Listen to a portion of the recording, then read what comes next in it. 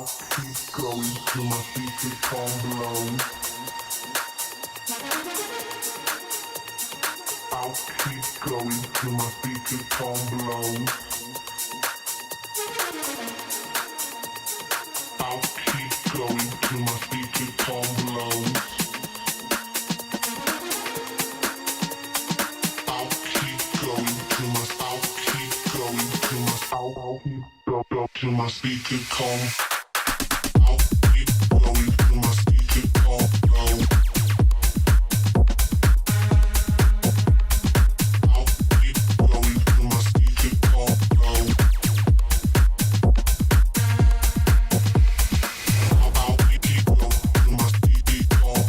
going till my speaker phone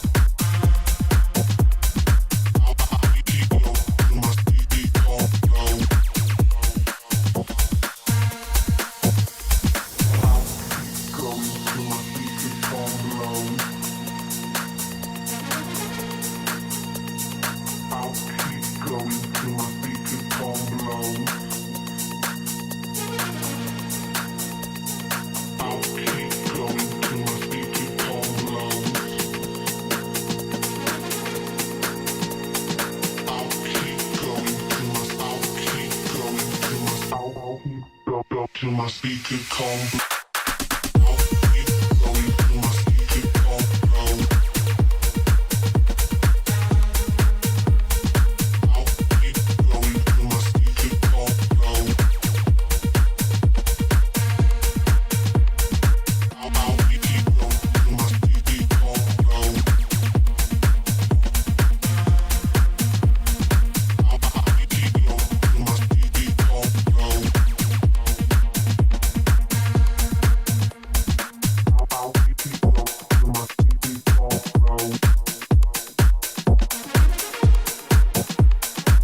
I'll keep going till my speaker phone blows. I'll keep going till my speaker phone blows.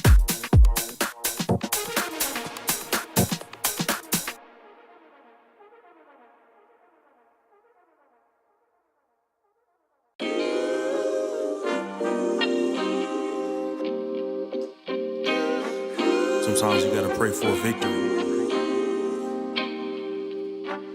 Yeah, I'm overzealous when I'm thinking about the cash flow. I never had no handouts, just came natural. I've been tested so much, all these restless nights, all these different situations that I've been through. I seen pain trying to creep in through the window, but now I'm sliding through the hood in a Benzo. You gotta separate yourself just to elevate. I keep some drink in my cup to see through the hate. Sometimes on the road to glory, you gotta press the brakes. I got a lesson plan for all my past mistakes. I swear I'm proud of all my best and my worst days. Proud of on my feet when I touch the ground. Front of A to Beijing, man, they know the sound. I know I made mistakes, but my mama proud. Fans scream my lyrics out in the background. They ain't know me then, but I'm hot now. They say life's a gamble, you gotta roll the dice. I risked a lot of different things just to live this life. Life down bad, you gotta pay the price. I've been through hell and back just to live this life. They say life's a gamble, you gotta roll the dice. I risked a lot of different things just to live this life. When you down bad, you gotta pay the price. I've been through hell and back just to live this life. I'm faced with a lot of different choices these days. Do a rock and roll Lex account of Blueface. The whole world know my name off a mixtape. I still got the same brother since 6th grade. G-Wagon red seats, we on Biscayne. Trips to the Florida Keys, we imported these. Thanking God for the life he afforded me. All this jewelry on my body, I could like the hood. I need a brown skinned chick just like Megan Good. Holding up every promise that I ever made. Music in the background, it's a serenade. Been rapping 10 years, boy, this ain't a phase. I paid dues, paid rent, and I stayed the same. I had teardrops running down my face. I've been through a lot, I had real pain. But thank God, cause we really on the better days. They say life's a gamble, you gotta roll the dice. I risked a lot of different things just to live this life. When it down bad, you gotta pay the price. I've been through hell and back just to live this life. They say life's a gamble, you gotta roll the dice. I risked a lot of different things just to live this life. When you down bad, you gotta pay the price. I've been through hell and back just to live this life. What's a life without sacrifice? Sometimes you gotta thank God and just roll the dice. Pacino.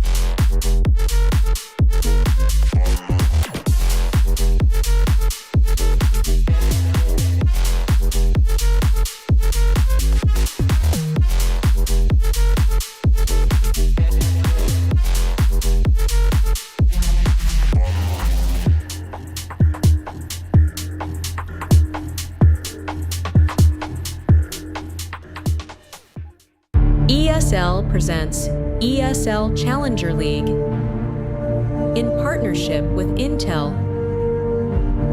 Acer Predator, DHL, and Kidia.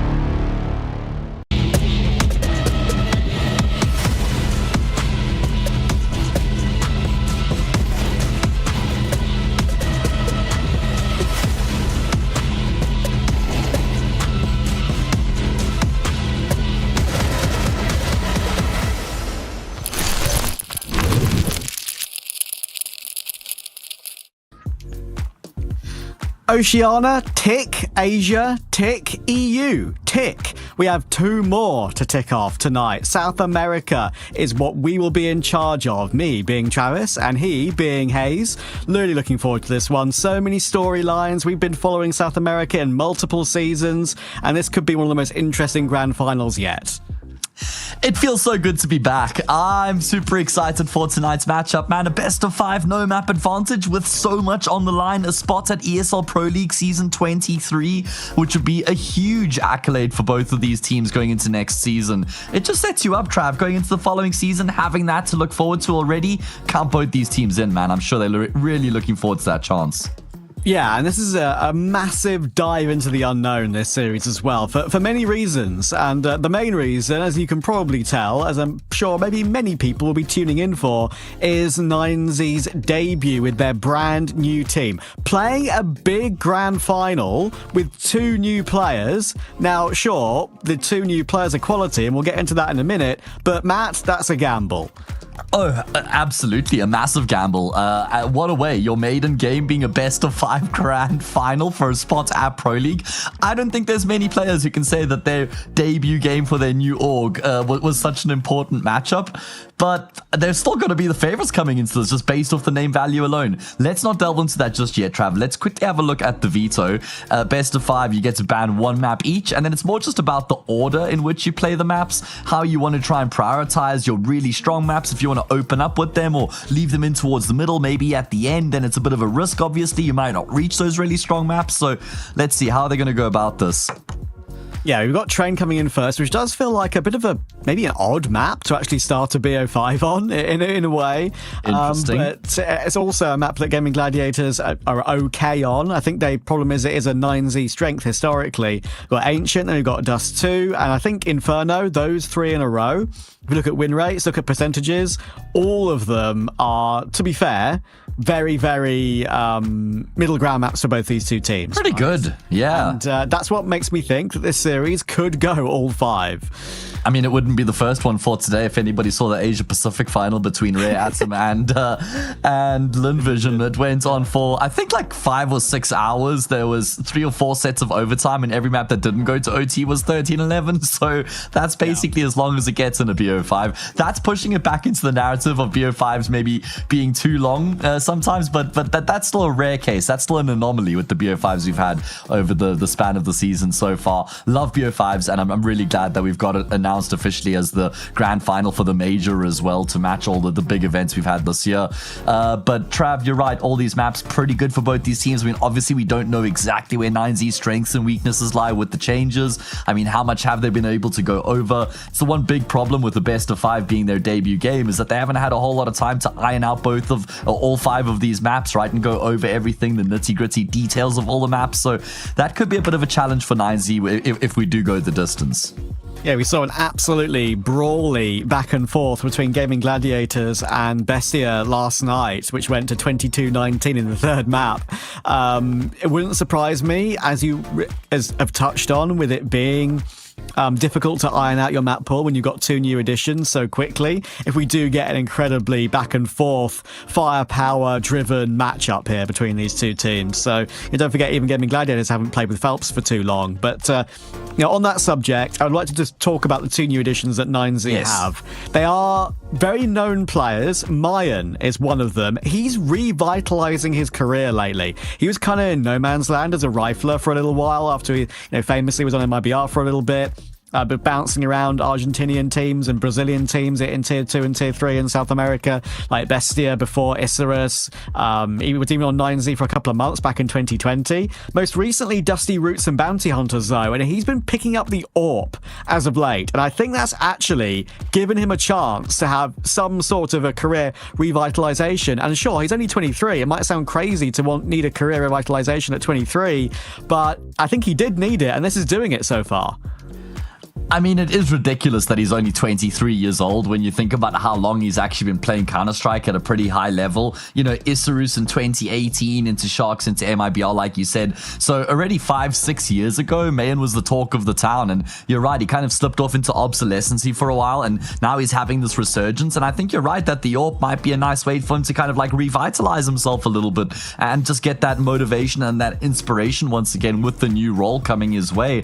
Because it was a big question mark when I saw Mayan and Lucha picked up. I was like, hang on, who's going to open the team? I hadn't realized that Mayan was actually opening for Dusty Roots at the time. So it is very interesting in that regard with him not really being that tried and tested. But I think it's going to be a good pickup. We'll see how it develops with time. The pickup I'm very excited for is the Luchov edition, man, because this guy's been farming in Bestia over the past like year or so.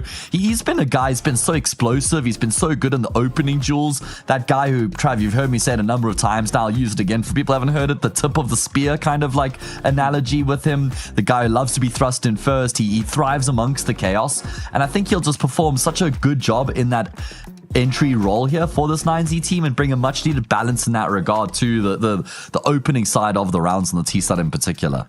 Yeah, that's what I'm really excited to see, right? Because with all the drama of, I think one of the first times maybe ever that we actually get to see 2 new players play for a team as a debut in a BO5 final. Yeah. Like, when does that ever happen? Because usually BO5 finals are part of long, drawn-out tournaments. It just so happens the format of ECL this season is a cup format which qualifies you for their respective regional final, and obviously there's only a couple of games in that regional final. So, yeah, absolutely fascinating. I can't wait to get into it, and we're about to get into it. This train, we could be here for a long time. Let's see who kicks us off. It's going to be 9Z, it's going to be mine, it's going to be Hoasso Peak, and Gaming Gladiators have been sat down early.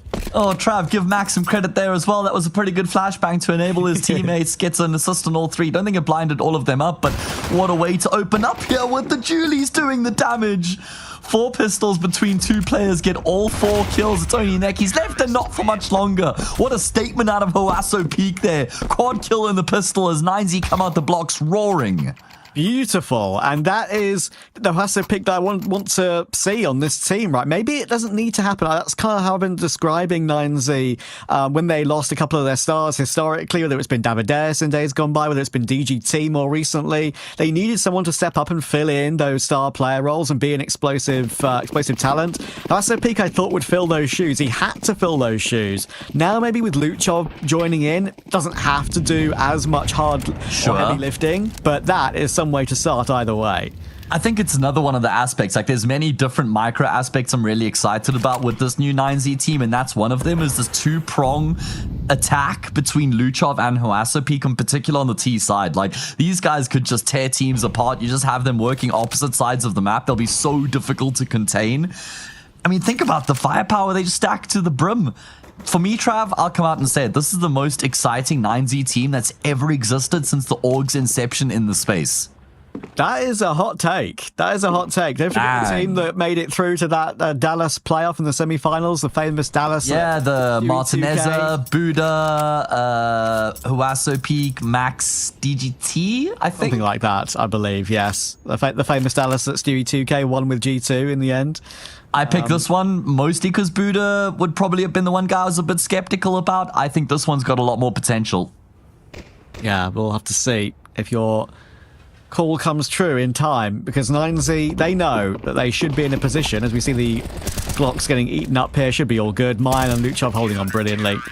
Welcome, boys. Between the two of them, as you say, welcome, teaming up toward the big bomb site on that anti-eco hold. But yeah, 9Z won't have been happy where they've been in the scene. That is why they've made some rather blockbuster moves like this to try and change their fortunes. Levy and Abano, when they picked them up, it almost felt like stopgap signings. They had no experience on LAN at all before they qualified for the Thunderpick World Championship. They were spamming regional LANs in South America to try and get them experience, and in the end it didn't really pay off, and Abano and Levy were just kind of quiet on the team. These players they've added, Mayan and Luchov, will not be quiet. I can guarantee you that.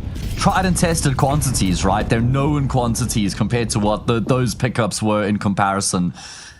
As we do get into the first gun round here, let's see what Gaimin Gladiators are going to be about. Yet to get a kill here across the board as they lean heavily in towards B, but the bomb is still in spawn, so certainly keeping their options. It looks like they want to try and pressure in towards B pretty early. It's smoking towards ramp to dispel them, but damage done to Mayan nonetheless.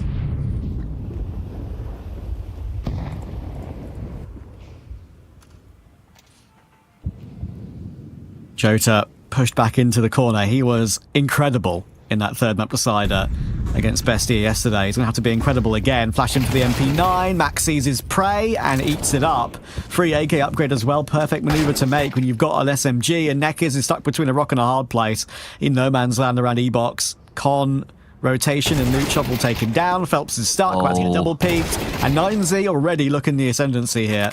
Oh, absolutely. I like the initiative being taken in these rounds, just disrupting Gaimin Gladiators in main, shutting them down as they try and come through from pop. Sub 40 seconds left on the clock. SHZ knows he's got Lucan trapped, but not going to be getting that fight offered up to him for free, and Lucan comes out on top of that one.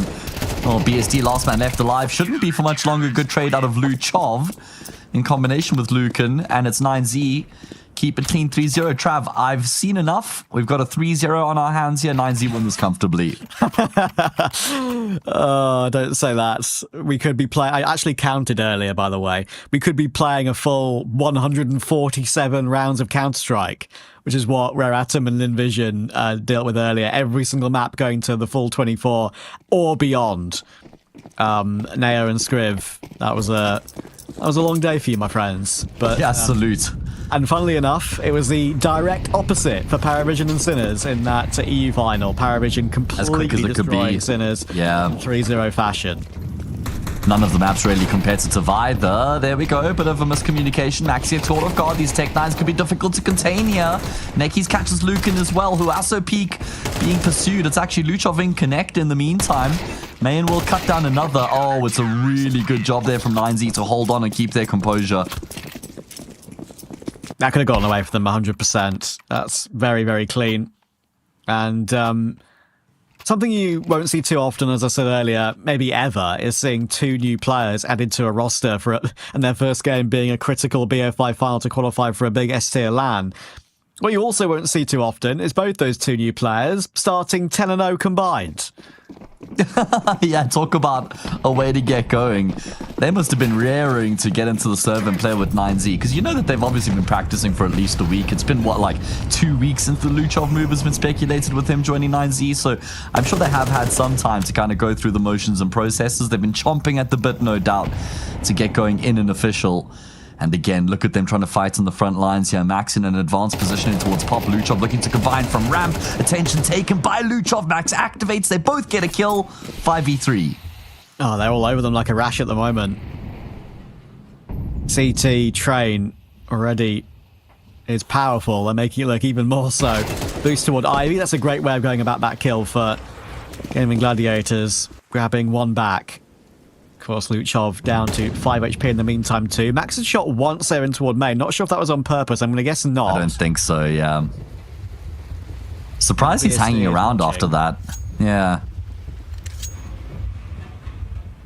Bomb is on ramp right now. And 9Z would have known they dropped the bomb there, but they decide against actually trying to retain control. In fact, nobody home on this B-bomb side, surprisingly enough. Thing is, Gaimin Gladiators don't know that, and Did they just save? I think that's what they're committing to. I mean, why would they be sitting around the generators if they don't? I mean, that's going to be a freebie. They could just burst into B if they want to, but the fact they've been spotted around the old radio position there, I think will just tell 9Z that they've got a free round again here. I mean, Gaimin Gladiators are just thinking that 9Z are completely stacked up on the bomb right down. It's impossible to recover. Little do they know, if they just picked up the bomb, they could have walked into the B site for free. Oh, that is unfortunate. But it is going to be that 5th round on the board for 9Z. A little bit more competitive. I feel like in these past 2 rounds, we've seen Gaimin Gladiators perking up a bit more, right? With the Tech 9s at least able to get into the site. And here in this round, some resistance on display. So I think they're now kind of warming up into the game. I've got a little fun stat for you. Go on. The last ever game that Mayan played on Bestia, when he was part of that organisation, was against 9Z, playing with Luchov on Bestia. So they're reunited. I'm pretty sure at some point Lucan was also on Bestia, right? So that's a core reunited as well. And I think 9Z have kind of got the best of both worlds when it comes to that, which makes that roster move even more fascinating to me. From days gone by, players reuniting again from the Argentinian scene. Some of the best pieces as well. Maybe excluding Thomasine is the only one. Jota has crept through, got a bit of a laggy feed, so you'll have to bear with us. This happens every now and then, but we can see that Jota's already gone down. The HUD at least is up to date. The kill feed might not be. It will be a 5v3 early. It's so excruciating watching it like this because it looks so good for Gaimin Gladiators. Jota out into the bomb site early, or was it Nekis? I don't know, but looked like they had both the CTs in their crosshair. Oh. Another one's dead, Trav. Or is that just us catching up? I don't know. Catching up. I see.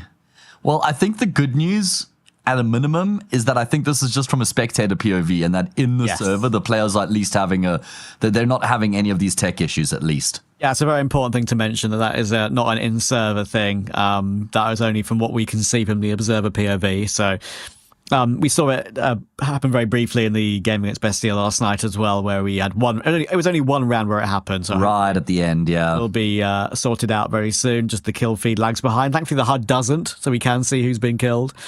But yeah, it shouldn't be too much of a big deal. And yeah, right now, I mean, there's nothing to show for Gaimin Gladiators on Train. It is a map that they do try and play. They've actually found 4 wins out of their last 5, but they're not really massively impressive. You could argue beating Odic is okay.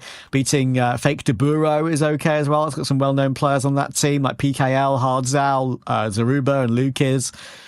And they've beaten Sharks as well, but yeah, right now it's the classic slow start on the T side of Train. But look, I played a Train game earlier. I said to my teammates, look, get 3, and we've got a chance. We got 3, we won 13-11.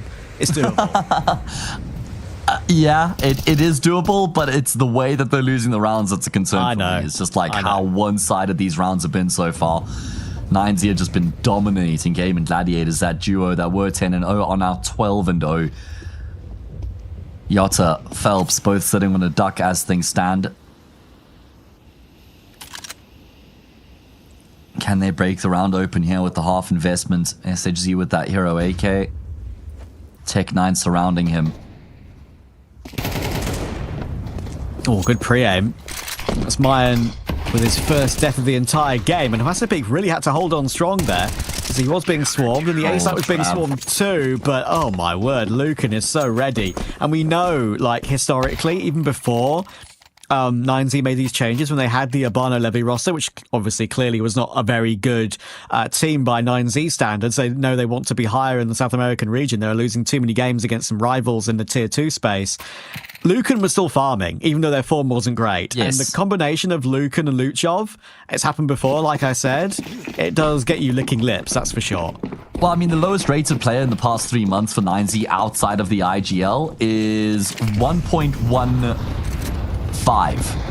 If you can, 1.12, sorry, if you can believe it or not. The lowest rated player outside of the IGL, guys. That means they've just got so much firepower across the board, and we're seeing that in heaps right now for 9Z. Even these rounds where it looks like it might be getting a little bit chaotic, there's always some moment where an individual can stand up and get a multi-kill to get it back under control for the team.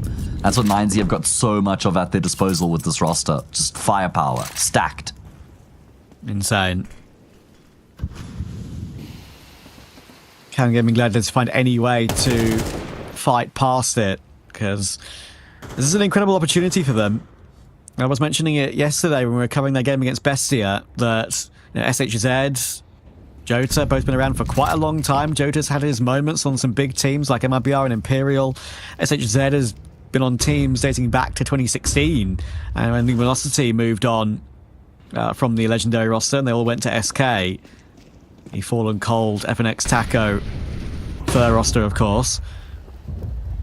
So, there's some very significant experience on the team, with Phelps being added as well recently, the guy who did join SK in 2017 and had great success winning 5 trophies with that legendary Brazilian roster.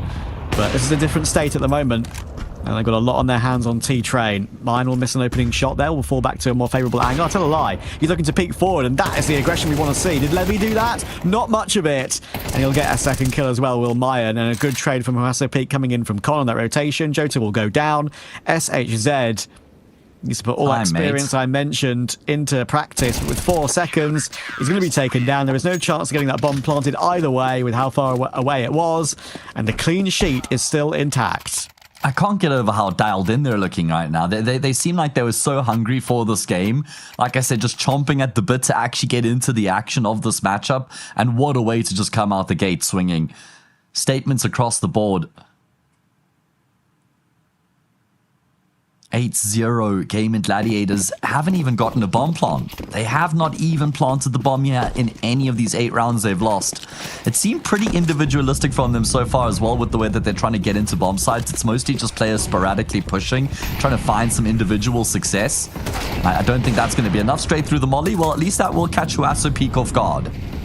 We've seen this happen once already, though, where they've got an entry out of nowhere, managed to pick up an opening kill, but they just get held down, and look at it, it's happening again. 9Z is swarming in the right position. Look where they are on the map right now. Jota's taking advantage of that by pushing down toward the B ramp with that AK, but it's a 4v2. Mayan could peek on a timing from Connector, probably should to go for the trade, but doesn't because he's wary. Hits the shoulder, though. I'll tell a lie, didn't hit the shoulder. Looked like he did. That shot looked spot on, but not the case, but doesn't make this 1v2 any less difficult for Jota. 3 kills in the game, needs 2 more. Needs a 1v2. And Max is just lurking upper, waiting for the sound of that plant. He's seen him, though. Big damage going both ways. Max actually may be healthier than Jota is expecting on that spray down. And he's in between the 2 9Z players right now is Jota, but it's a good catch. Max goes looking. And Mayan actually had rotated all the way around towards CT. I don't think Jota will expect that in any way. Mayan's going to creep in now, and it's a great catch. And even a round which looks like it's going to get away from them, they still find ways to recover. That's the thing, they've got so many layers. So many layers to just kind of catch them when they're in free fall. Just act as that safety net. Insurance policy, if you will. 9-0. Trav, you said 3 at a minimum. That would be a pipe dream from here. I know.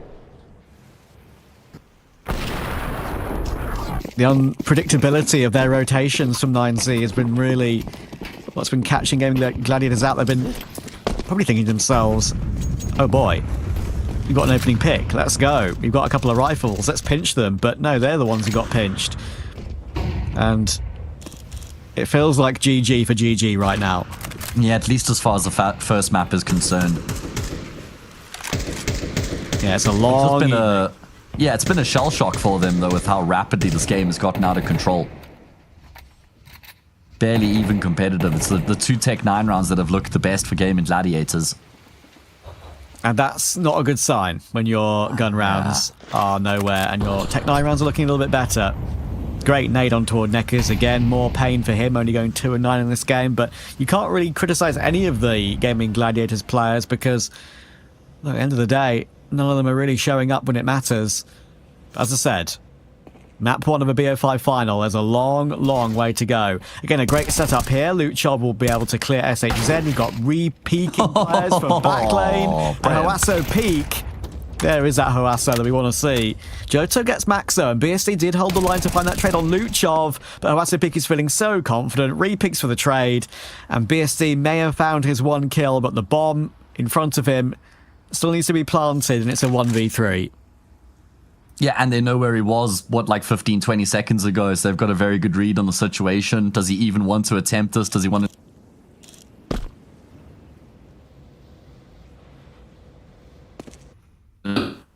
Oh, I'm back. Just in time. Hoasso peek will finish off the job. BSD, I mean, that was always futile for him with the AWP. 9Z up to double digits in the shortest route possible. 10 out of 10. And right now, it's a 10 out of 10 performance. Yeah, exactly. This is pretty wild. I think honestly... Go ahead, sorry. Just want to think back to the game yesterday, the Gaimin Gladiators played in their semi-final against Bestia. They were down 12-11 in regulation on the decider. They forced OT. They were down 15-14 OT1. They forced OT2. They were down 18-17 OT2, forced OT3, where they eventually won that series. They've got to try and do themselves justice here in this one. They fought tooth and nail to get here. They don't want to haplessly fall apart in the grand final.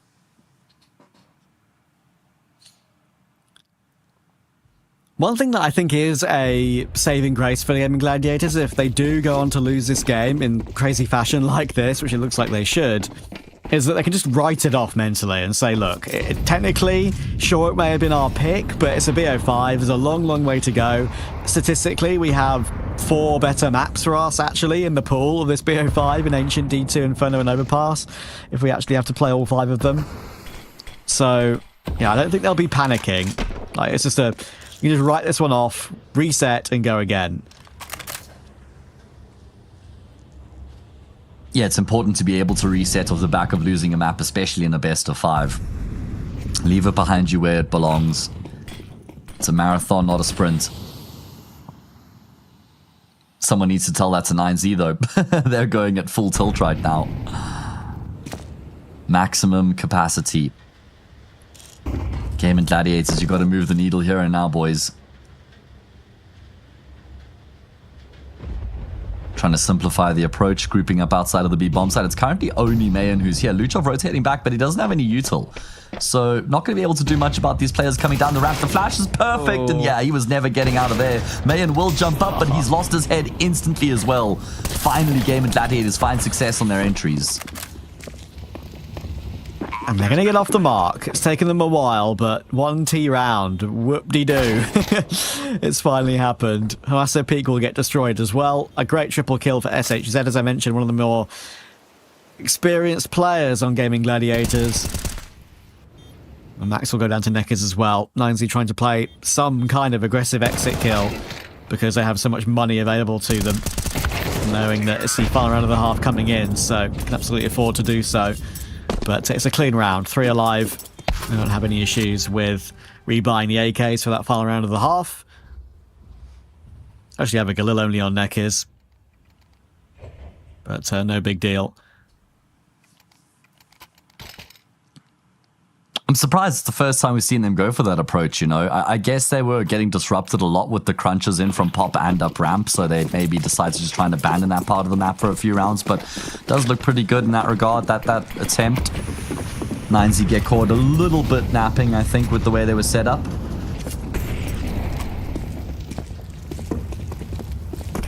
Oh, and it looks like it's just going to be more pace now immediately in towards the A bomb site. Max blinded up. He's been spotted. He should go down empty-handed, and he does.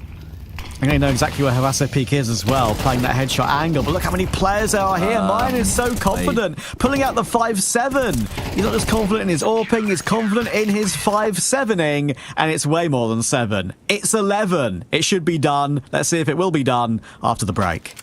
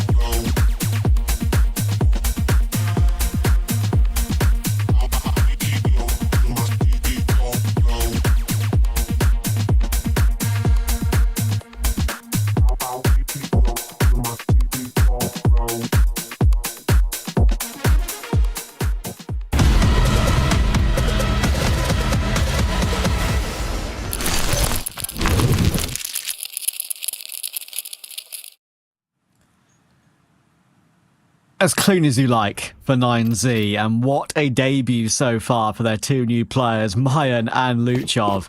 They'd be loving it over on the Argentinian broadcast right now. I can see it's popping off with the debut of their two new boys, and yeah, well, Gaimin Gladiators, they can probably write this map off and concentrate on the rest of the BO5, I would say.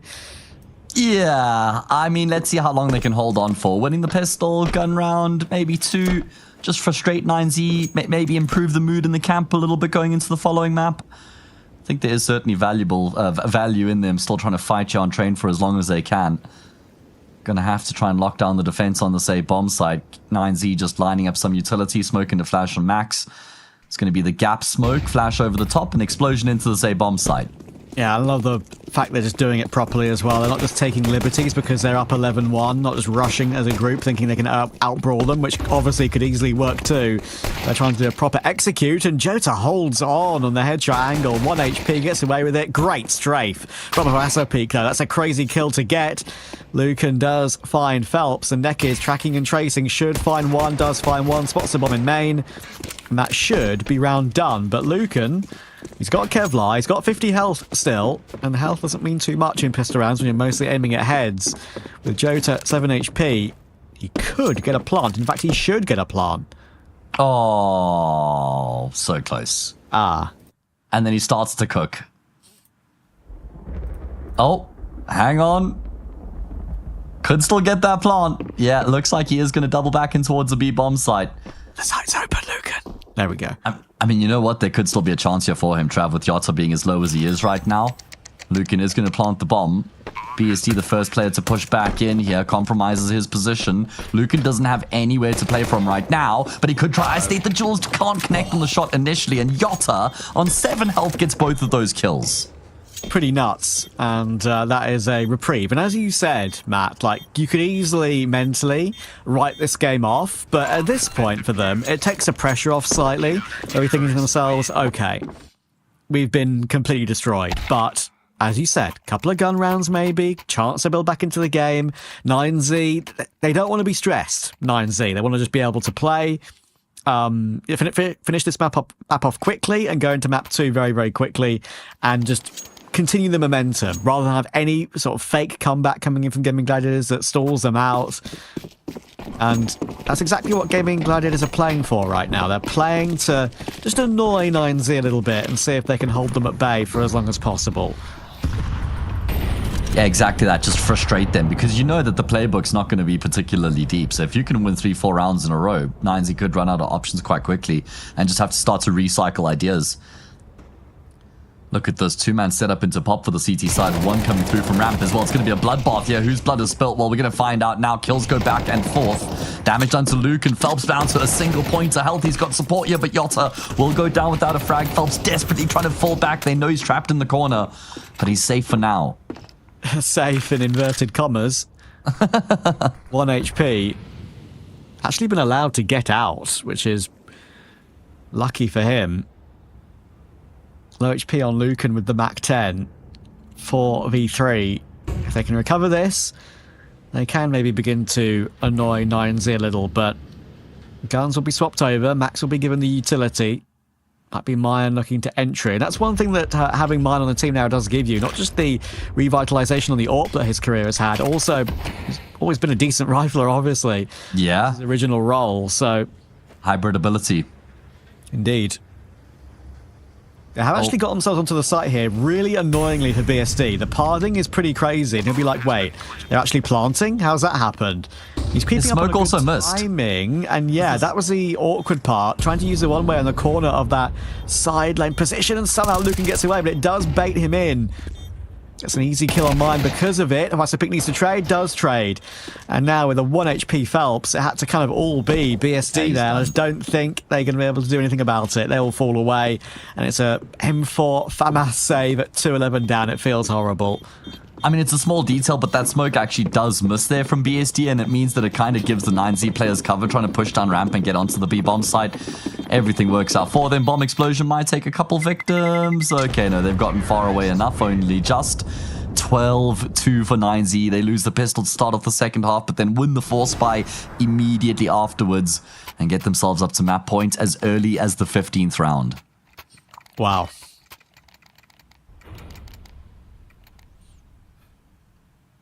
The buy for Gaming Gladiators is not exactly what they'd want as well, going into what could be the final round of the map.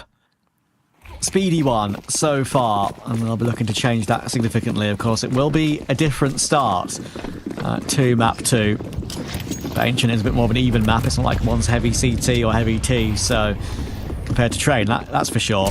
I mean, you say that, but think about playing against this Look 9Z on a map like Ancient. That's a really scary prospect, in my opinion. I agree, we should see an improvement. Yeah, exactly. Both halves.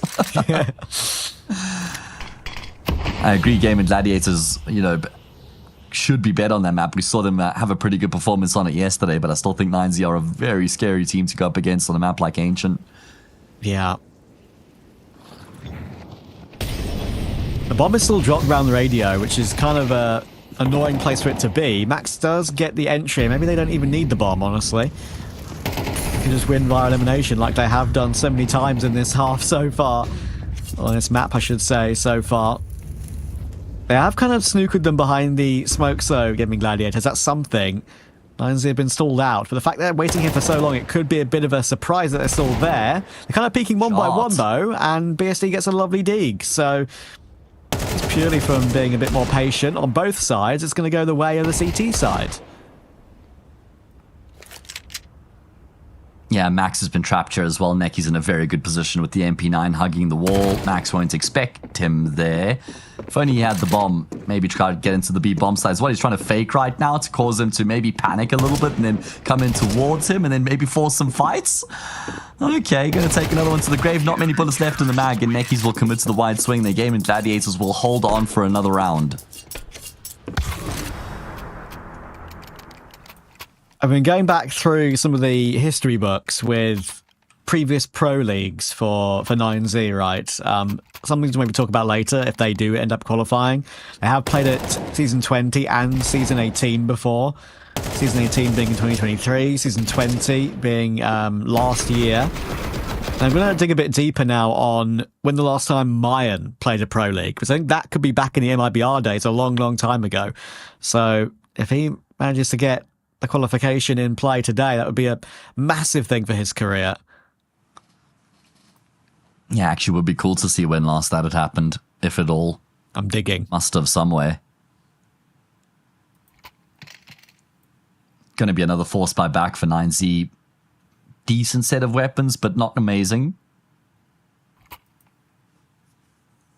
When this is Gaimin Gladiators 12-4, Anti-Eco 12-5. At least you've made a bit of a dent at that point. Slight dent. At this point, barely even call it a scratch. Oh my goodness, it is a long time ago. That's pretty cool. I'll get back to that later. If they end up winning.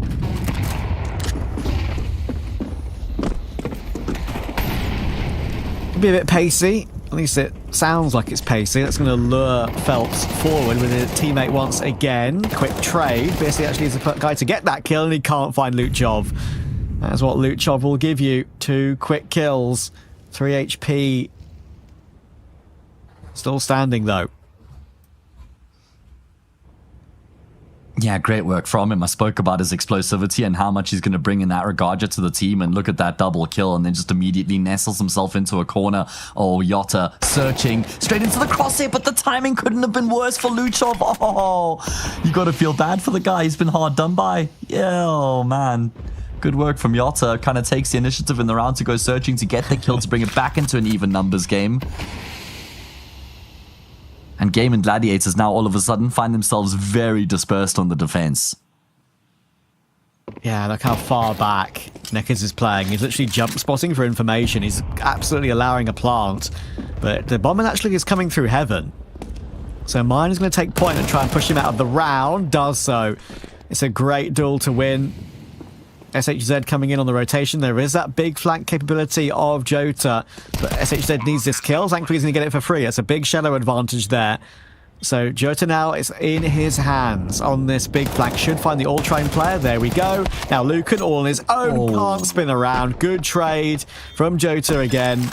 Bomb being planted, of course, back for that CT position, but they couldn't push forward far enough to get away from the hands of Jota. I mean, Yotta is just the guy who does it all for this team. IGL, clutch, entry frags on the T side. We saw it a couple times as well. Instrumental player for this Gaimin Gladiators roster. Now, decision-making time. Do they go all in again off the back of that bomb plant? Looks like Luchov will drop a hero AK for Lucan. And just an eco outside of that. A reprieve. A chance for Gaimin Gladiators to catch their breath for the first time here on the map.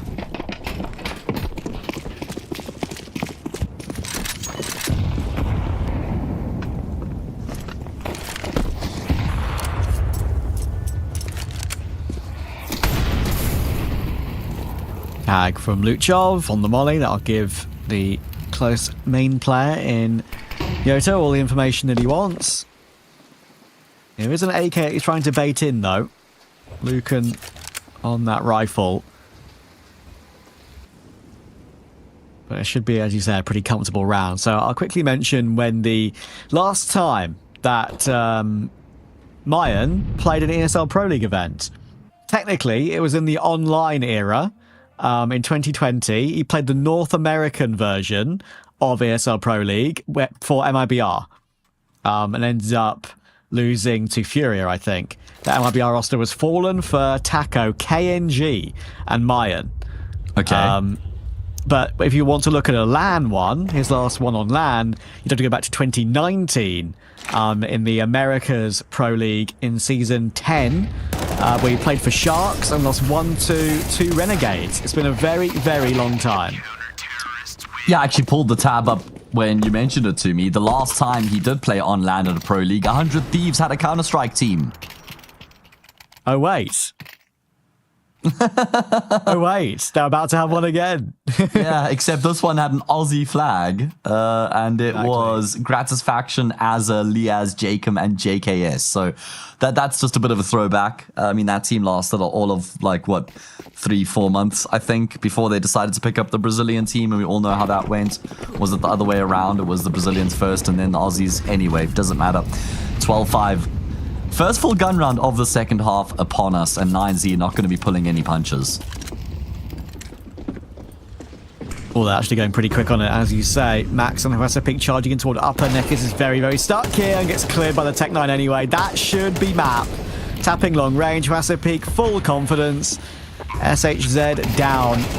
And a bit of timing there for Luchov, unfortunately, but Huaso Peak is clean with it. 21-8.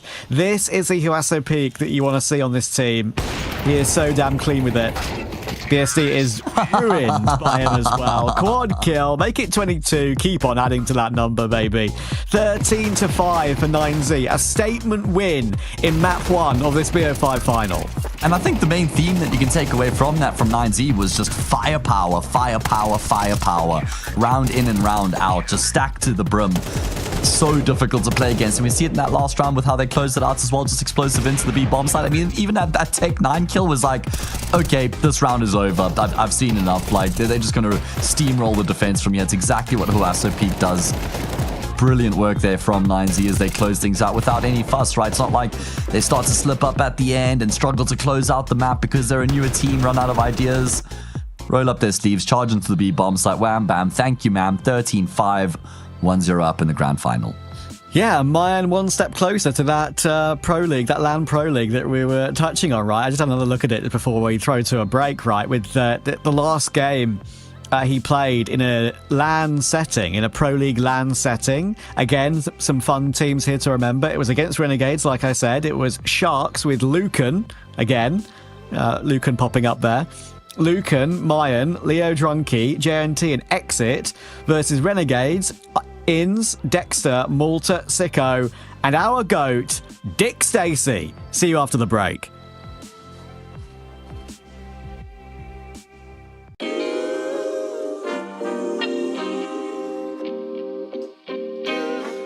Sometimes you gotta pray for a victory. Yeah, I'm overzealous when I'm thinking about the cash flow. I never had no handouts, just came natural. I've been testing so much, all these wrestlers nice. All these different situations that I've been through. I seen pain trying to creep in through the window, but now I'm sliding through the hood in a benzo. You gotta separate yourself just to elevate. I keep some drink in my cup to see through the hate. Sometimes on the road to glory, you gotta press the brakes. I got a lesson plan for all my past mistakes. I swear I'm proud of all my best and my worst days. Proud of all my feet when I touch the ground. Front of 8 at Beijing, man, ain't know the sound. I know I made mistakes, but my mama proud. Fans scream my lyrics out in the background. They ain't know me then, but I'm hot now. They say life's a gamble, you gotta roll the dice. I risked a lot of different things just to live this life. Life down bad, you gotta pay the price. I've been through hell and back just to live this life. They say life's a gamble, you gotta roll the dice. I risked a lot of different things just to live this life.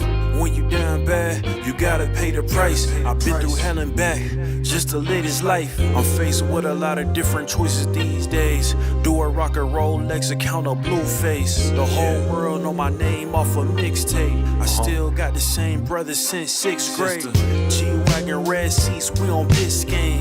Trips to the Florida Keys, we imported these. Thanking God for the life he afforded me.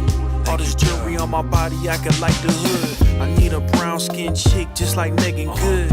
Holding up every promise that I ever made.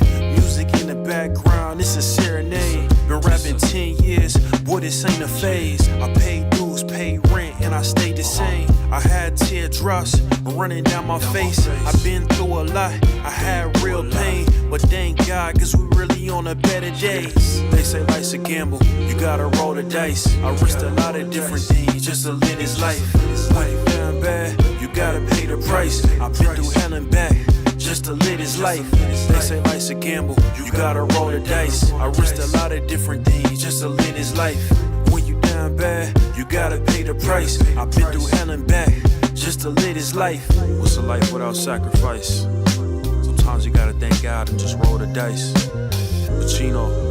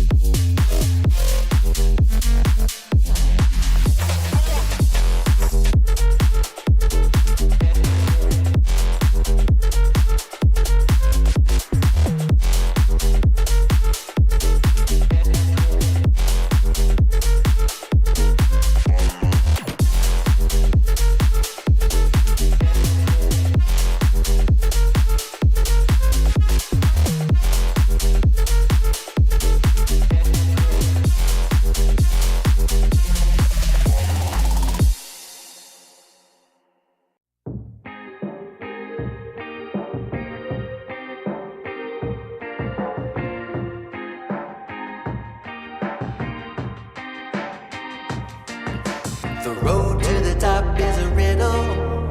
What will be my destiny? Money and fame are awaiting, but not enough is raining on me. Maybe I should give it all up. How much more can I take?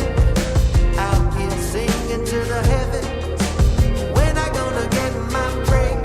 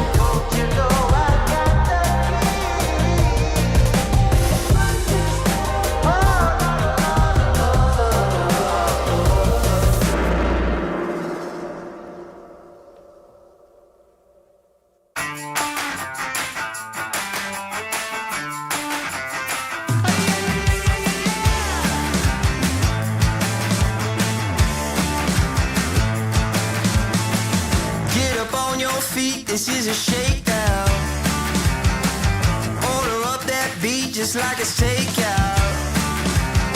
Show me you got soul inside those new shoes, and you can rock and roll with an attitude.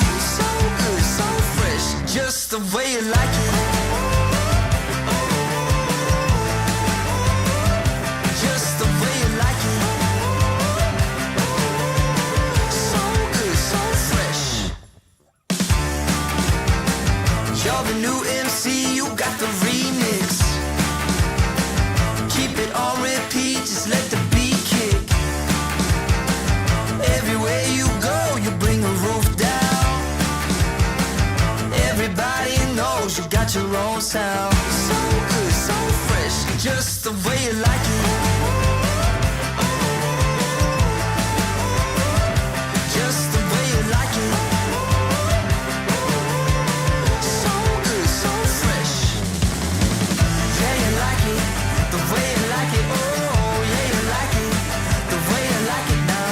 Yeah, you like it, the way you like it. Oh, so good, so fresh. Get up on your feet.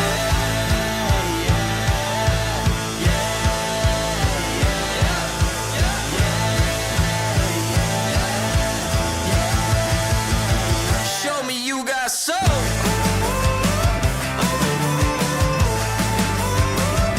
Just the way you like it. So good, so fresh.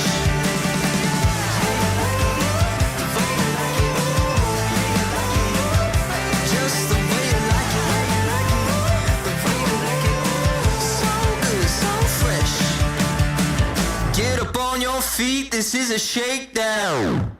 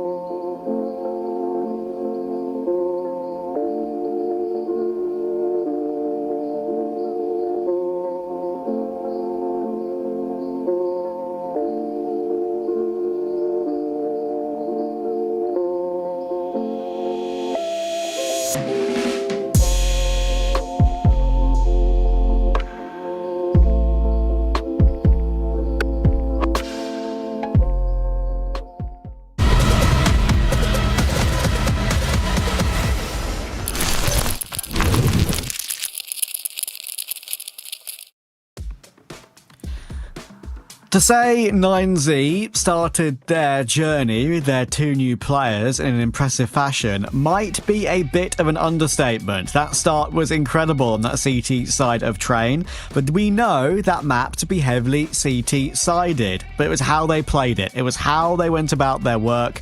And now on Ancient, a map which lends itself to aggressive pushes on both sides, I think you can only be thinking for Gaimin Gladiators it's still an uphill battle. Oh, absolutely. It's not going to get any easier coming into Ancients. I think that this map is going to play really well for 9Z, as you've described with the way they were going about their business on the CT side of Train. I think it'll really translate nicely to the CT side of Ancient here as well. Of course, Gaimin Gladiators will get the choice of sides this time. We saw them play this map yesterday against Bestia, where they won in quadruple overtime, and that was the deciding map where they eventually got across the line. Was it triple OT? They eventually won in the 3rd set of overtime, right? So was a lengthy affair, and they're going to be hoping for an improved performance here. We need to see the individuals stepping up, right? We got moments from SHC, moments from Yotta, but not much else outside of that.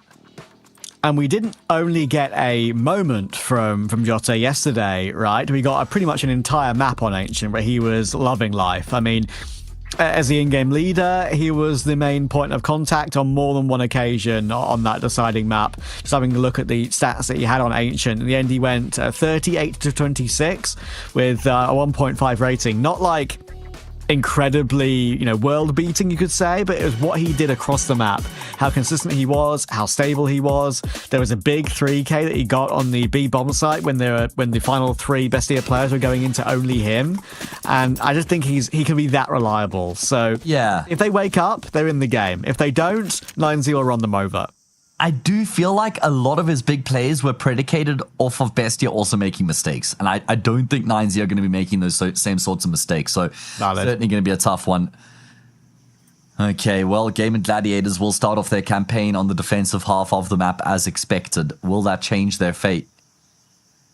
9Z taking their time. 3 players grouped up at elbow and towards mid looking for contact, but nothing on offer. Huasso Peak will come in contact with Phelps and just immediately dinks him. Not exactly the way you want to get going.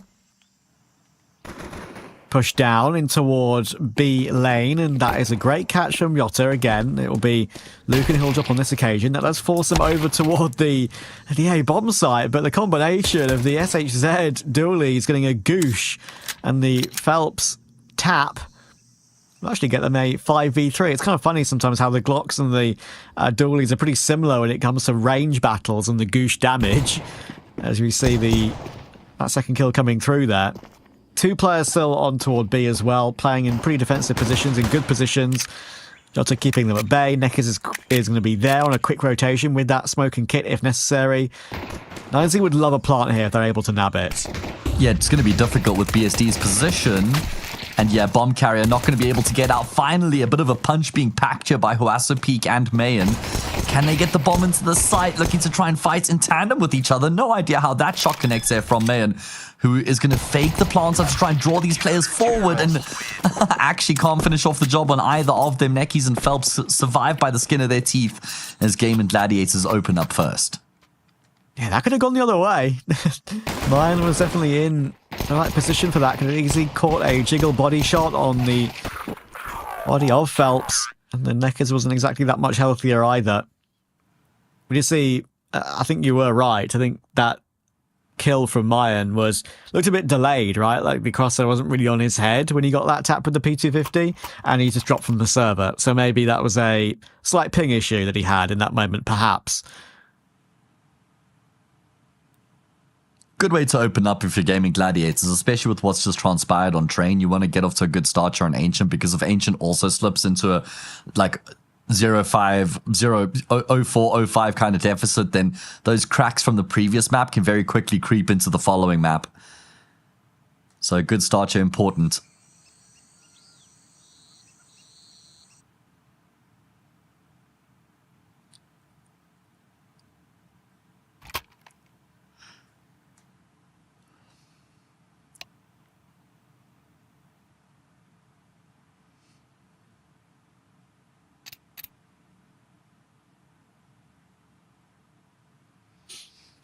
Pause cancelled. Back in the server. Yeah. get underway once again. Full eco for 9Z.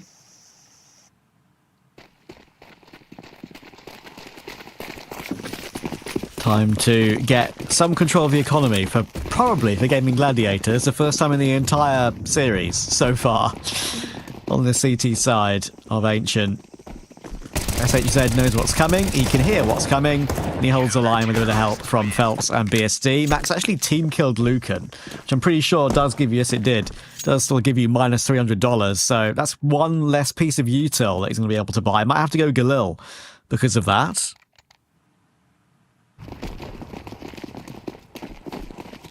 Simple and direct. Nice cleanup here from SHZ. Had his teammate there in tow to support him. Made sure that there was no chance of the round. I mean, not even getting out of control, but even a kill coming through there for the T side with their Glocks. AKs now across the board and a decent amount of utility, enough to contest. Mid going to be a very important point of contention throughout this map. Gaimin Gladiators gotta have to be up to snuff here. They gotta have what it takes to contest 9Z in middle more often than not. Trying to do it here on this occasion, and then they do go back and forth blow for blow. Trades the name of the game into a 2v2. Luchov gets in on the act as well. His multi will split the two teams. And yeah, the MP9 long range. These bursts are not easy. Oh, it's being made. That is a bomb carrier, and it's a great burst. Okay, low HP on Luchov. BSD dancing with death though. Luchov just standing his ground on shelf. Somehow gets away. Now drop down into a middle. Player seen. MP9 will finally connect. And it's a great 1v2 for BSD. That could get Gaimin Gladiators up and running in this one, because that is one they shouldn't have taken. Fantastic clutch. Very well played as well, with how he kind of takes the jewels on his own terms. Quite difficult for Luchov. He's out in the open at that point, trying to pick up the bomb. BSD disrupts him. Like you say, it could be a really important clutch in the grand scheme of things to keep the strong start going here for Gaimin Gladiators.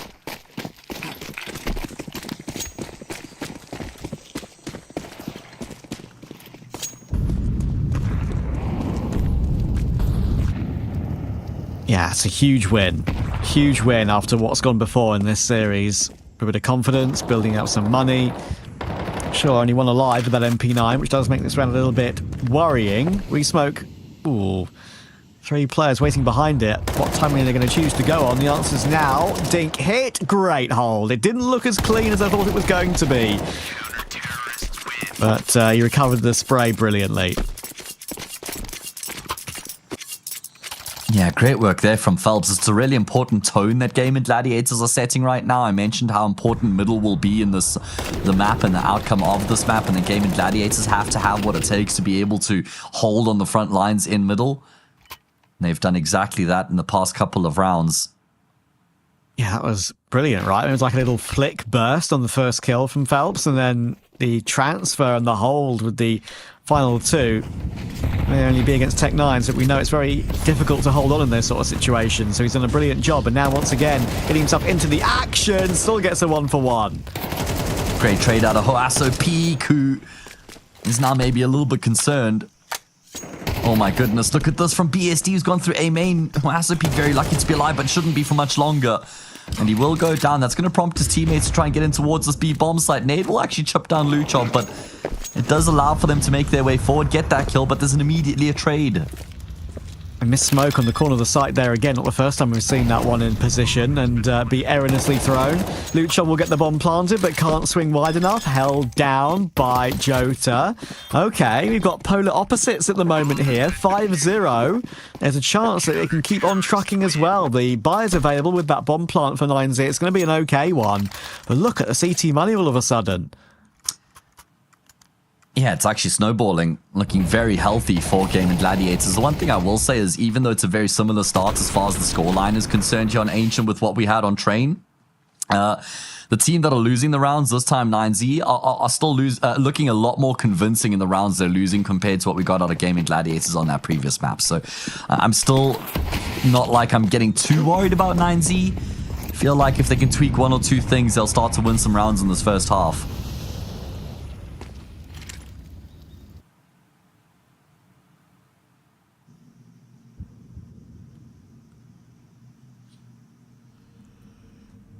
Yeah, 9Z taking it a bit more carefully here. And don't forget, We haven't seen them much on T-side in the entire series, and we haven't seen them at all with this entire roster that much. So you never know. As we go forward in the series, if there are some lackadaisical T-sides from 9Z and Gaimin Gladiators do take advantage, we could still have a very close game, even though we do think 9Z should be winning it. Let's see. 5-0 can turn into a close game very quickly, though. They've got to keep the pressure up. They know this is a great opportunity, do GG, to get this one nearer the GG.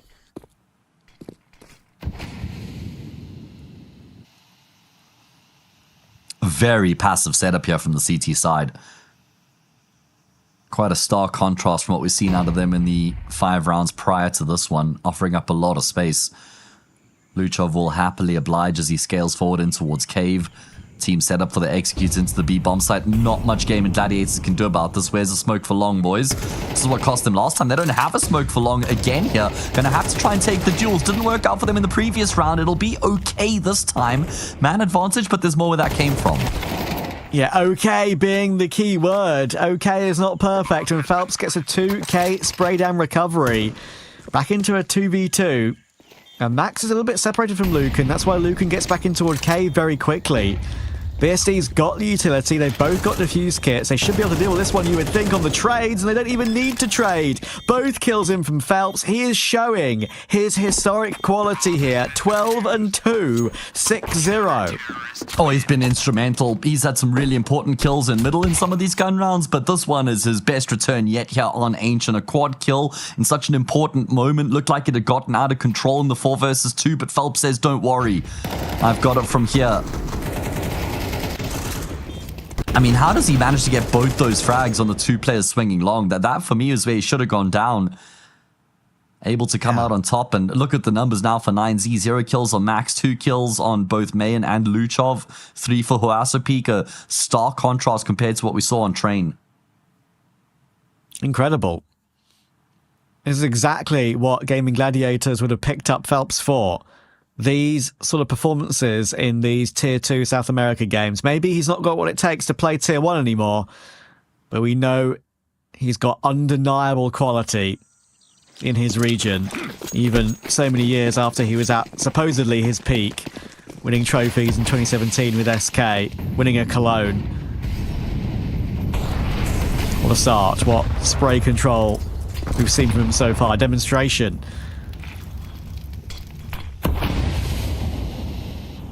Yeah, he's got to be the man in this grand final, by far and away the most experienced player on his team. Add them all together, man, and he's still got probably 2 or 3 times the experience of the rest of his team combined.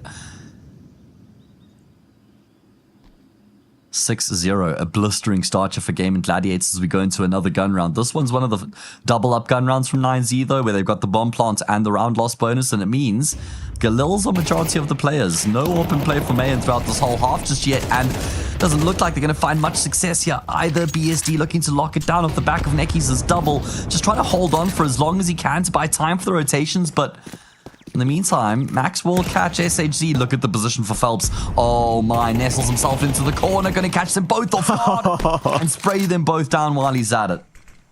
Oh, he's in the minds of 9Z right now. He's all over the place. He's doing everything for his team. Incredible. Max now has got nothing to do. Bomb is encircled by CTs.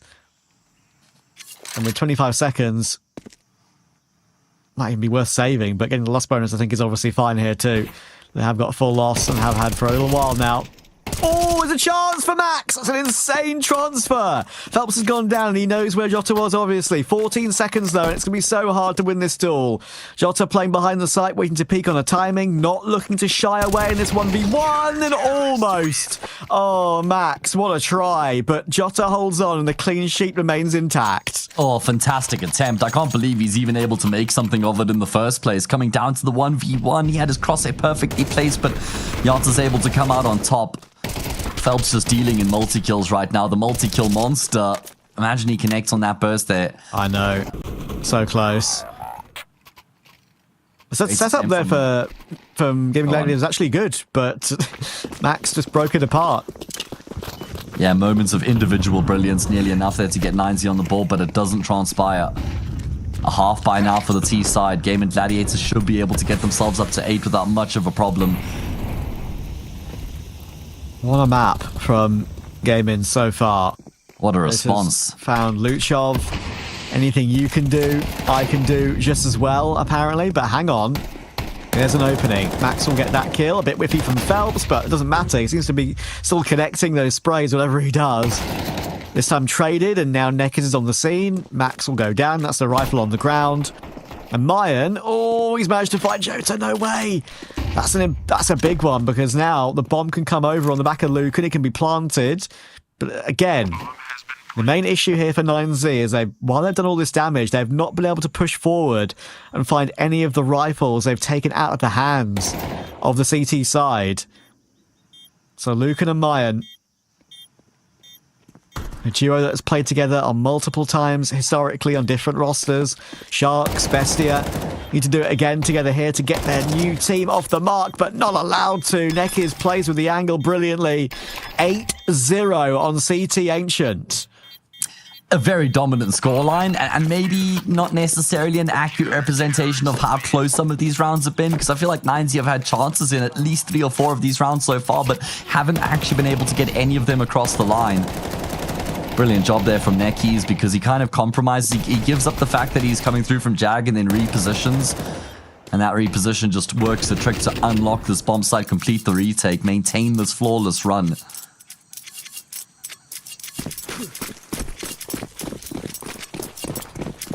Now we start to enter territory where Gaimin Gladiators can put the game away in the first half.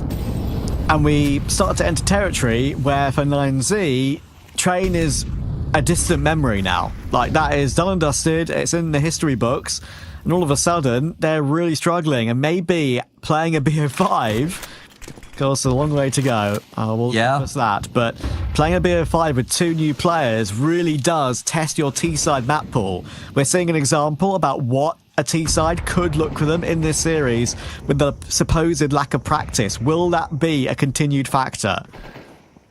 Yeah, I made the point early on Train, speculated that could prove to be a problem in a marathon best of 5, proving to come to fruition here, unfortunately for them. It's not like these rounds have been diabolical. It's not like they haven't been in these rounds, is the point that I've been trying to make. And again, I mean, they're getting themselves control, kind of pressuring the map a little bit, but opening duel doesn't go their way. Luchov desperate for the trade. Necky's surely going to go down, and he does. Brings it back into an even numbers game. Non-negotiable T round here. They've got some progress. They've got a little bit of map control. Max is in toward that edge of Donut. And Phelps is ready. Can Phelps multi-kill once again? Oh, because Max is walking in, Luchov isn't looking, and Phelps is doing another brilliant job here, just wasting time. They are coming through A main in the meantime. That fight toward Donut is still going down, but SHZ on the rotation does get taken by Mayan. Thankfully, Huaso Peak has found Phelps in the end. That nade could be good, though. Oh, a little bit too deep, and somehow a tag on the upper BSD. Should be a leg shot from Jota. That's the kill, and a jiggle tap on Huaso Peak. Oh my word, everything's going Gaimin Gladiators' way. Yeah, they're just completely outclassing 9Z in these key moments within the rounds. Again, coming down to like 2v2s, 3v3s, and that's where Gaimin Gladiators are able to edge out 9Z. Maybe with more experience as a team, they've got more composure in these tense moments and situations. Thought that would finally be the moment where 9Z were able to get around back, evidently not. I mean, this here from Yotza, basically a pre-fire. Basically a pre-fire. I bet he even catches a glimpse of Huaso Peak. It is a guess. Yeah, Huaso Peak, welcome to the Yotza Peak, man. Finally, they're going to go A with nobody home. There we go. Now this is going to be a very difficult retake. They've got the money for it. They'll definitely give it a go. BSD gets this 1-for-1.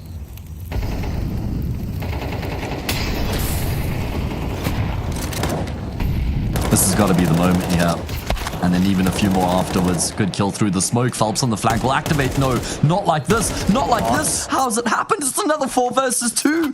Another 4 versus 2 deficit for Gaimin Gladiators, and courtesy of a Phelps multi, they'll win it again. What on earth? Another Phelps multi. How many is that now? I have to wait for the HLT 5? scorebot to catch up, but at the moment he's got 4. So I think that could be 5 or 6.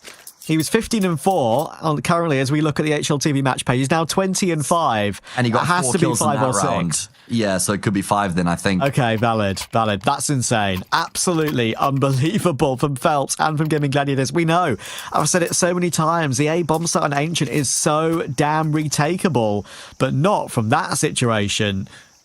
That looked completely out of their hands. My word. Just incredible work here from Phelps, but having an absolute humdinger here. 20 kills in 10 rounds, and it's not like he's racking up anti-eco frags, guys. These are really impactful kills coming through from him consistently. Wow, that difference makeup. We've had some weird finals, of course, in this season of the regional finals of ESL Challenger League. We've had one that didn't even happen because Amplify won every single damn cup. We've had one that went to every single round possible, it felt like, in Asia. We've had a stomp in EU. Is this going to be a stomp, but a two-way stomp? Yeah. It's almost like a dance move, man. Take a stomp now, y'all. Luchov is not going to get a kill. Oh, how do you get past? Well, like that. You just walk past. Yeah, nice and easy. Don't overthink it. I was going to say, look at the bomb carrier who has to peak, feels compelled to try and fight deeper into the back lines. He'll go down. It's only main left, 1v3 turn, 1v2. Bomb very difficult to recover, but he has got an opportunity to isolate the jewels. Yeah, the long rotation from SHZ, and of course he's low HP as well. It's going to be all on BSD, you would think, and he goes down, he peaks too soon. That's a mistake. The first mistake of the entire game, it feels like, from Gaimin Gladiators. And Mayan, the new addition, the current AWPer for 9Z with the Khalil, gets a critical 1v2. I say critical, will it be so? Because they're still so far behind.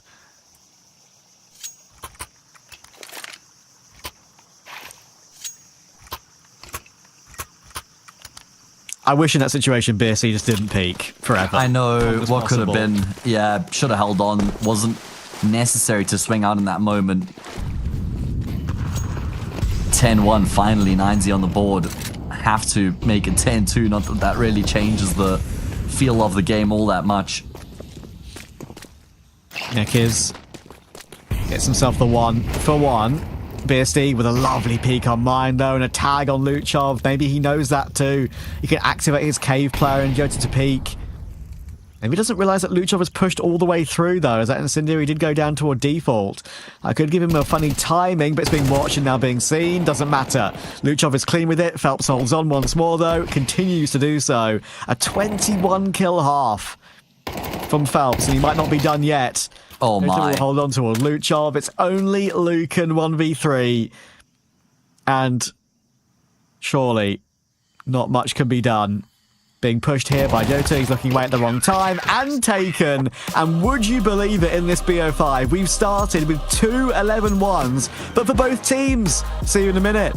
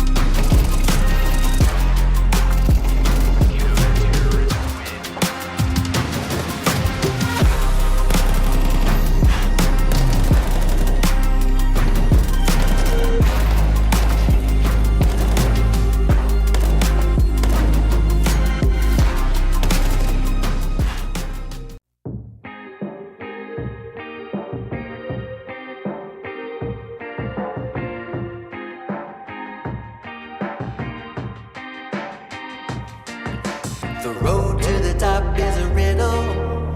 What will be my destiny? Money and fame are awaiting, but not enough is raining on me. Maybe I should give it all up. How much more can I take? Out here singing to the heavens. When I gonna get my break? I can run this town.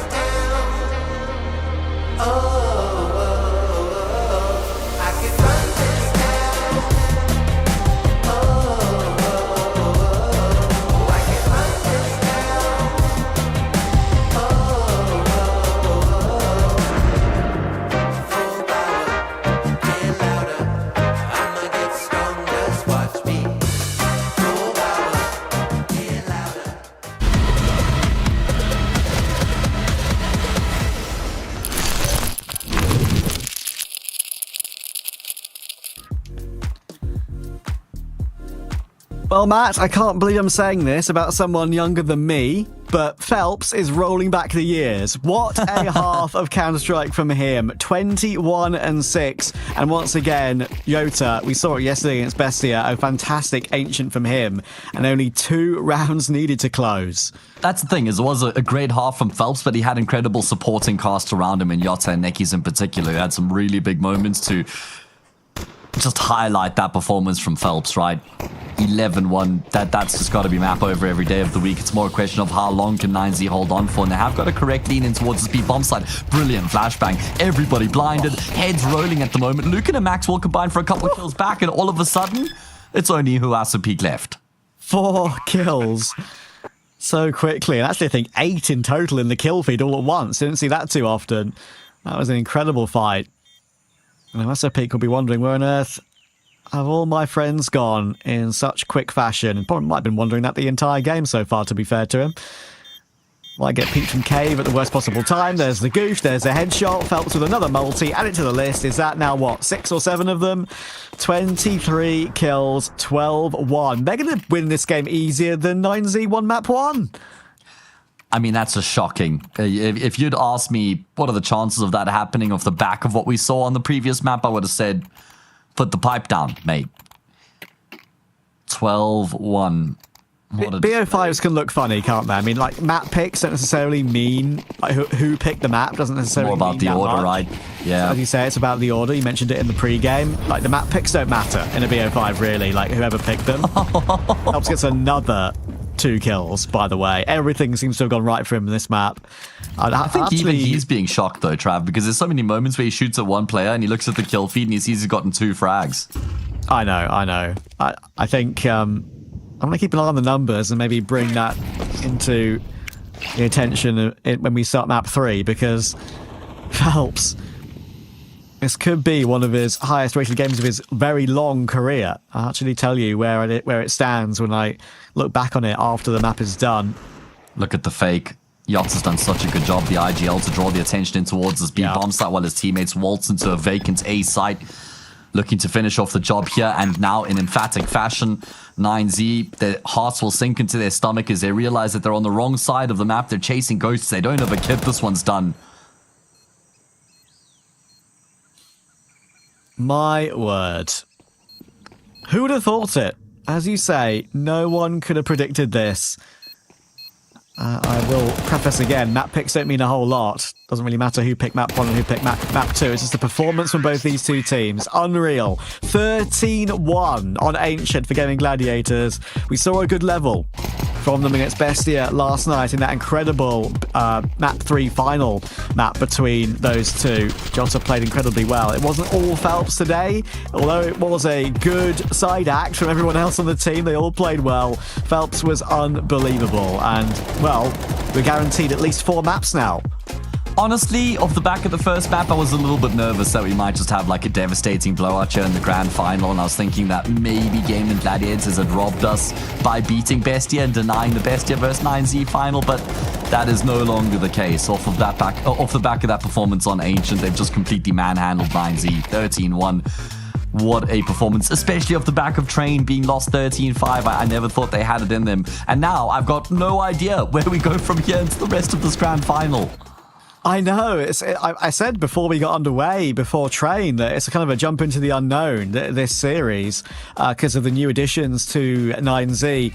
It feels even more so now. Like, that has to be, for 9Z, really worrying for them. Like, you have the joy of playing with your new team on CT Train. Everything's feeling rosy. Everything's feeling brilliant. And you get that one done and dusted quickly.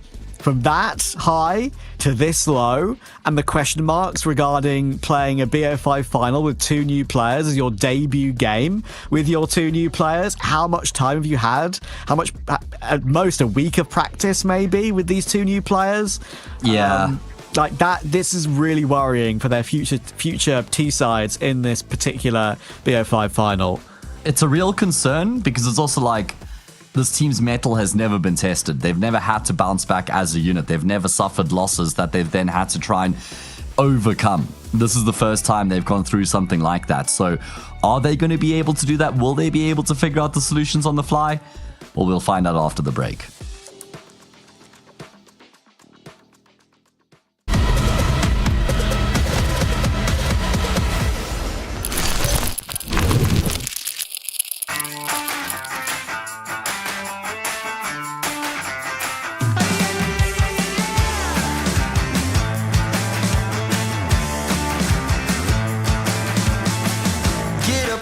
feet, this is a shakedown. Order up that beat just like a takeout. Show me you got soul inside those new shoes, and you can rock and roll with an attitude. So good, so fresh, just the way you like it. Just the way you like it. So good, so fresh. You're the new MC, you got the remix. Keep it on repeat, just let the beat kick. Everywhere you go, you bring the roof down. Everybody knows you got your own sound. So good, so fresh, just the way you like it. Just the way you like it. So good, so fresh. Yeah, you like it, the way you like it. Oh, yeah, you like it, the way you like it now. Yeah, you like it, the way you like it. Oh, so good, so fresh. Get up on your feet.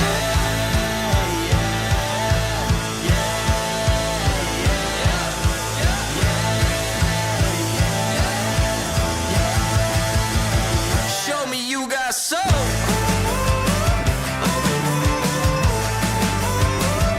Just the way you like it. So good, so fresh.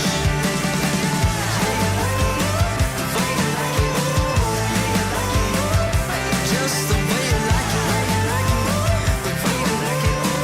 So good, so fresh. Get up on your feet, this is a shakedown.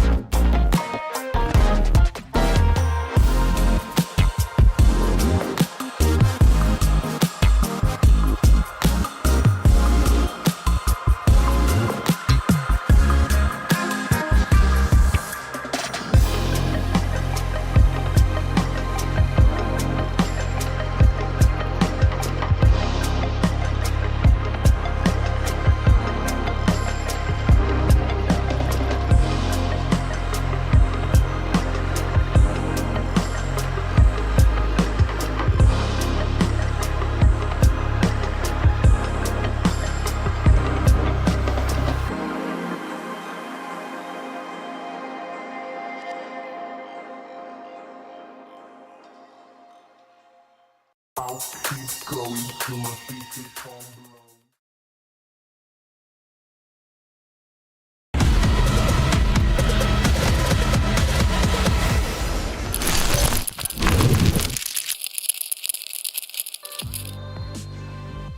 Well, going into this BO5 Grand Final, Matt, I think all the paths that we thought would happen, this wasn't on the list.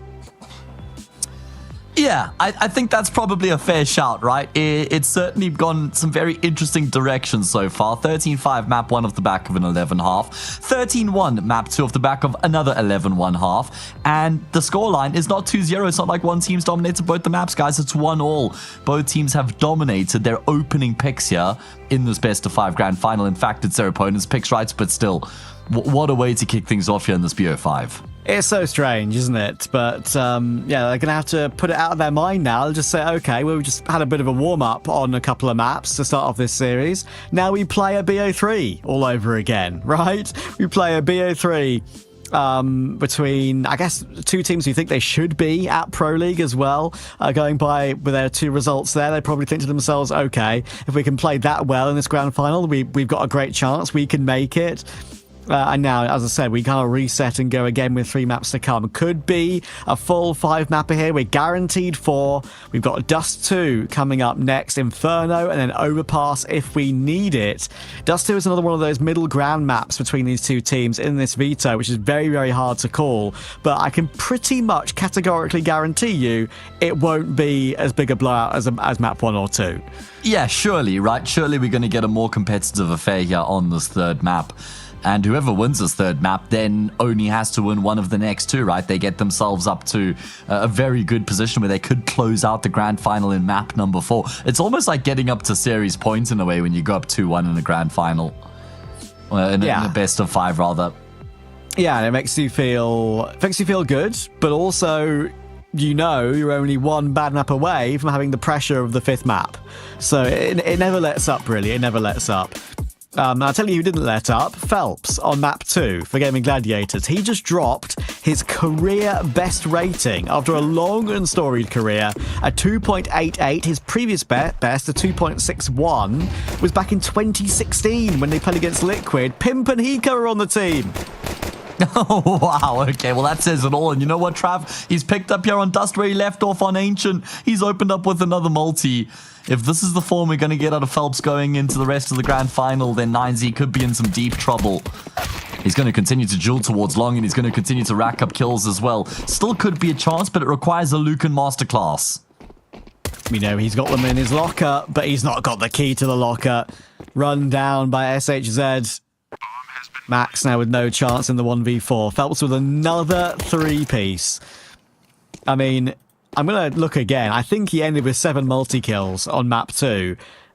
Add another one to the list in the series. Yeah, multi-kill monster at the moment is Mr. Phelps. Max trying to save his USP, didn't have Kevlar, did not have utility. He'll still get hunted down anyway. Gaimin Gladiators open up favorably here and show what happened on Ancient was no fluke. And now, the question I kind of posed at the end of Ancient really does have to be considered, and it's that 9Z haven't been beaten up before with this roster. They haven't suffered heavy losses that they've then been able to bounce back from, or heavy losses they couldn't bounce back from, but then watched the demo, realized what went wrong, and they were able to figure it out afterwards. This is the first time that they've been put on the back foot with this exact team, and we have no idea how they're able to deal with it, if at all. Yeah, that's a very, very good point. And that's just the gamble you take. You might get the roster you want, but you might forego the opportunity to play at a really important LAN tournament for this team in particular, right? Like Pro League, the great thing about ESL Pro League is that so many teams from these lesser regions get opportunities to qualify for it. And 9Z haven't played one in a very long time. So, yeah, I think some of these players haven't played one in a very long time either.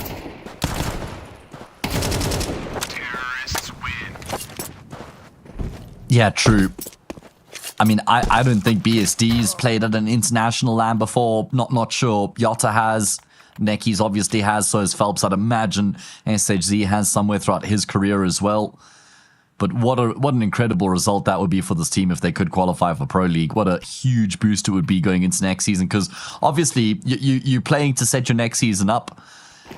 It's not going to be played this year. I think it's in like Feb or March when I checked earlier, season 23 of Pro League. Yeah. So imagine how nice that would be to go into the off season knowing you've banked yourself an S tier LAN at a minimum at the start of that next season. And the addition of Phelps already feels like it's bore a lot of fruit, but if they actually qualify, that would be unreal. They are definitely an underdog in this entire bracket. You maybe look at the names and think, okay, they've got some no names here in Brazil, but I'd probably argue that Bestia should have beaten them yesterday, maybe should have been in the final, and 9Z should be beating them comfortably today, but it's a weird situation we're in with the roster changes that are coming through. Phelps once again looking to do some damage, should get a second, does get a second. 6-1 start for Phelps again, not letting up. Nice tap from Jota. Max will drop, and it's only the Lucan Deeg to find. This is such an impressive turnaround from Gaimin Gladiators, because the way that they were beaten up on train, I thought that they'd just get out firepowered in this grand final. And they could see just a dominant 3-0 for 9Z. I even said, I've seen enough, and 9Z have got this one in the bag off the back of 3 rounds. I genuinely thought that would have been the tempo set for the rest of the final, but Gaimin Gladiators have answered back emphatically. As we go into the first gun round, Mayan is going to have his AWP with Kevlar behind him as well. Yeah, you could make a funny meme out of that. 9Z got this in the bag, boys. ... 13-1. Yeah, fast forward a couple hours and Gaimin Gladiators, they could have the title here in ECL Season 50. Still a long way ahead here. Still a long way to go for both of these teams in this best of 5 grand final. And wow, Neckies, that's just ruthless. Yeah, the chained flashes there from Phelps, the slightly later flashes once he was all the way out long. Make that so awkward for the CT side. He's going charging through the CT smoke. What a madman. He's found one more kill. He's still alive. How is he still alive? Surely going down to Lucan, but saved. And it doesn't even matter that he gets taken down by SHZ because they've won the round already. Oh my goodness. I mean, somebody had to cut him down eventually. It just wasn't fair for him to live throughout the entire round with how much he had done, even if it had to be his own teammate. 9Z calling for a pause. Remember, they've got Bit behind them, the legendary Brazilian coach, former player, going all the way back to, I think it was 1.6. It might have been Source, I'm not sure, but it's been around the block for a very long time, has Bit. And he's going to provide some valuable insights here as to how to try and turn the tide. It's early days yet, but not the start 9Z would have hoped for. Suddenly, they look cooked. And they don't know how to get out of the oven, I'm afraid.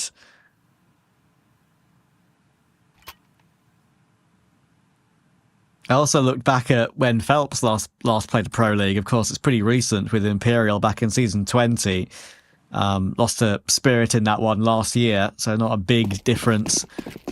It's a bigger difference for some of the other players on the team. I think SHZ may have played one back in 2017 or 16, honestly, on Luminosity. And there's him, the man mentioned, starting off this anti-half-buy.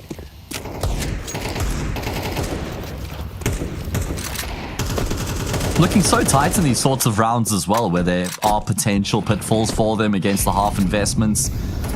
Keeping things simple and direct, yet very effective. Massive Peaks Desert Eagle could prove to be fruitful here in this position, just rattling off shots. Phelps has had enough though. It's going to surge forward, will enable the kill there for Jota. Phelps will finish off the job. another multi-kill for him as he's raced to 9 kills. And Gaimin Gladiators up to 5. I'm on a absolute... Sorry, go on. Oh, sorry, Trav. I was just going to say, if we keep in mind the tally off the back of map number 2 coming into map 3, the scoreline is currently 18-1 from Ancient into Dusk. I know, right?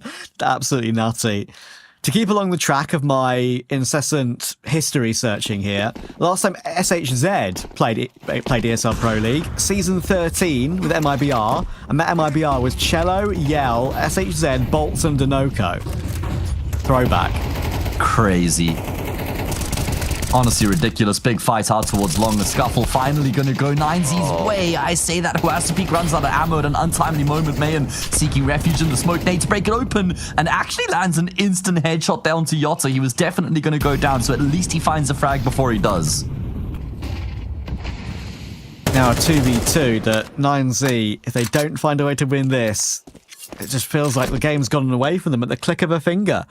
It's been so damn quick.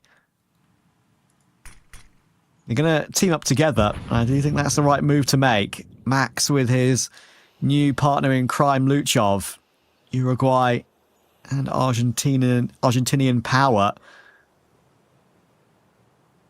They are taking quite a while, Gaimin Gladiators. They're a bit worried about where these final two CTs are. They're not 100% certain, so it's going to be a plant now on A after taking some time to figure it out. Now we'll come through, and with no kit on Max or Luchov, they're going to need to hurry up here. Luchov does need this kill toward long. Timing's not looking good for him, though. He's looking away. Phelps with another free headshot, another multi. I mean, when are we going to stop saying it? We're saying it every bloody round at this point.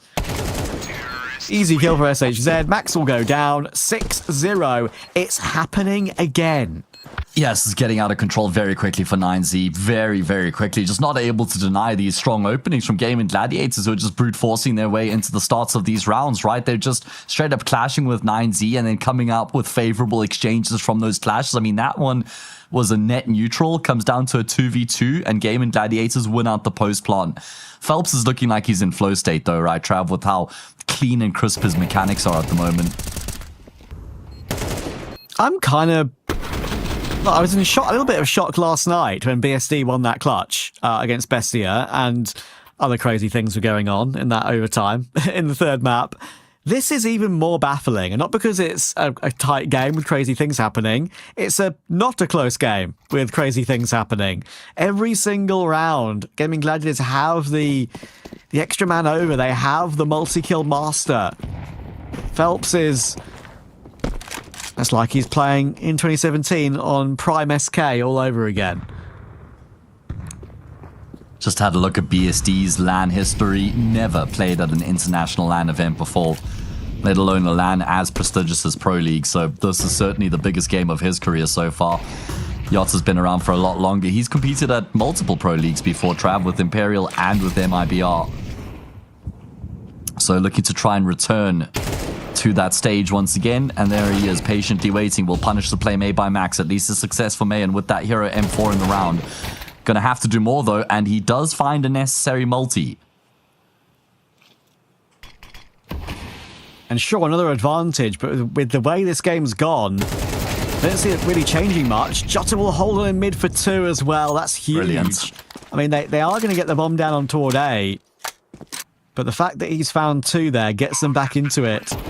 Sure, 2 AKs in play, duel taken by SHZ. Just still don't feel like they're in a position to recover this. Luchov yet to frag. The new addition, the guy we were so excited for, not starting well on Dust 2, but there we go. That could be a critical impact kill. Looking for one more, and the trade's available. Lucan is there. They team up, and finally, 9Z will stop the rot. Yeah, finally they get themselves on the board. I mean, it was always looking pretty good for them. I mean, that's the half investment that'll go their way, and I was kind of backing them until Yotta gets his double before he goes down. 2v2 was the result, but they make the retake happen, an instant trade out of Lucan to secure the round. Gotta have to be more where that came from. Can't afford to just be one round in isolation.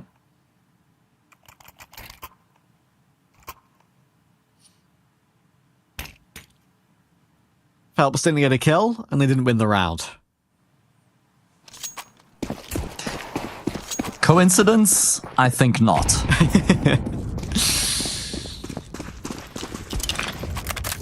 As you say, they have to build on this now. They have to build on this.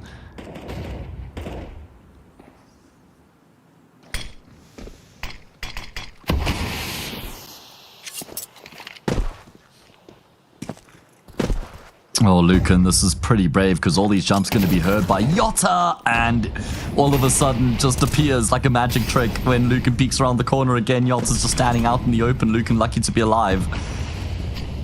This Gaimin Gladiators start to apply pressure up long. Yeah, Mayan feeling like he needs to chuck in his incendiary, and he'd be right. It's a good one, actually. It stops Phelps from making his way up, and now worried about the headshot angle, playing the headshot angle himself. Big kill from Harasso Peak. Dirty tap on toward Phelps, but Nekiz, great look. 2 quick kills. Now they should know where Harasso Peak was residing. Bomb is already being herded away. Nekiz is keeping him locked in. Tag to the molly. Now they know for sure. Oh my word. 7-1 for sure. Imminent. Huasapi going to try and save the York, but look at this from Yotta, already pushed himself into elevator. Huasapi never expects that, and Yotta will execute him. 12-2. He's gone one step further than Phelps here, showing that it's not just the Phelps show. And like I said on Ancients, even though Phelps did get, like 25 kills by the end of the map, Nekiz and Yotta had some really big moments as well. Moments that certainly enabled them to have such a dominant victory. And now for 9Z, it's back to square one. I mean, even though they win that one round, the 7th round, they only kept one player alive. So it's straight back into half-by territory. Gaimin Gladiators tearing ahead here on map number 3.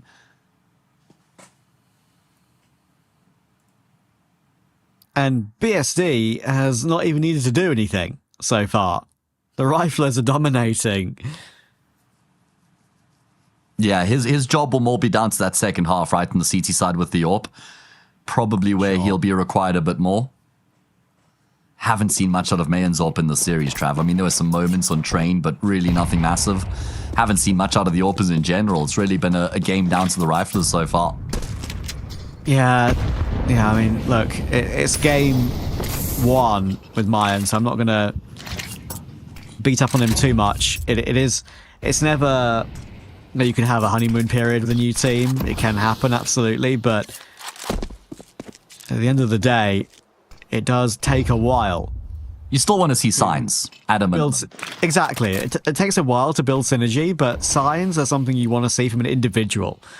Yes, and absolutely. So far, a bit quiet. Well, he was the hero in the previous half-by round. He had the M4 on that occasion. This time it's Scout at his disposal. Quite a bit of space being offered up here by 9Z, and Gaimin Gladiators happily oblige. First time we've seen a real default being played out by the T side here. Taking their time, looking to build themselves into this round, clearing out all the nooks and crannies with their utility. Around 45 seconds on the clock, time to make some decisions. Phelps and Jota, 23 kills between them. Rest of the server, only just overtaken the two of them.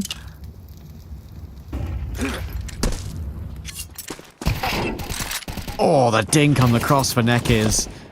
Mine also getting tagged up with that scout. Needs a few tags on his side to try and bait in Luchov. Thankfully, there's a rifler on the scene, but Lucan looks away, and it allows the kill onto Mine and Luchov. He's now going to do this all by himself. Good jiggles, good taps, but only one more, and the smoke up means they can cross.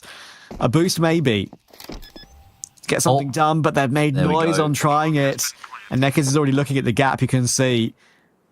And he's not even going to show his head to it at all, I don't think. No kit, Matt. Yeah, and probably even a conversation to be had about maybe saving the M4. You send in the 5.7, you send in the MP9, see if they can find success, and then maybe the M4 comes in afterwards. It's now only the M4 left, and not even for much longer. Nekiz will seal the deal 8-1. Good job there from Gaimin Gladiators, because it did seem like at one point that they might have had a bit of trouble getting into the B-bomb site when 9Z had 3 players there kind of pinging contact off of each other. Sometimes you can see those moments just completely collapse for the T side, but they're able to keep their composure, cover their bases, calmly get the kills necessary, then shift into the B-bomb site, drop the smoke before they try and cross, cover all their bases.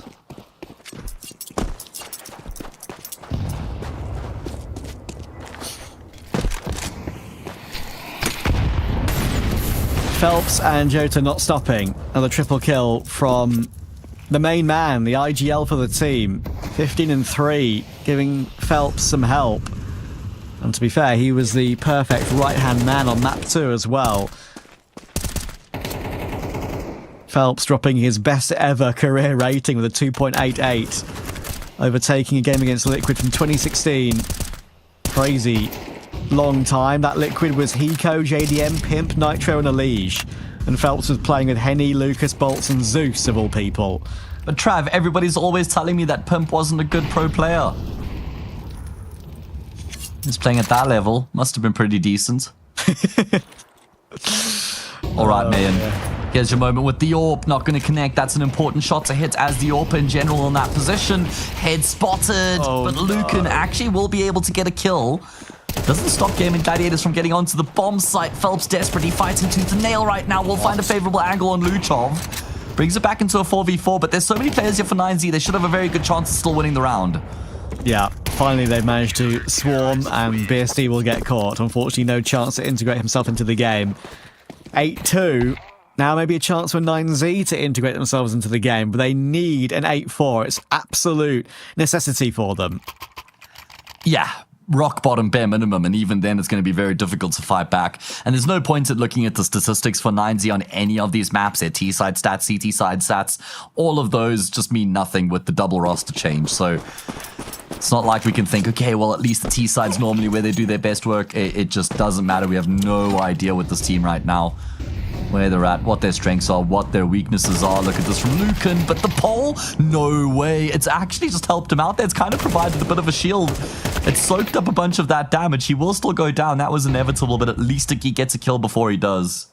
Yeah, he's trying to push the issue, because the Lucan we know and love, the Lucan that is the player that has kind of dominated Tier 2 South America for a little while now. Played so many good games in the Urbano and Levy roster of 9Z. On his third stint with the team, remember, of course, dating back maybe about 5 or 6 years now, been in and out. Took a break, came back, still looked great. Well, he needs to, maybe he's feeling like he needs to take the initiative here, take the assertiveness. Luchov 1 and 10. Mayan, I should say Max, sorry, 2 and 9. They've been kept very, very quiet. 4v4, long control for Gaimin Gladiators. Bomb in tow. Still SHZ waiting outside tunnels for a rotation, or at least some sound cues. And now it could be Max called into question.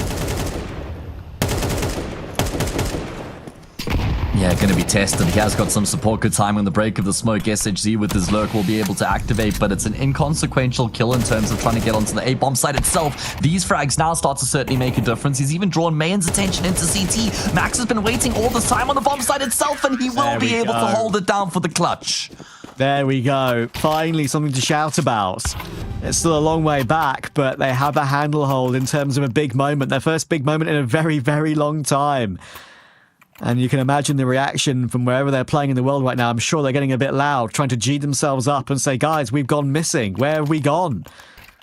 Max has given them the opportunity. And as I said, look, 2 and 9 before that round. Doesn't matter. If you win a round for your team all by yourself, that's what matters. And they've got a chance here at getting a fourth, because there's a couple of weaker weapons coming into this round for the T-side, a Mac-10 and a few Galils in the mix as well. 9Z maybe giving themselves something to work with here at the tail end of this first half. And it's just going to be an all-in play into this B-bomb side from the T side.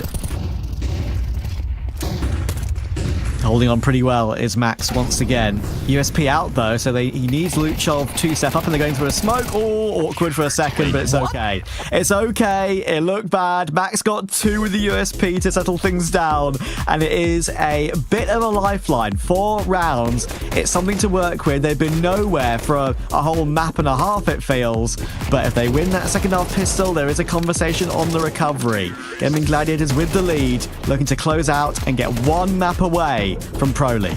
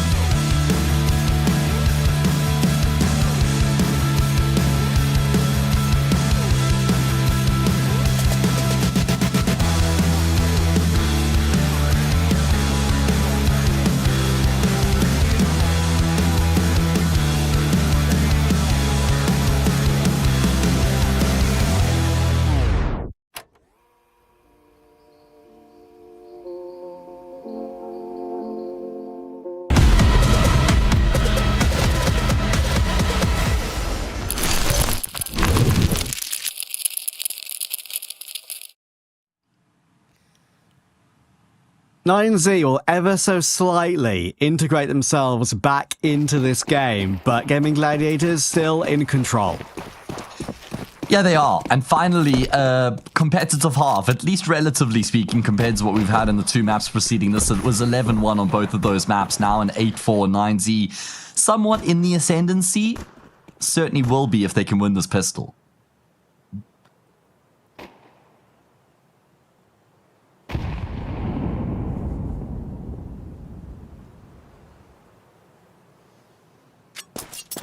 What's the plan? 9Z have taken their time in all of their T-side pistols so far. It's going to be an explosion in towards the safe bomb site. They have still got a smoke and 2 flashes in play. Nothing untoward from Gaimin Gladiators, just letting the round kind of come to them. SHZ with the P2K from the ramp on the headshot angle. Flash now ready as he hears the preparation. Could be a drop in towards CT here from Hasso Peak. That's exactly what happens. And he's not dead yet. They're about to swarm the site, and it's going to be a run over. Phelps again with a great tap from range. And Jota actually did deal with Lucan over toward long. So we've recovered it into a 3v3. Phelps still able to deal with Hasso Peak. Not sure how he's got that one. Thankfully, Max will put him down. But now it's all down to the aforementioned Max. He won a 1v2 early. He's got to win one here as well. Heart bomb planted in a pretty awkward position. There's no kit in play, actually. So they're going to hold it behind that box. It's still being held, that 10-second defuse, and Max is not going to get close to this one, I don't think. It's going to come through. And Max, he might get a couple of kills for some money, but Jota will finish it off. And that's 9-4 on the board. Such intelligent positioning there from Nekis to tuck himself in behind the box as much as he can and still reach the bomb there to stick the defuse while the cover's provided by Jota, who's just not missing at the moment. 18-6 out of the IGL. Oh man, I mean, that was a really good start there for 9Z, right? As you mentioned, just running over the defense on the A bomb side, able to find those 2 initial kills. Phelps gets another multi, and Gaimin Gladiators piece the round back together from there. That one ain't no Humpty Dumpty. We straight into the following round of force buy from 9Z. Flash is very good to blind up Max, but thankfully for him, his teammates there to support him. He regains his vision and he gets a kill. Misty, oh, that's a big miss. Having a poor game as opposed to everyone else on the team. Wildness in the smoke. And Lucan and Max will get away with it. So there's the instigator maybe. A force buy win straight off the bat. A free AWP to be recovered too. And if they can get past this Gaming Gladiators force buy, then that'll be 9-6 and then probably 9-7.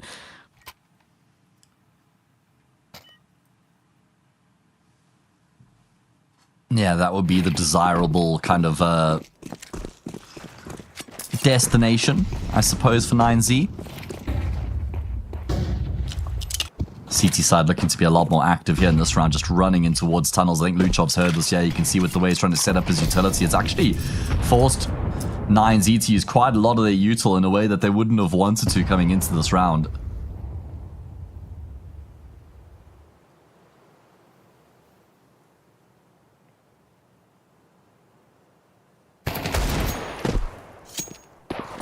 Jota will get spooked a little bit on short with that deagle. Bisty already tagged up to half as well as they look to try and take some presence in tunnels. Lucan playing very far back, just watching for the information. And that's categorized a number of the 9Z plays so far. It feels like they're playing a bit of a slower T-side to try and get Luchov and Mayan understanding what they want to do more often than not. Well, right now, what they're going to try and do is get themselves out towards long. This is impossible for SHZ with the 5-7. Actually will get a kill before he goes down, which is inevitable. Thankfully for 9Z, elsewhere they've been able to get a kill in middle, so it's a man advantage. Nekis, though, resides in behind the car with only a P250. Molly, does it go deep enough? It does. Oh, very good work from them. Going to get that kill. Should be an easy follow-up frag onto Phelps. Job done here for 9Z as they will get the 6th round on the board and draw within 3, which should be the gap close to just 2 off the back of the Santi Eco.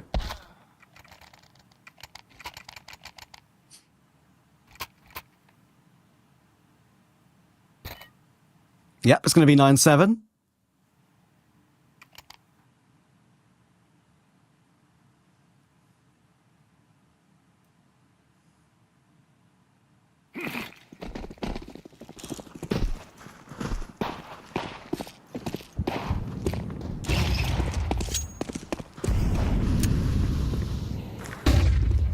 What a game. You came into this one and you said that you can basically guarantee that Dust 2 will be the most competitive affair we've had in the series so far. Certainly has delivered.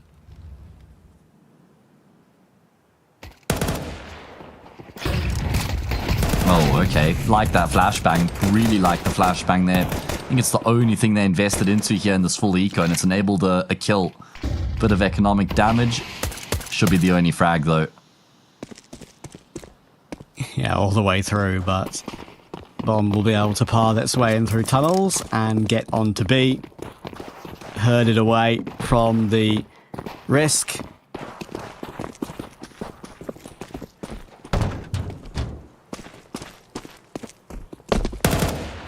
And now it feels like it's anyone's Dust 2. And such an important map in the series as well. You've touched on it already. Whoever wins it, one map away from Pro League, has that 2-1 lead, has a bit of a buffer, knowing they're guaranteed a 5th map. 2 chances, right? 2 opportunities to finish off the job.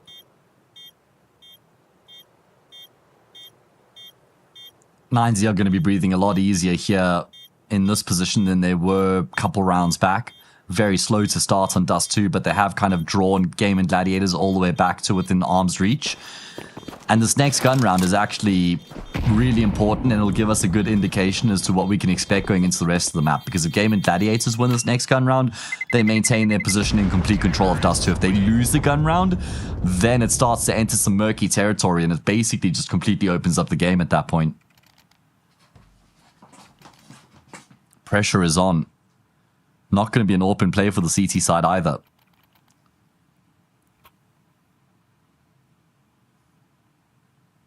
A little pause, I believe, here. We don't have a timer at the top of our screen. Look how far away the spawns are, actually, for 9Z in this round. We've got 3 pretty much solidified for the B spawn, and 2 nearer the A side. Of course, one of the few maps in the pool, the only map in the pool, I should say, that has these unique spawns. Usually they are set spawns, like on every other map. Dust 2 is still unique in that sense.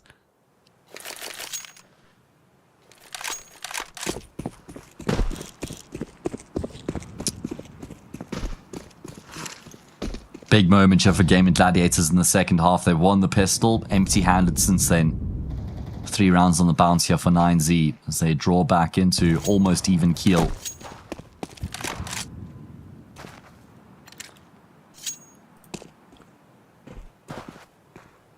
Pressure on Max here as the IGL to try and keep these calls coming. Try and stay on top of these rounds. Not like he's going to have a very deep or expansive playbook that he can draw on.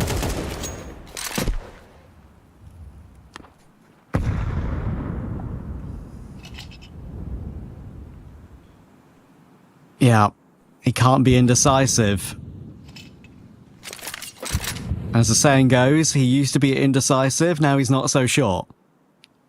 I like that one. Put that in the back pocket.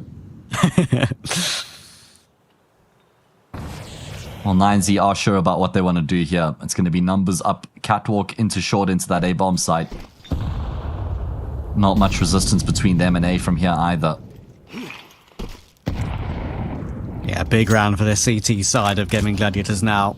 They've had an incredible streak with Phelps and Jota putting in incredible work. And now BSD has got some work to do himself. Really needs to step up here. Only 3 and 10 in the game, taking that Galil into this gun round. Not an easy weapon to use from this sort of range on these headshot angles that he's about to face, but Jota does really well. He finds his 1, in comes the re-swing from long, 2 players holding it. Luchov trying to tap away, jiggle on these headshot angles. Neck is still toward elevator, but dealt with by Max, and that's the important one. Max is dealing with them all. 2 kills, assist on the final one as well. Lucan found Phelps in the meantime. 9Z are now here to play again. Well, maximum impact in these rounds coming through from the IGL because he's been vital in these key rounds. Getting some big kills there in the post plant. Was always awkward for Gaimin Gladiators. I mean, BSD just wishes he had an AWP. He's been anonymous on this map so far. which is a big problem. He's 3 and 11. You know, in the position there with the Galil, he looked super uncomfortable. Would have wished he had the AWP in that position to maybe just have a bit of an easier time trying to cut the players down as they cross onto the A-bomb site. And it's so awkward when you're then dueling with the AKs on site and it's just headshot battles, right? Because you're obviously going to be at a disadvantage at that point.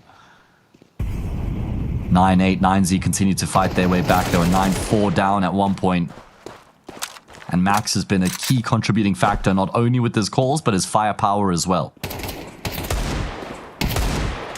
Yeah, of course. Historically, 9Z is one of the maps where they've done some of their best work. Dust 2 was a main pick for them for quite a while. With some of their older rosters, some of their previous star players like DGT and Davideus in days gone by. Mentioned that IM Dallas run they had in 2024. The famous Stewie 2K winning with G2 event. They made the semi-finals there, lost to G2 in that said semi-final, used Dust 2 to great effect over the course of that tournament. Luchov will entry BSD here against the Pistols. That gives him a 5v3. And 9s will be where we are sat. And now it's concerning for Gaimin Gladiators, who have been kind of coasting up until this point. They've been in complete control. Now there's a lot of scoreboard pressure bearing down on them. Especially because these rounds have been so convincing from 9Z, and you can just see that in terms of the money that they have in the bank. These rounds they've been winning haven't even really been much of a contest. And it wasn't an issue earlier. I don't want to beat up on it too much at all. But now I think BSD being 3 and 12 is starting to become a little bit of an issue. We need to see him get somewhere near a Neki's level of frag count. Yeah. I mean, he's finally going to have the AWP in the second half. I think it's the first time he's going to have his AWP at his disposal here on the defensive half of the map. And this is where we need to see him come to life. Because if you lose this round for Gaimin Gladiators, all of a sudden there's quite a large cause for concern. Did he have it on round 2 or was it a scout? I forget. Must have been a scout. Because, yeah, I don't think anybody got like enough kills in the pistol to have dropped it for him either. No knife frags, must have been a scout. But yeah, I'm not sure. For some reason I remember it on that second round. I remember him in CT with it, peeking on the smoke on the cross on A, but maybe I'm wrong. I could very much be wrong. Phelps is my second hit here, and yeah, completely rounded on. S8Z got caught as well, and all of a sudden, 9Z are all over them. I love that so much from Luke, and just brimming with confidence there with the way that he charges through the smokes and then wraps around them, just crunching in on the Gaimin Gladiators players who try and play with confidence coming into this round by taking those duels in towards long, but they get shattered. And then an immediate pivot coming through from 9Z as well. Lucan going to be here in position to try and keep up the pressure in towards the safe bomb site, but Gaimin Gladiators kind of seem to have an idea that something is afoot right now. Going to be a little bit late to the party though, as 9Z already have assumed full control of this B bomb site. Now I'm not even sure if you want to attempt the street takers Gaimin Gladiators, because if you lose both these rifles, then you're going to have to eco in the next, and one's already been dropped. You've got Lucan who could deny further weapons being saved, and 9Z will get themselves the lead. Yeah, Nekiz saw a gap.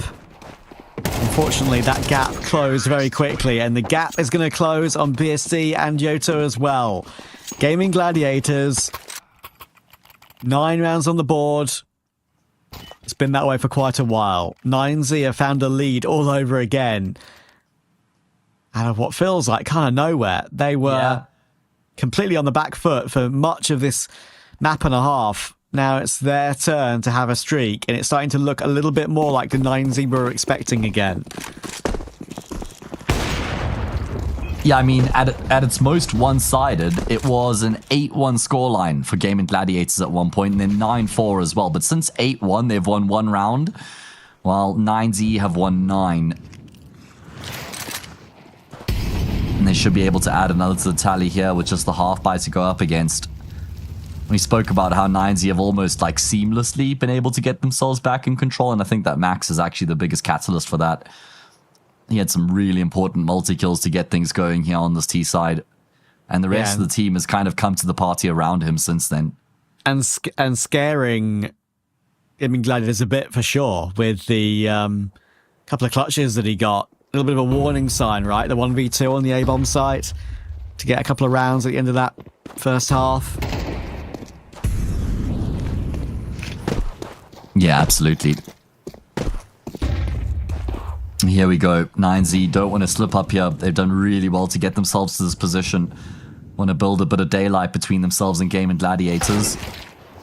That's a nice angle there from SHZ. Will catch the top of Luchot, takes off his lid. 38 seconds left on the clock. They're going to try and pivot to B, but Nekis is there. He's gotten the kill on Lucan, so that's no longer an option. They now have to go back to plan A. And it has to be Harasso Peak. Bit of a slow game by his high standards. Good spam on Jota, but Reload having to come through. Could get pounced upon, but thankfully, Phelps gets removed in front of his eyes, and it's a great frag on BSD again. No way into the game for BSD. May as well be having a blue screen of death right now. 2v2. Damage done to Nekis, 45 health, big damage with the nade, and that is a kill that matters. The deagle spam from SHZ should work out now, it does work out, and of all the rounds they win to get back to even kill, it's that one. Yeah, what a way to answer back some key moments there. SHG with this Desert Eagle to open up, and then Neki's denying that option there for 9Z to try and rotate back into the B bomb site.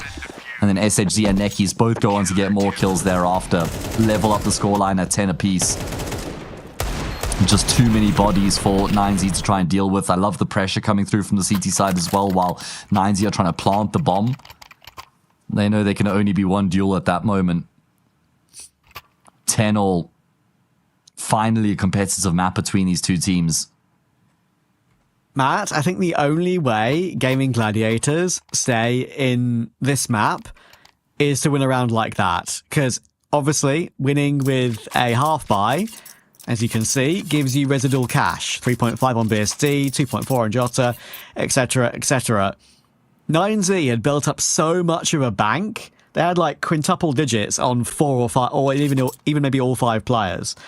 Maybe only Harasso Peak, of course, because he died quite a lot. Didn't have the quintuple digits. So, look, that is critical for their recovery. And 9Z got such a big bank to fall back on. I mean, Gladiators are going to have to do it the hard way, right? So, yeah, a round and a half by like that might have been the only way they can. It's one of the major concerns, as what you just highlighted there, is that 9-0 got so much money, and it means that it's all good and well Gaimin Gladiators win that half by as a reprieve, but got to be a follow-up from it here and now.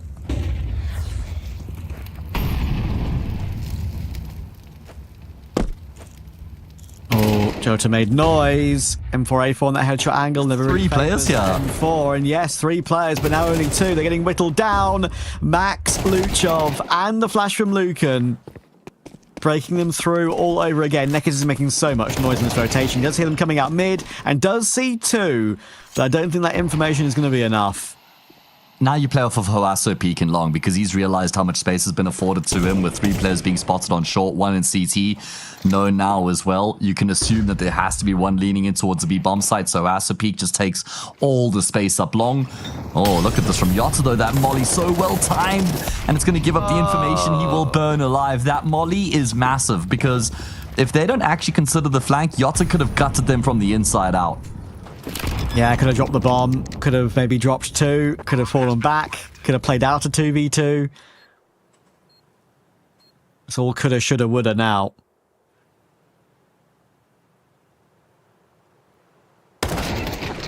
Oh, no chance of a save for Phelps.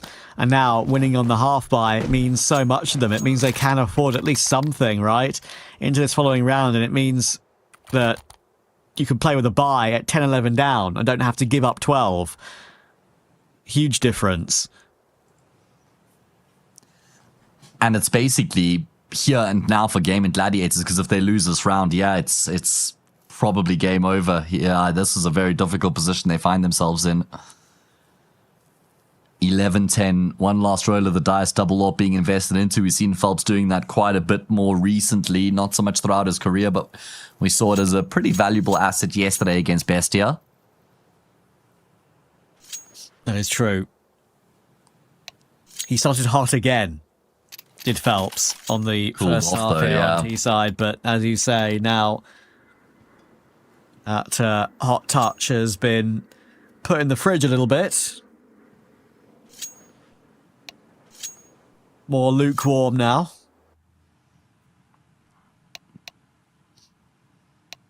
Yeah, if that. It's like a pizza that you bought an hour ago. It's been sat on the kitchen counter. It's like barely warm. Almost necessary to put it back into the microwave at that point. Some people like cold pizza, though, don't they? Like, Yeah, but some people are leftovers. also psychopaths, so...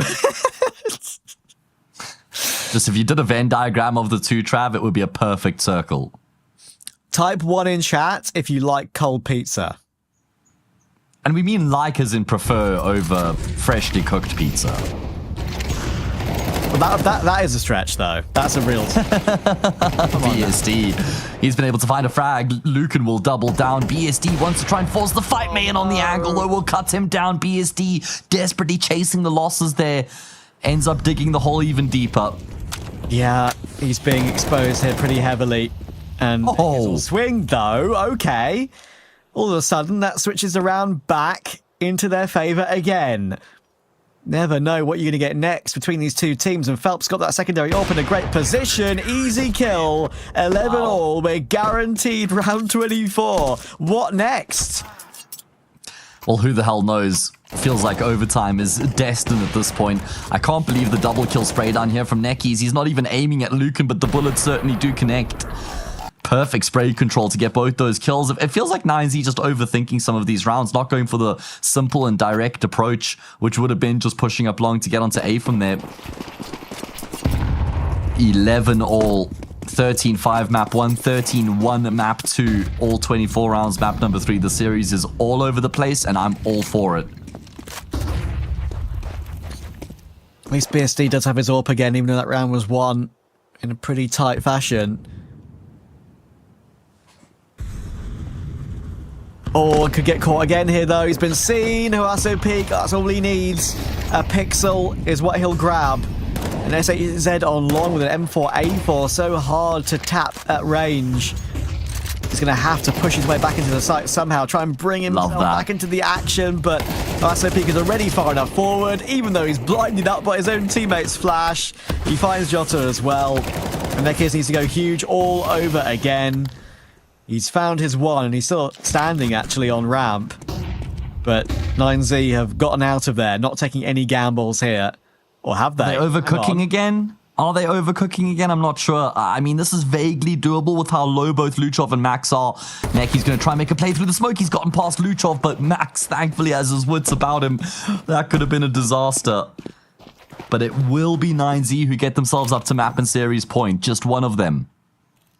Oh, boy.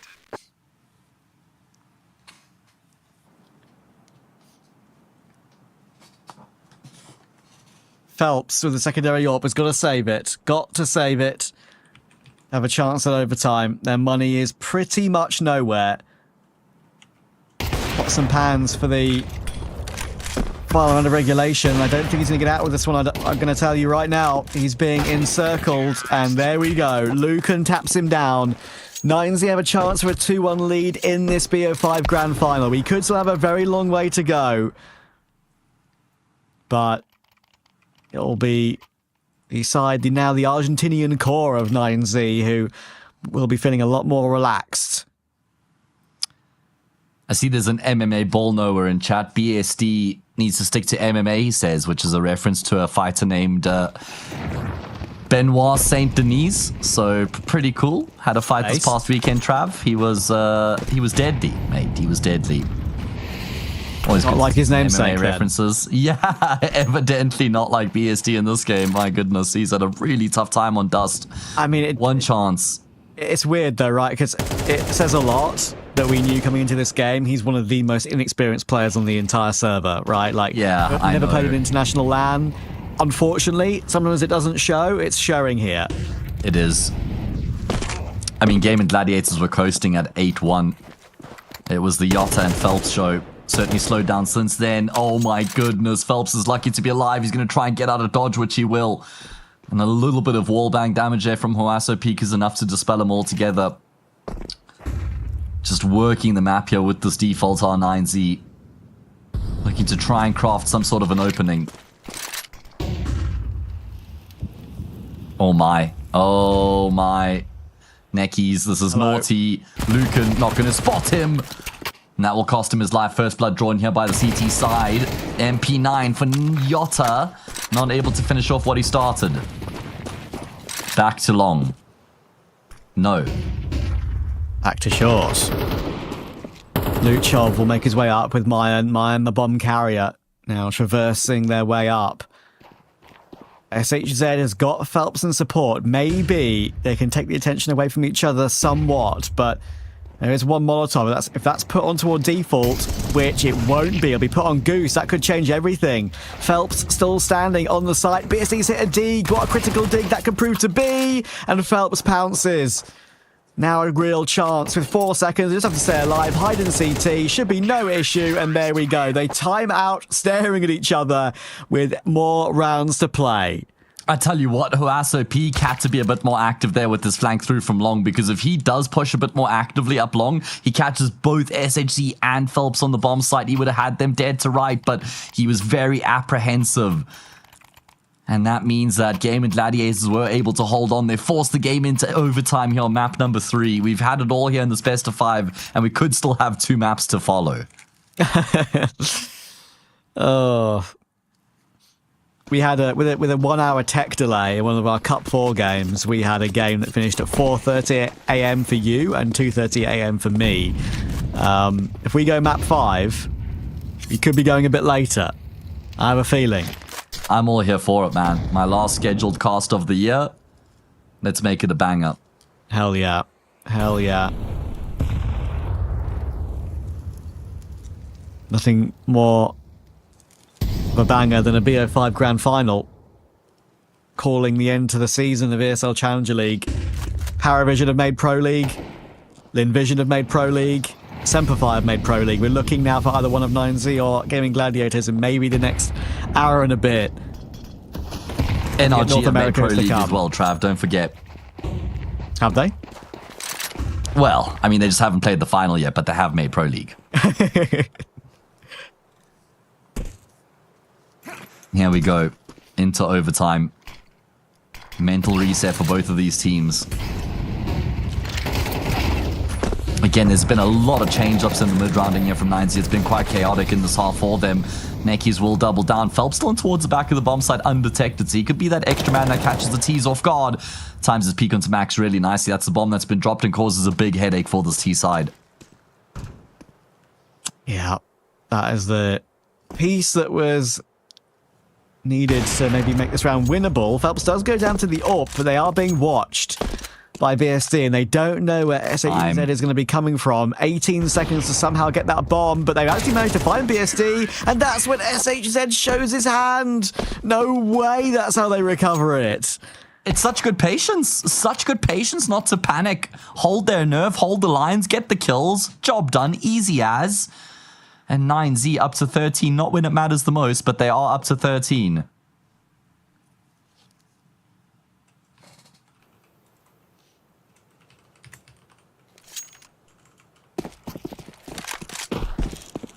Oh man, we're having these crazy moments all over again.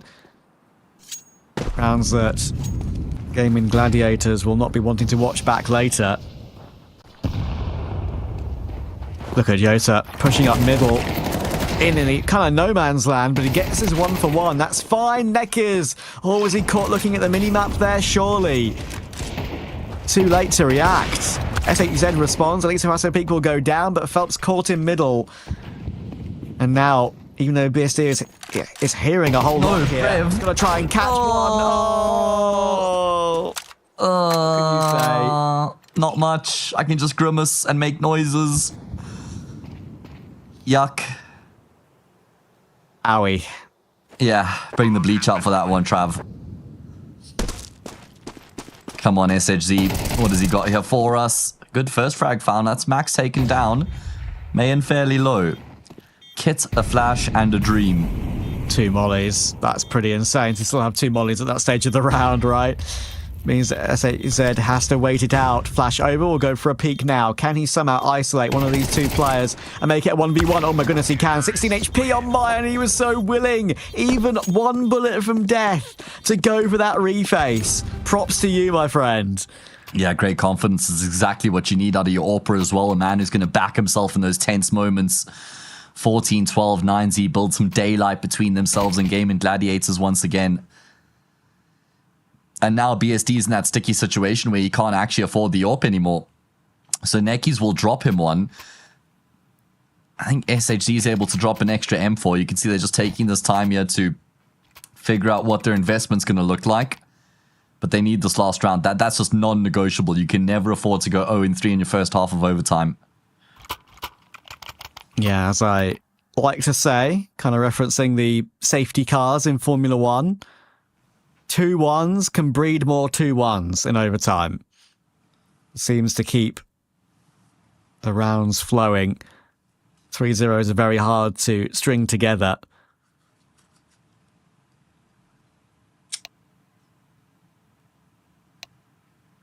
And I think Gaimin Gladiators right now would take the 2-1 and rip it out of your hand.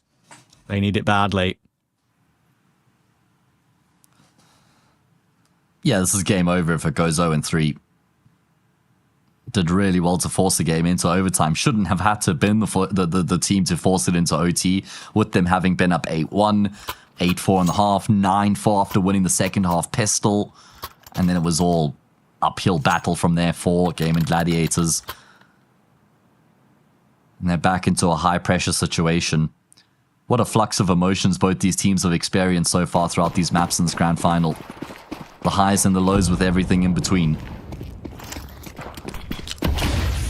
And BSD, well, it's mostly just been lows. Mayan already cut him down here in the round. Yeah, I'm not even going to talk about the game he's having anymore. He'll be the man who will know it more than anyone. He'll be feeling it pretty badly right now. Lucan has got some great timing walking out middle after getting that kill. They're not just going to go on that one of 9Z. Oh Nekis has no clue. Phelps is all alone on B with an AWP. And they're about to swarm him. Obviously, Max a bit concerned about that smoke being blown open in CT. Not connected with a kill yet, and Phelps actually does find Huasso peak. Max is getting toward doors here to help out, but no, Mayan does cut him down in the end. And Luchar waiting, still finds one before he goes down. It could have been none, but one could be enough. Now SHZ, another clutch opportunity. Incendiary will be decent, but he goes straight into Mayan. There is the clean 3-0. They need one on CT to go up 2-1 in the series. Well, how influential has Mayan been here in overtime? I mean, another triple kill coming through from him. I think a double in the round before that, an opening kill in that round. Big kills in post plants as well from him in his AWP. 3 chances now for 9Z. 3 opportunities to seal the fate of Dust 2 and go up 2-1 in this grand final.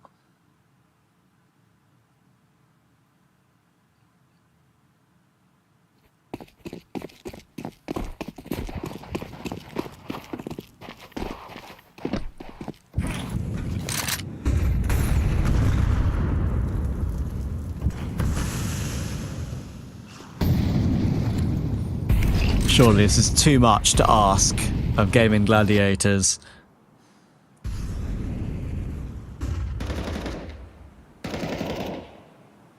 Surely, right? Too tall of an order. Have they got it in them?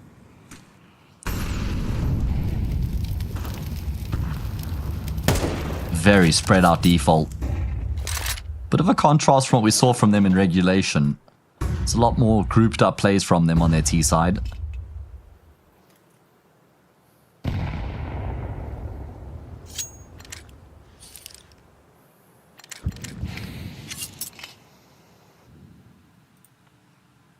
Z not making any moves either. They realize that if they can just have one round of a stern, solid defense, that would get them across the line.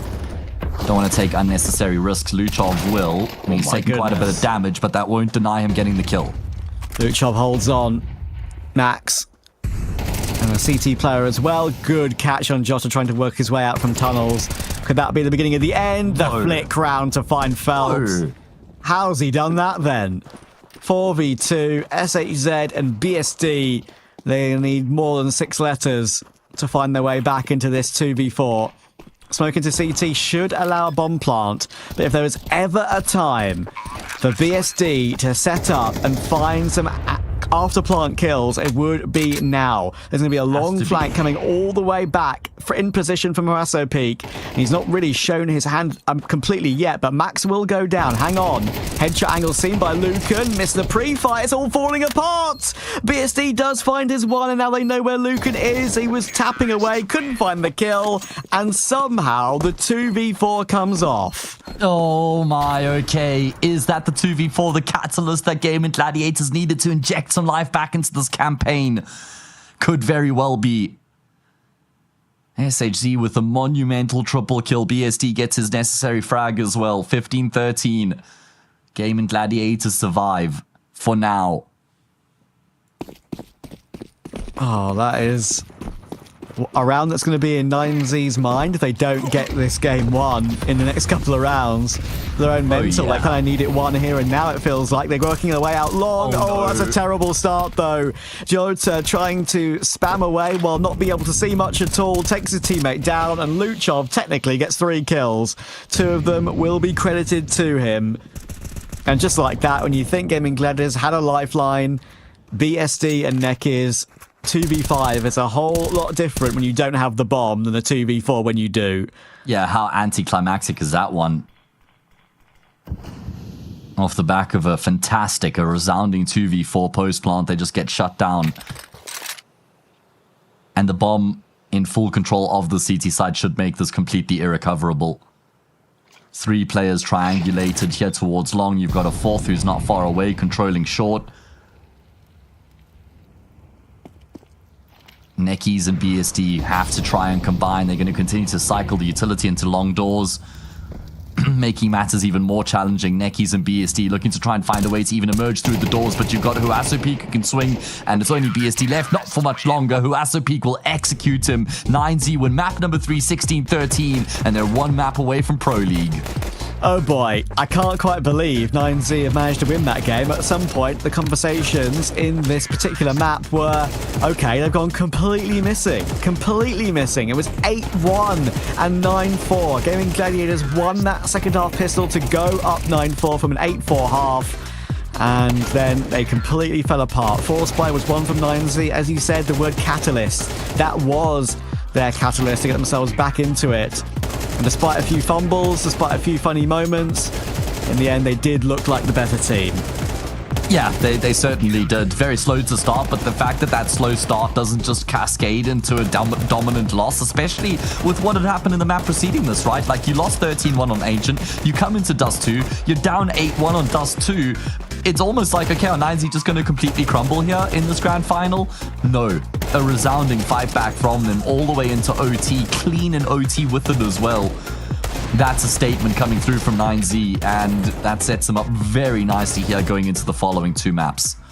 Yeah, I think Max, Lucan, even though Mine and Luchov now, I think even though maybe they haven't had as much international experience as some of the other players in South America, they have enough to realize, look guys, we've gone quiet for a while, it's a new team, take our time. And I think they did a very good example of that on Dust 2. They were very good at taking their time, setting themselves up for their plays, calm, collected, even when lagging behind, even when losing, what was it?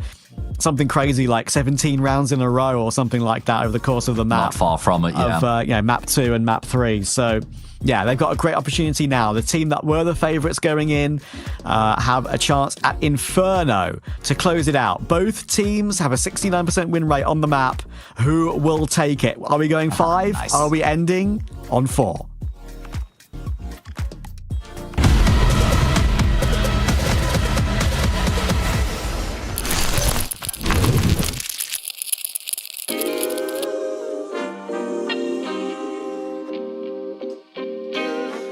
Sometimes you gotta pray for a victory. Yeah, I'm overzealous when I'm thinking about the cash flow. I never had no handouts, just came natural. I've been tested so much, all these wrestlers nice. All these different situations that I've been through. I seen pain trying to creep in through the window, but now I'm sliding through the hood in a Benzo. You gotta separate yourself just to elevate. I keep some drink in my cup to see through the hate. Sometimes on the road to glory, you gotta press the brakes. I got a lesson plan for all my past mistakes. I swear I'm proud of all my best and my worst days. Proud of all my feet when I touch the ground. Front of 8 at Beijing, man, they know the sound. I know I made mistakes, but my mama proud. Fans scream my lyrics out in the background. They ain't know me then, but I'm hot now. They say life's a gamble, you gotta roll the dice. I risked a lot of different things just to live this life. Life down bad, you gotta pay the price. I've been through hell and back just to live this life. They say life's a gamble, you gotta roll the dice. I risked a lot of different things just to live this life. When you down bad, you gotta pay the price. I've been through hell and back just to live this life. I'm faced with a lot of different choices these days. Do a rock and roll Lex account of Blueface. The whole world know my name off a mixtape. I still got the same brother since 6th grade. G-Wagon red seats, we on Biscayne. Trips to the Florida Keys, we imported these. Thanking God for the life he afforded me. All this jewelry on my body, acting like the hood. I need a brown skinned chick just like Megan Good. Holding up every promise that I ever made. Music in the background, it's a serenade. Been rapping 10 years, boy, this ain't a phase. I paid dues, paid rent, and I stayed the same. I had teardrops running down my face. I've been through a lot, I had real pain. But thank God, cause we really on the better days. They say life's a gamble, you gotta roll the dice. I risked a lot of different things just to live this life. Life down bad, you gotta pay the price. I've been through hell and back just to live this life. They say life's a gamble, you gotta roll the dice. I risked a lot of different things just to live this life. When you down bad, you gotta pay the price. I've been through hell and back just to live this life. What's a life without sacrifice? Sometimes you gotta thank God and just roll the dice. Pacino.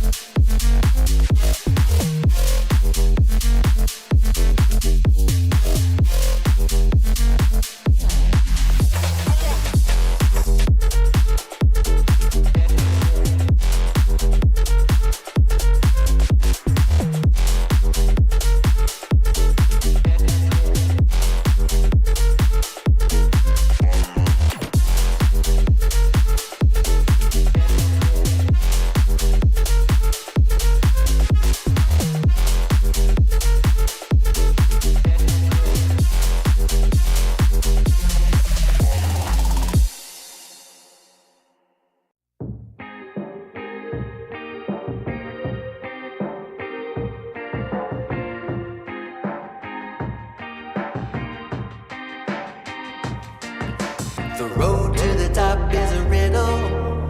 What will be my destiny? Money and fame are awaiting, but not enough is raining on me. Maybe I should give it all up. How much more can I take? Out here singing to the heavens. When I gonna get my break? I can run this town. Oh, I can run this town. Oh, I can run this town. Oh, I can run this town. How will I get out of the jungle? Everybody wanna stop me. 10 more steps up the mountain. Now everybody's looking for me. Spend my life in the desert till something changed inside of me. Now I'm flying over oceans. Everybody looking at me. I can run this town. Oh, I can run this town. Oh, I can run this town. Oh, I can run this town.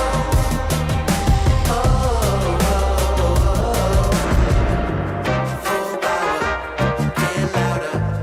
I'ma get stronger, just watch me. Full power, get louder. I'ma get stronger, just watch me. Every hour, no doubter. Gonna hear my song, just watch me. Every hour, no doubter. I can run this town. Somebody give me the key. Oh, I can run this town. Oh, I can run this town. No more doubt about me. Oh, I can run this town.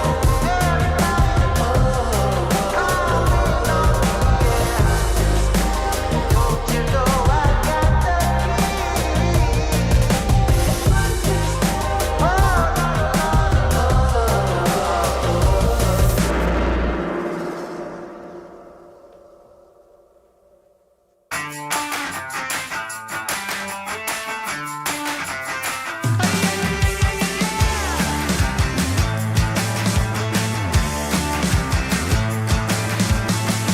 Get up on your feet, this is a shakedown.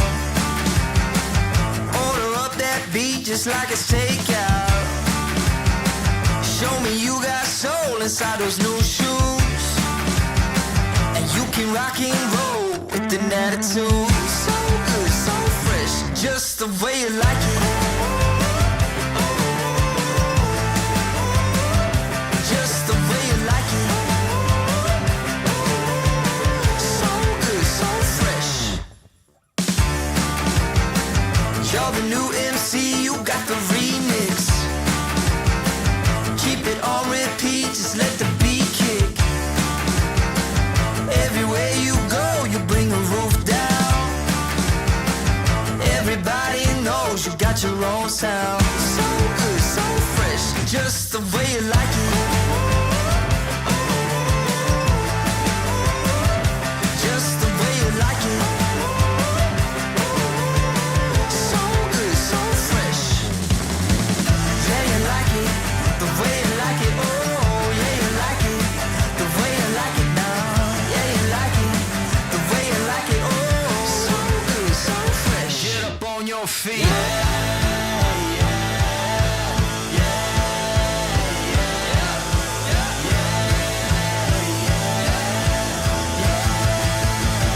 Show me you got soul.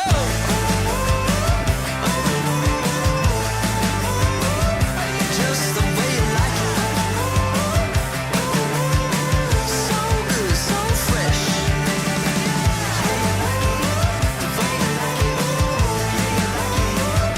Just the way you like it.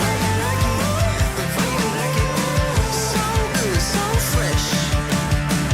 Get up on your feet, this is a shakedown.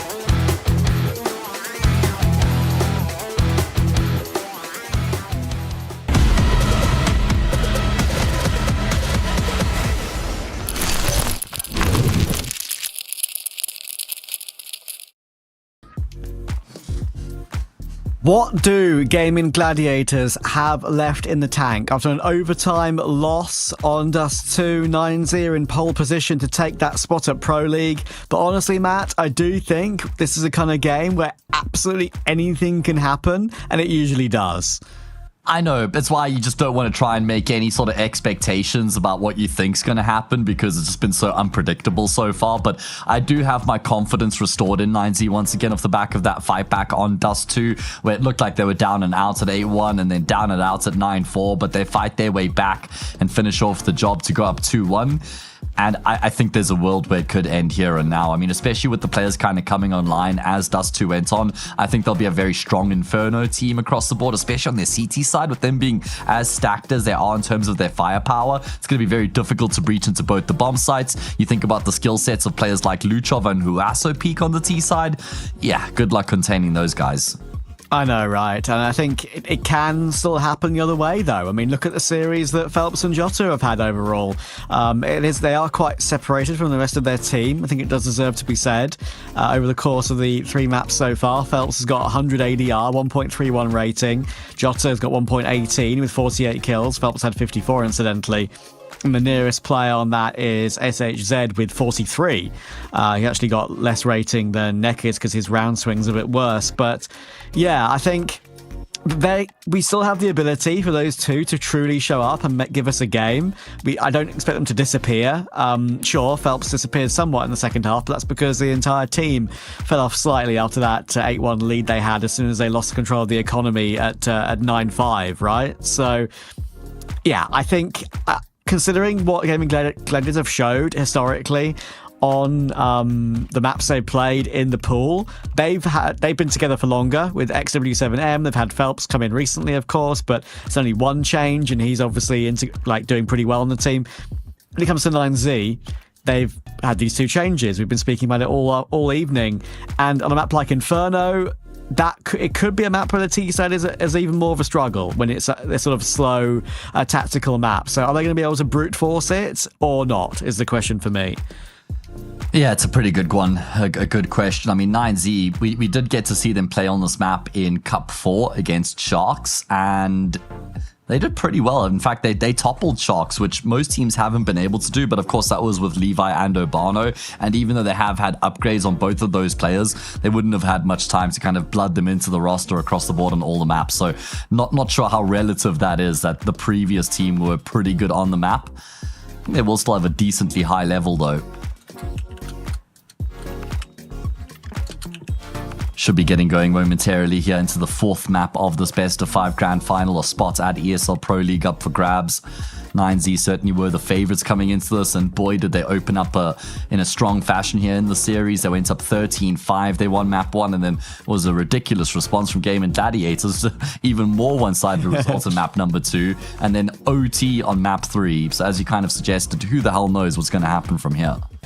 Yeah, if you look at the previous results for 9Z on Inferno, they're okay. They've beaten Sharks, they've beaten Crew, they've beaten a couple of other teams in Tier 3 Brazil. They've played it quite a lot recently on LAN at the Circuit X Retake Sao Paulo event. Obviously, that was with Levy and Urbano.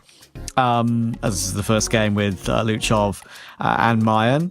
If you look at Gaimin Gladiators, it's very similar with actually more maps played, but in the last 5, they have tailed off slightly. Before the last 5, they had a great streak against some Tier 3 teams in SA, beating Keed Stars, Dusty Roots, Red Canids, doing pretty okay.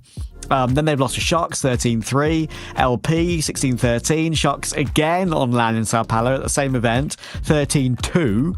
They managed to get one back against them online in CCT just about a week ago, beating them 13-6. But yeah, it's results that you look at them and think, well, honestly, you could read them all day. None of them really mean anything because this is a different setting. This is a BR5 final. It's a brand new team for 9Z. You can't take them with any weight at all, really. Yeah, it's more about who can hold on for the long haul here in a best of 5, who can keep their composure. Not so much about the playbook and the results you've had on the map in the past. It's more about playing the situation here in this best of 5 grand final.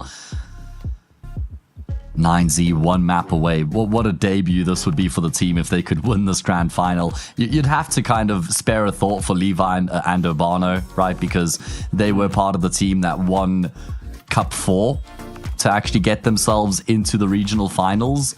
And they got the team so close to Pro League, right? And they won't be able to reap the reward of that hard work. So certainly worth sparing a thought for them if they do qualify for Pro League. Yeah, but CS is a brutal esport, isn't it? I mean, you can be dropped and forgotten in a day, it feels like, right? Well, I'm trying not to forget them a little bit, you know? Exactly. That's what I'm saying. But like, you know, you can be retired on the Monday and forgotten on the Tuesday. Like it can be like that sometimes. Things move quickly. Yeah, it's true. They do. And for Levy and Urbano, I do feel for them because they came into 9Z what felt like a situation where there wasn't really many positives for them. I mean, Urbano and Levy were part of, funnily enough, that ex-W7M team, and they were on a couple of W7M rosters in days gone by. And it felt like they were a bit of a stopgap choice. Because when 9Z picked them up, it was like, wait, these guys are kind of... They haven't really been doing anything special when they were on W7M. Why have 9Z gone this direction? And unfortunately, it looks like it did pan out that way in the end. It did look like it was kind of a stopgap choice to try and keep them relevant for a bit. When they joined, they had no LAN experience whatsoever. I think Urbano had played one local LAN in South America. They tried to spam local South American LANs to get them some experience once they qualified for the Thunderpick World Championship. They actually did okay at Thunderpick in their first international LAN. If they didn't embarrass themselves, they got one decent win against OG. So, yeah, it's, as you say, got a feel for them. But without a doubt, as you kind of touched on earlier, in time... Without a doubt for me, this 9Z will become one of the strongest they've ever had. I feel like there's just always been question marks around 9Z, whether it's just like one player or their role, or whether it's maybe the AWPA, you know, Martinez was very hit and miss, or hit or miss. I feel like there's just always been like at least one question mark around 9Z. I think that this could be the team that transcends that level, where every player is the best suited player to have in that position. It'll be very interesting to see how this team develops over the next 6 months. I think that they could follow sort of a similar trajectory to a Pain or an Imperial even. I think an Imperial is a tough one to call because they are involved, Imperial, right, in a lot of big events, and they do play a lot of teams at the Tier 2 South American level and some international teams as well. But it's a stat that for those of you in chat right now who are looking to do your pick'ems, be cognizant of the fact that if you're picking Imperial, they've only beaten 3 EU teams in the entirety of 2025 internationally, right? And they don't even win everything in South America. So I think for 9Z, they're going to be looking at where Imperial are, where, as you say, where even Pain are, looking at their former player DGT and saying, maybe that's where we can be, a little bit below Pain, in between Pain and Imperial, and trying to be relevant again in this era of CS. But we're underway on Inferno now, and a very quick start from BSD and Nekiz. 1 HP on BSD off the rip, but Nekiz has done a great job. 2 quick kills into a middle. Apologies for the slight delay in getting this one started. Apologies for the yap. But now we can yap about what's on your screen instead. Yeah, big moment here for Luchov going around the corner. Yeki's on the opposite side, and Neki's will hold it down. Thought he was the one to hit the final tap. It's actually SHZ, doesn't matter. Gaimin Gladiators, what a way to open up on Inferno. That seemed very discombobulated for 9Z as well, that split. They all kind of peaked at different timings. I understand the split is it's meant to look like that sometimes, but the first kills that come through for Nekiz seems like it cancelled their plan immediately. That's why I just like the initiative being taken by Gaimin Gladiators, not sitting back on the back foot, letting 9Z come to them, but instead taking the fight to their opponents. Works the trick. Of course, it's also Gaimin Gladiators who had the choice of sides coming into this 4th map. Defensive half is where they begin proceedings as they open up with that pistol. And now should be able to follow that up with a pretty easy anti-eco, you would imagine. No investment at all for the T side coming into this round. Yeah, a plant would be a minor miracle for 9Z. As a Brit, saying 9Z, I always think about it whenever I say it, because, like, clearly they're a South American team. They've always have been. South American organization as well. They would say Z, but me in the UK would say Z every given opportunity. But when it comes to call-outs and team names, we've kind of always said Z, even though it's Z for us. I think it's just the regional thing, like you said, with them being from the Americas. Yeah, like NQZ from Pain as well. Precisely. I'll never say NQZ, and I'm saying SHZ in this game as well. I've caught myself saying SHZ a couple times. It was more yesterday. I think I was saying SHZ against Bestia. I'll just put that. I was going like Shiz, SHZ, and SHZ all for the same player in the same cast. I was just keeping people on their toes more than anything else, making sure that they're concentrating. And what's really funny as well, as we're talking about this, we haven't even seen the comment in chat that's just popped up from CMAC about how casters have different pronunciations for every player. Really amusing that we're just talking about that before you even sent that message. Shout out. Look, it can be difficult to get them all right, especially when they've got certain dialects in South America that maybe would pronounce different names differently. I also used to say shiz, I think, back in the day. But I mean, the better known a player is, the better chances that his name gets pronounced correctly. So you got to earn that right to passage. Phelps speaking down the passage of Banana will find a kill but can't get out of dodge. Quite a lot of damage done. I mean, Luchov down to 3 health, but a chip damage onto Hasso Peak as well. So Gaimin Gladiators, despite the fact it's a 4v4, have got a health advantage and now a man advantage as well. oh, look at Jota. Look at him go. MP9 only needs 1 bullet on Luchov, but Max did find Nekiz. I think this pathing is pretty good, though. The thing is, Luchov is going to watch it. He is going to look for it, thankfully, though. But Jota's case, he does manage to grab the kill first, and now, with the bomb down, 2v3 might be difficult to hold on to, but it is Inferno. We always say it. We sound like a broken record whenever it's Inferno. You know, retakes are not easy. There is some util, actually a second incendiary available on BSD. And Hasso Peak, oh my goodness, almost burns down to 0. I think they've seen where both these players are residing from. He's forced to peek into the open. He'll go down. Now they know where Max is. Jota will clean him up in the end. Good retake. Yeah, solid retake there. Everything going according to plan. A really well-placed incendiary there. Just forces the Hasso Peak all the way out into the open. And it's just too chaotic. 9Z kind of tripping over one another in the back in the corner of the site there. Good retake. Gaimin Gladiators showing some grit and tenacity.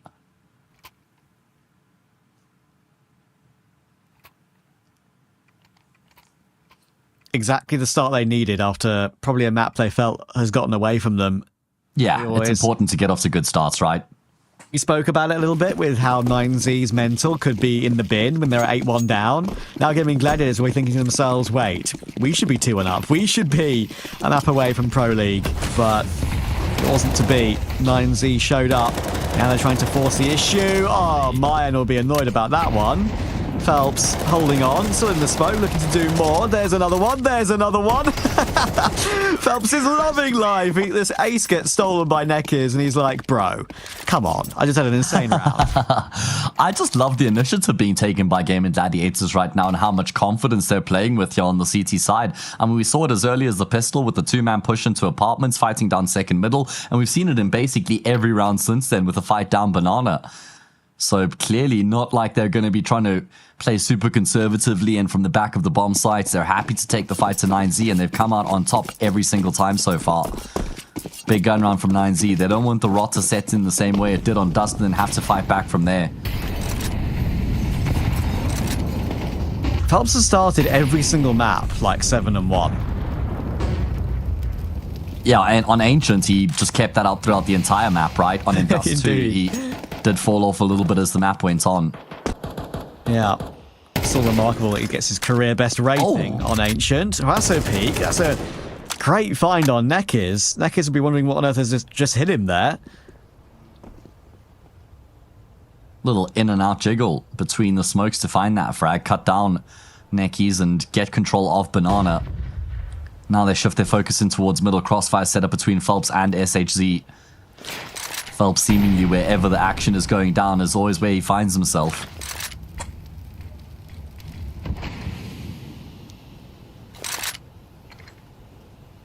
Phelps is ready.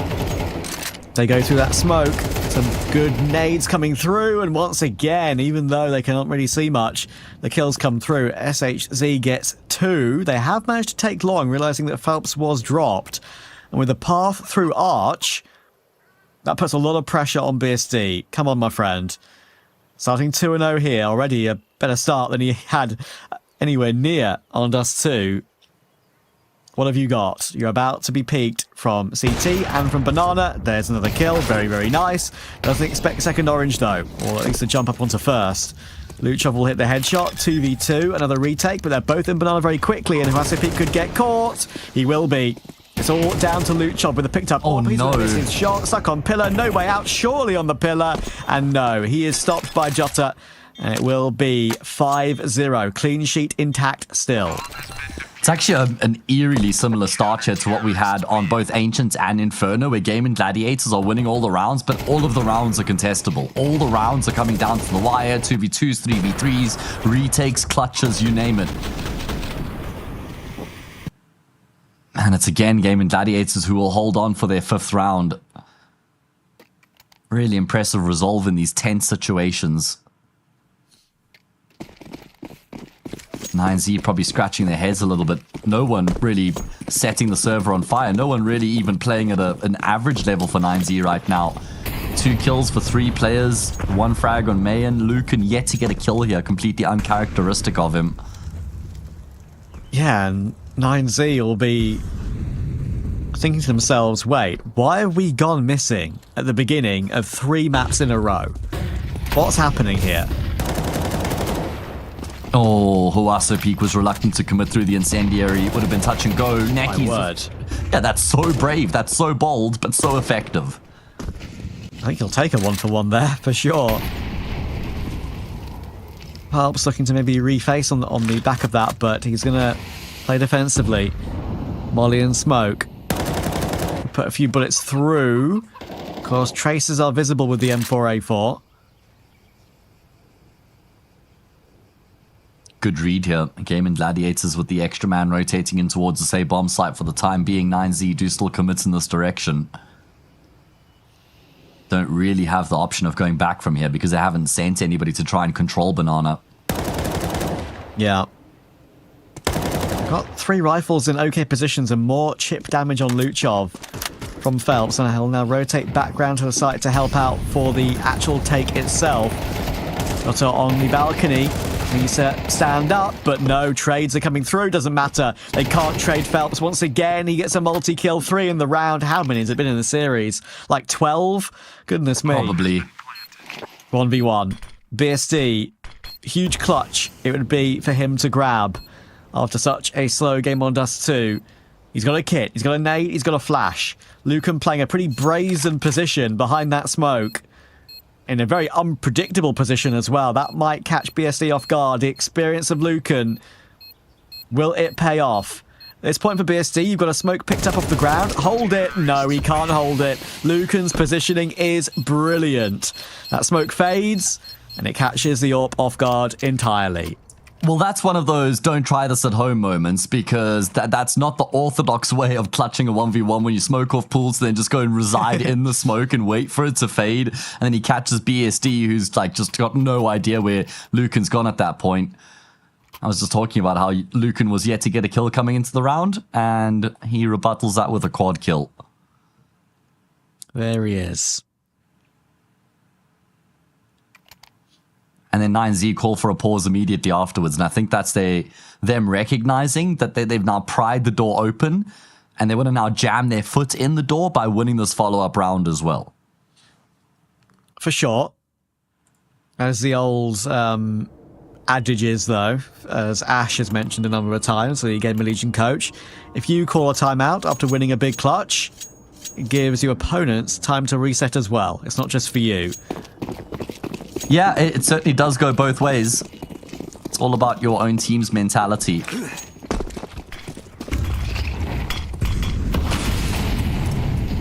Here we go. Game alive. 9Z with a round on the board, got to be more where that came from. And again, it looks like Phelps is going to go back to the good old faithful fights in towards Banana 9s. He should be expecting this, though. They should be anticipating this. And they will find that kill. Luchov so close to death, though, but he does live for now. Oh, a lot of them getting a lot of damage taken with all the nades coming back and forth. 47, 53, and 4. And it looks like Gaimin Gladiators are going to try and stand and fight for more. And why not when you're a man down? Try and just find the recovery kill. Smoke will come in toward the apps. SHZ still playing around the car at the moment. The rotation will come through.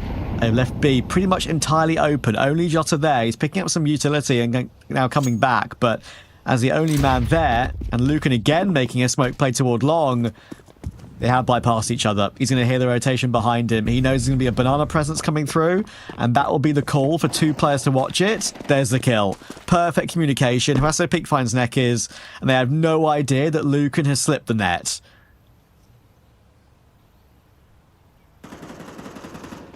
Yeah, he's in a really good position now. Just SHC in towards Pit, who's got the world on his shoulders. He's got 5 players charging in his direction. Will mow down 2.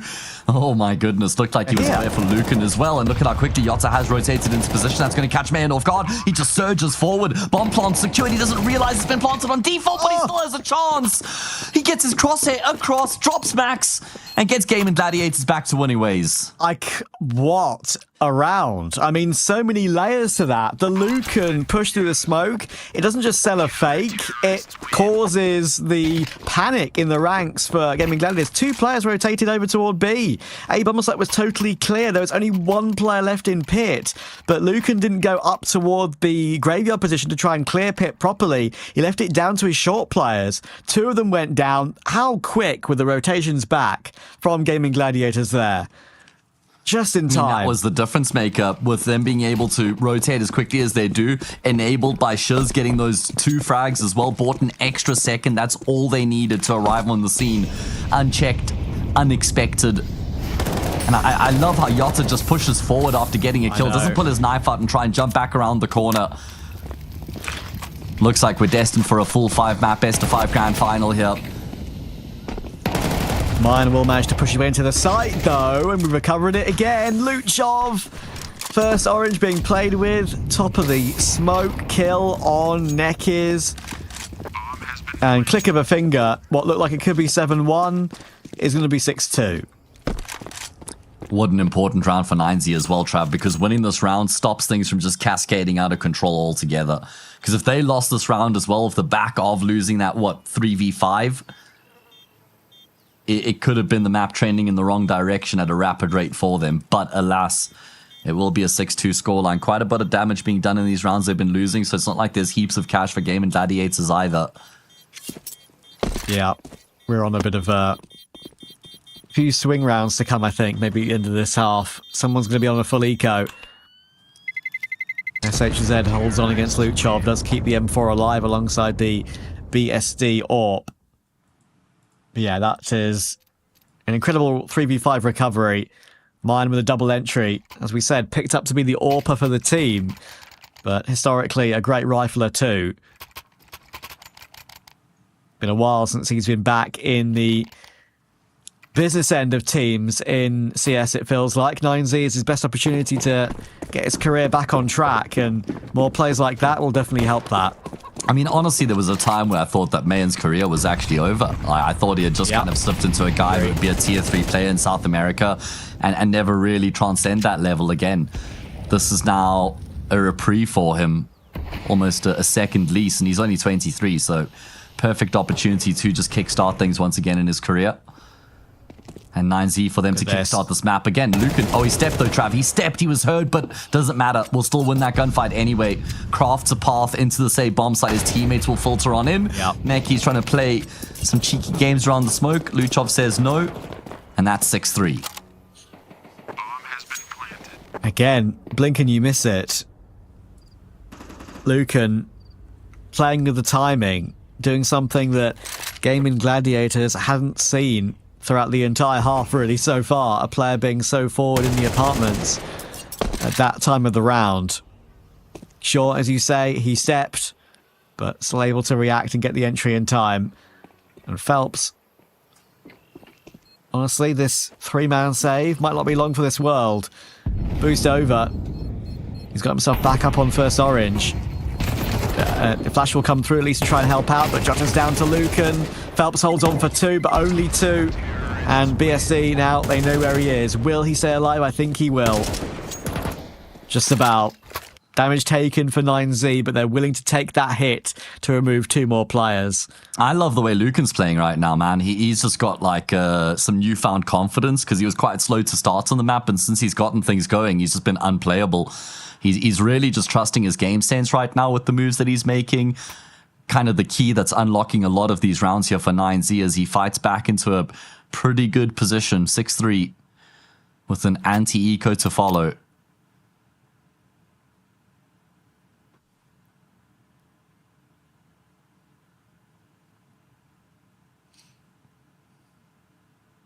And we have a competitive first half, it feels like, for the first time in the entire game. Yeah, true. 11-1, 11-1 into 8-4. Let's see what we get here. What we're going to get in this round, round number 10, is a force buy from Gaimin Gladiators. I thought this certainly would have been the eco. 2 counts of round loss bonus behind them. They would have had a full buy in the next, but they don't really want to let go of the game just yet and give 9Z a freebie. They want to try and keep up the contest. Oh, okay. Double oof. Play the Roblox and Minecraft sound effects. Those are going to hurt.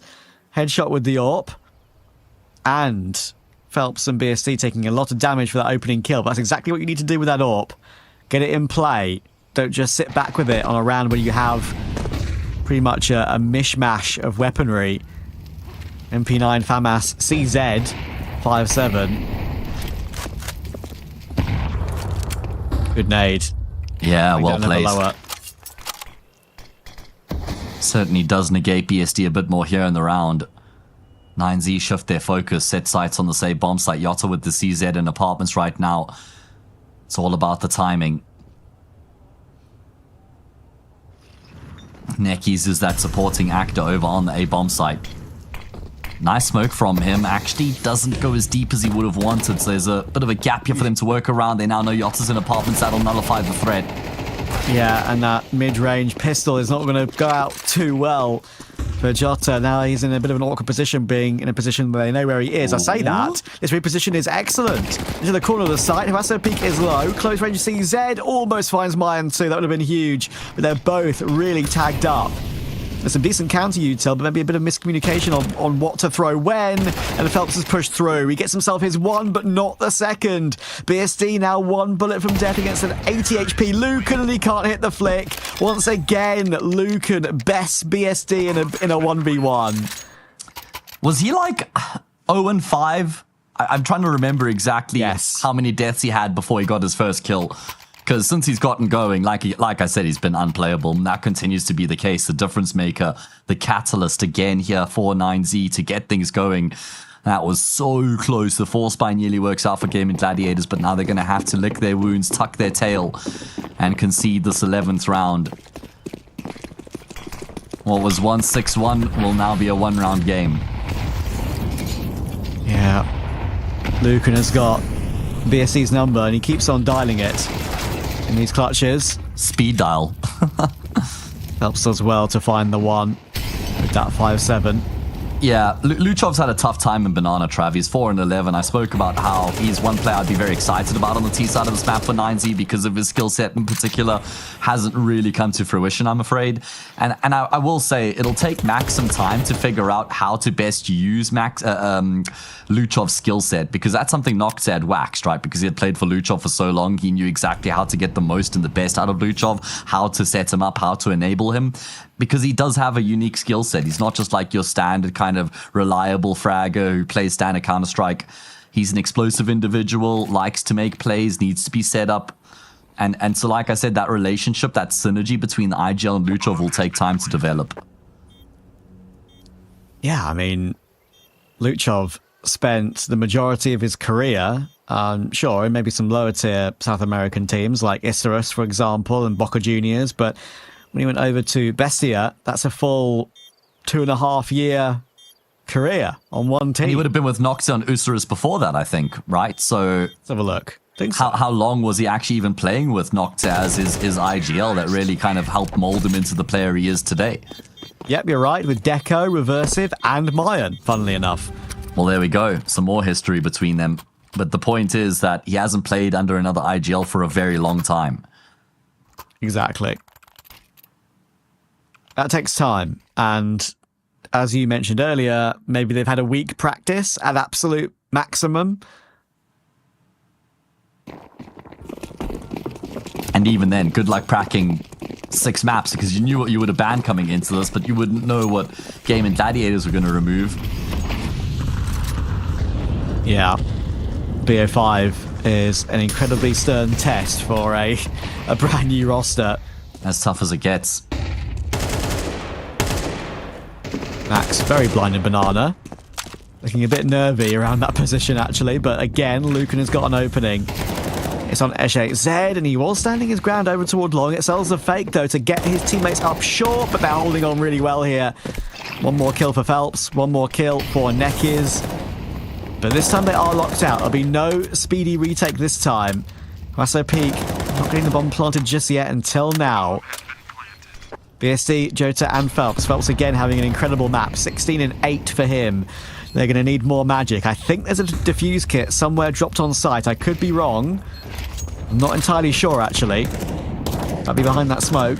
But either way, even if there is or isn't, they need to get a hurry up. And they're not going to be able to hurry up if Mayan and Hasapik do more work like that. 2 quick-fire headshots from Mayan, and we have an even half. Gaimin Gladiators need to win half number 2 if they're to stay alive in this BO5.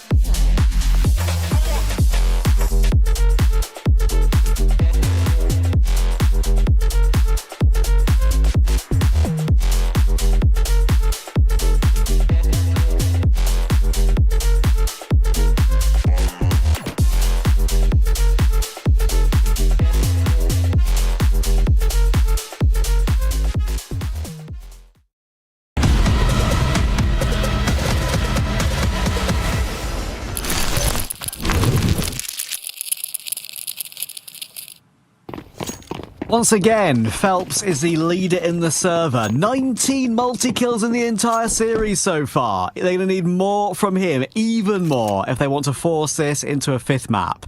19 across 3.5 maps. That is an incredible return from Phelps, especially considering he only got 1 on map 1, so it's 18 multi-kills in 2.5 since train. And it still might not be enough. I mean, it was Gaimin Gladiators in complete control, up 6-1. It's now 6-all. Second half pistol round underway. Huasopi can have to backpedal. And he's got some support from in with the Julies. A little bit of a shimmy there to jump off the balcony over the railing. A bait and switch with those dualies of Mayan, and he will drop down into pit now with a 3v3 only, actually, as BSC is tapping down players elsewhere. All alone. He's kind of cleared out B. Neckies. 3 kills. And Nekis is still waiting for the rotation. That's insane. Wait, they got to be wondering where Mayan's gone, because they knew that he was on top of the roof. Nekis is going to get that information now. This should be unwinnable for the Argentine. As they just triangulate into his position, double peek. I mean, just nothing on offer. BSD playing it to perfection by not giving him a fight there into middle either. Running out of ammo, and he will run out of health as well. Gaimin Gladiators regain the lead. We don't see as much of it as we probably deserve to see, but that might be BSD's most important round of the entire game. To find 3 kills, clear out B all by himself. That's what caused the rotation and won the round ultimately. Yeah, great job. And the fact that he doesn't get traded by Luchov is actually criminal, because Luchov was that extra man that would have been unexpected. I think he even got the jump on BSD based on what I saw from the minimap. So Luchov's tough times in the server continue. Max not having a great return either. Going to be a force buy in the follow-up here from 9Z.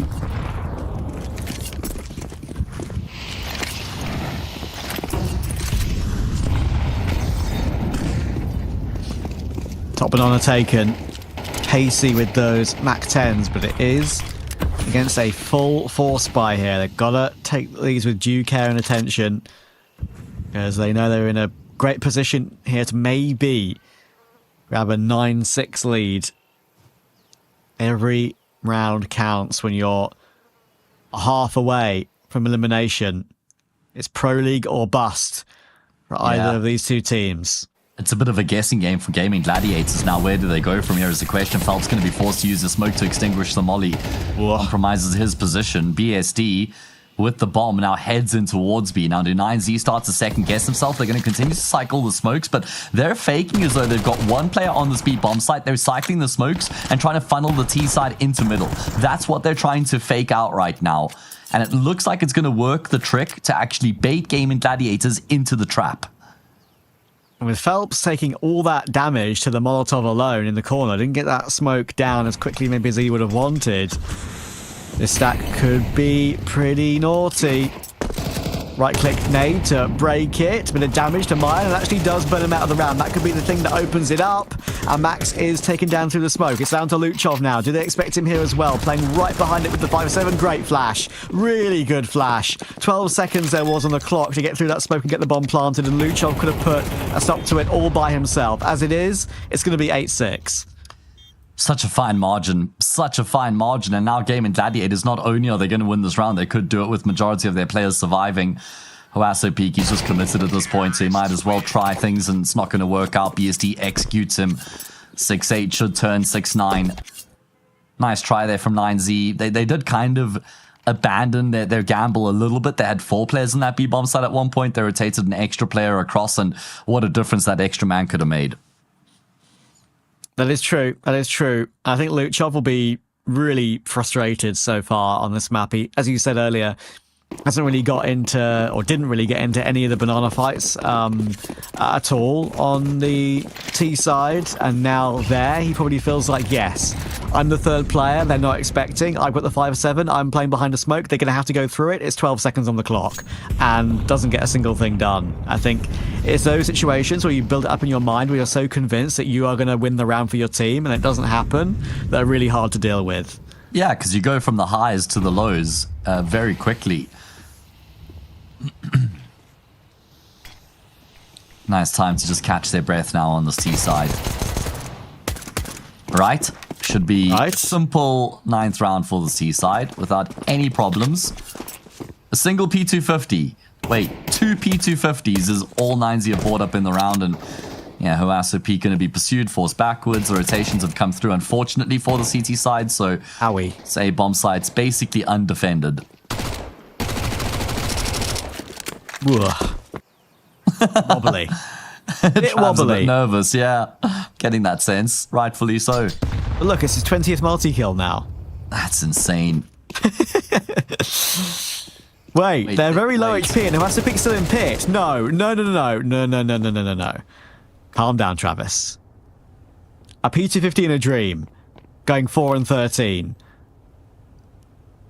I mean, even at this point, damage would be welcomed. You can easily get one more kill here. Like, play aggressive exits for sure when you're buying this run anyway.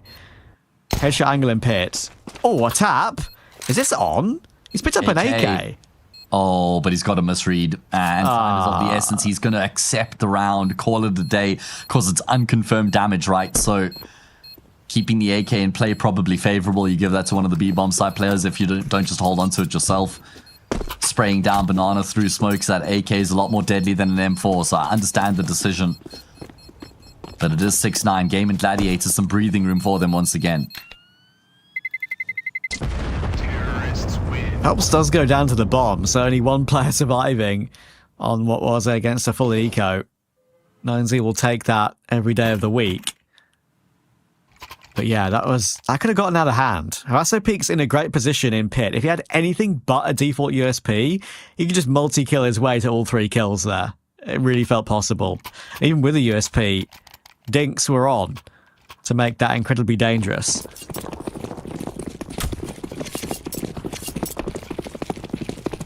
They get away with it. Sigh of relief. Gun round. They do, now. but they do take damage in the process of winning that round, which could cost them if they lose this one here. So some potential consequences that could loom, but it's BSD who will draw first blood on Luchov again. Is tough times continue. Feeling like me right now, just like me for real.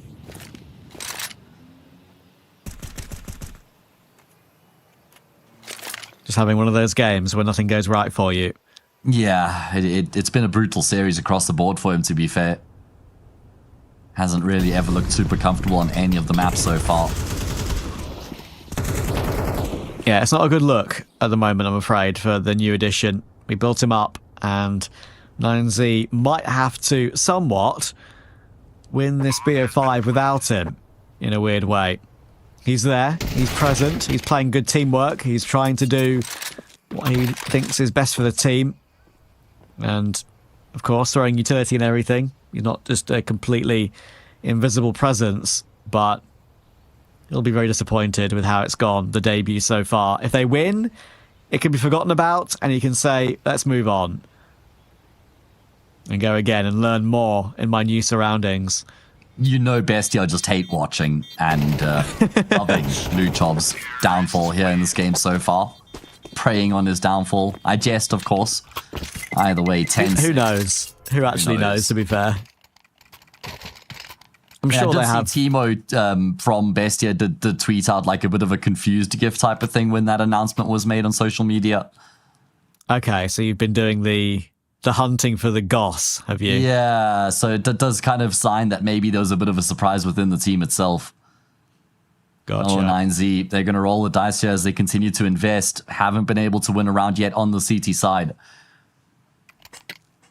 And if it doesn't happen here, then it feels like map 5 is inevitable at that point. Imagine, Trav, Overpass to separate these two teams. My favorite map? Rewards, yeah, mine too. And a map that heavily rewards good teamwork, which you don't expect from a team that have just recently formed. I know. It's, as I said earlier, while you may have ground out the map to win 2-1, and have your chance to see one map away, you do know that it's not comfortable. 2-1, and you get taken back into a BO5 final, into a 5th map. The pressure is on completely, and the team making the comeback maybe won't feel it as much for a split second at the beginning of the game, and their momentum will continue. Weird buy as well here for 9Z. Full investment, MP9, 2 for masses. Oh my, Finally, well, Luchov. yeah, that MP9 will find success, but look at how much damage has been done. All three on the players on the speed bomb site walking wounded. And Gaimin Gladiators have spotted out the fact that there are 3 players over on that side of the map, so they're very quickly going to look to pivot in towards A. As does Mayan, however. Good read out of the AWP. Might arrive just in time. I think he is here in time. He might get caught from apps, and actually it won't be him to get caught from apps, it'll be Lucan. Thankfully Mine does trade it, and Hoasso Peak is ready. You need to make sure they don't let a site go here, because if they do, and a retake has to be made with 2 players who are sub 20 HP, that's not going to go well. Are we saving in T-apps? I think we are, unfortunately. Yeah.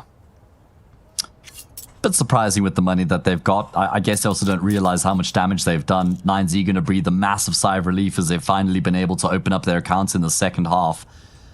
How confident are they to try and go and upgrade some of these weapons? Because there's a couple AKs on the ground. Hoasso Peak will find one of them. Does Luchov want to try and recover the one in towards Sandbags? He's heading in that direction. Oh, it's Max actually, excuse me, on that B bomb site. Not gonna happen. I heard that one too. I'm just wondering, man. Gaimin Gladiators, they were so close to getting the job done on Dust, they weren't able to push the map across the line. Could that be a thematic problem here on Inferno as well? True. Very true. If they lose this round, the money will not look too good, and all of a sudden, could be an even game again. Can 9Z recover on this CT side of Inferno? They're going to need a step up from Luchov. He's looking to duel with a flash. In comes the second. He's got Phelps caught in the corner, but the counter flash is excellent. And his bad luck in Banana continues. It felt like he was set fair for that opening pick. Not the case. And as the dust settles, it's now a man advantage for the T side with so much time to play with here in the round. It's kind of forcing them to make a bit of a play, pushing down middle. But look at this from Shiz. SHZ rather. He actually spotted by Lucan, who's able to at least get out of there. Not sure if Lucan's even gotten a kill in the second half yet, Travi. He had a fantastic performance in the later stages of the first half. Yet to really get going, but maybe this will be the round. It almost feels like it has to be the round. If 9Z loses, I'm calling it, Trav. It's over. And that's lazy from Lucan. Oh, What and a is big that? miss shot there from Mayan as well. What have I just watched? What have I actually just watched? Why is Uses he... on the autopilot, maybe? He just chucked the smoke into a brick that bounces the smoke upward, peaks wide... Without and, his crosshair even placed in position, just like walked out while looking at the bomb site. and whether that smoke hits the brick and goes up in the air or lands on the ground or not, he's still peeking into the open before it blooms. I don't know what he's just done there. That's complete brain... That's a brain burp, as we call it. Yeah, brain going on holiday, unfortunately, and it's a really costly moment for him to just lose his focus. Oh, and the fact that Mayan missed as well. That is horrid. It was a sitter, right? 11-7, and look at the money or lack thereof here for 9Z as well. Imperative that Hoasso Peak survives here, and then maybe they could eke out a buy afterwards. Still would have 3 counts of round loss bonus behind them, so could see Luchov, Mayan, and Max all investing. And Hoasso Peak, well, it's going to be a bit of a test coming through from Neckies. He's low on health, though. Doesn't matter, headshot anyway. Clinical there is Hoasso Peak. But Gaimin Gladiators now 2 rounds away from forcing Overpass. I had a feeling that this one could go all 5. I don't know, just the way the game was set up, the way that... And it's today, I really do feel... I never felt like Gaimin Gladiators were ever going to sweep this game 3-0. I never thought they were going to win it easily. I thought there was a possibility it could be... Oh, did Lucan time out during his smoke throw? Now, that's a conversation. He's just dropped from the server, and maybe we're criticising him for a lazy move when it was actually him timing out. It makes sense, right? Because like I even said, his crosshair wasn't even towards the left top banana. It was like looking at first origins when he did push out. So that would explain it. Awful timing. Awful timing. But yeah, as I was saying, 9Z, I thought there was a chance either it's a long, drawn-out BO5 that's anyone's game, or it's a 9Z clean sweep 3-0, like we saw earlier from Paravision in the EU final. And I think we're going to get the former.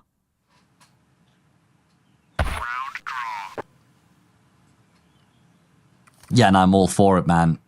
A 5th map to determine which of these two teams go to the grand final. This grand finals had it all. Gets to go through to Pro League. And this best of 5 has had it all. It's been electric so far. Massively one-sided maps, incredibly competitive maps, everything in between.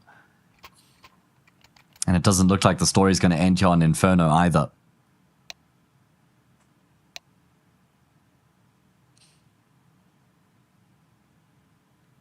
Tech pause cancelled. We move. Can Gaimin Gladiators move themselves into Overpass? Grab the truck outside of T-Spawn. Hop on that truck over to Germany. Long road trip.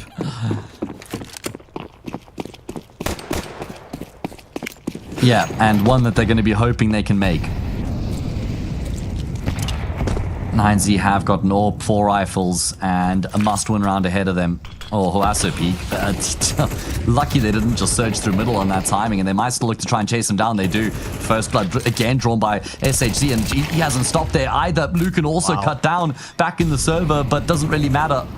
Oh, it's flawless. Only one player left all of a sudden. Can you even believe it? And Max, well, he will have to do the double dip to get the kill on Phelps, but just a frag to try and keep himself alive at this point. 12-7, the imminent scoreline. Luchov got found again, even though both of the two T players are kind of running together through Arch, somewhat aimlessly, knowing they'd already won the round. Oh, Luchov.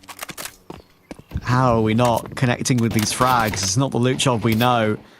Max somehow alive. A few bullets whiz past his ear on 12 HP.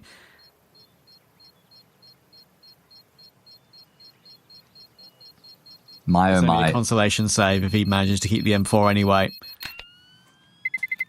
Well, I mean, think about how dominant this map could have been if 9Z didn't have that sort of resurgence in the first half. They were down 6-1. They made it 6-all. And now they've lost almost all these rounds in the second half. It was 6-all into 12-7. So they've won 1 out of 6 here.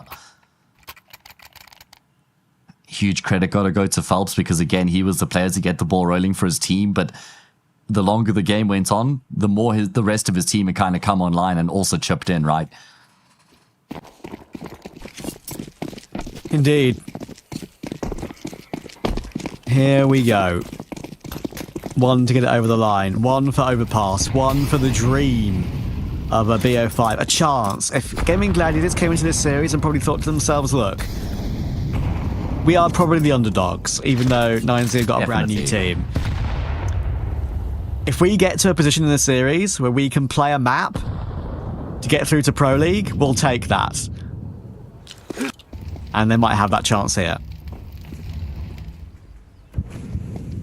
Yeah, you completely close the gap at that point once you're forced into a 5th map in a best of 5 grand final with a spot at Pro League up for grabs. You've leveled it out completely with it being such a momentous occasion. And BSD, what a fantastic improvement it's been out of him here between Dust 2 and Inferno. Again, another opening kill for Gaimin Gladiators, one that goes untraded. They get past that flashbang, get the kill back on Luke, and full bomb site control afforded to them. Hoasso Peak will be able to get the kill on the Lurker, but Max goes down straight afterwards. Man advantage restored, and a great chance to finish off the job here and now. Hoasso Peak needed that one, but even though the AWP misses, it's going to have control of top banana still. Kit on Mayan. 1 flash, which could be critically important to some sort of retake. But it's all just a scramble for 9Z. And maybe their brains are going to be in a scramble as well after this map. They're going to be having to play a BO5 5th map. Gaimin Gladiators recover once again. The quality shines through. Add another multi-kill to the Phelps tally. He ends on 24 and 14. That must be 21 or 22 for the entire series. The man is on a mission to go back to LAN and go back to ESL Pro League, and they have 1 map to make it happen. And we go to Gaimin Gladiators, second most played map in Overpass as well. So they're going to be very confident going into this fifth and final map to try and finish off the job from here. We saw them with a really impressive performance against Bestie on this map yesterday, right? They had, what, I think like a 10-2 half on their CT side. That'll certainly boost their confidence. As for 9Z, a lot left to be desired here on Inferno. They would have been hoping to finish off the job here and now on this fourth map, but instead it will be Overpass to determine which of these two teams will qualify for Pro League next year. I think the risk, the gamble of only playing your first official in a big grand final in what is a BO5, it's actually, when we discussed it at the very beginning of the series, it's become very evident that we were kind of right. Like, their T-size don't seem right, their synergy with Luchov in particular on Banana in this particular map of Inferno, it was kind of nowhere. I mean, he was really struggling individually. He struggled individually for the entire series, but there it was incredibly evident. And that's very worrying going into Overpass, which is a very slow, calm and collected T-side map where you need to really be patient to get progress on the T-side. I'm concerned that 9Z could see something which they thought would have been not a guarantee, but something they would be favourites for, slip away from them. Does feel like it's trending in that direction, I'm afraid, and they're going to have to find a way to win this fifth map on a map that they haven't played with this team. Of course, this is just the debut with this 5 group of players for 9Z. 2-all. Game evenly tied right now going into that fifth and final map. Which way will it go? Well, I have no idea. Don't think Trav does either. You'll have to hang around to find out.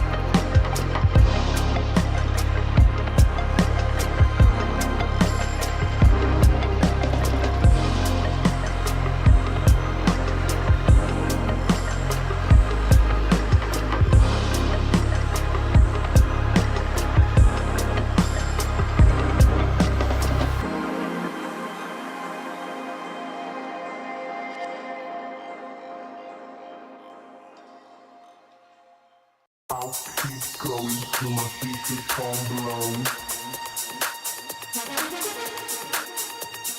I'll keep going till my speakers come blow. I'll keep going till my speakers come blow.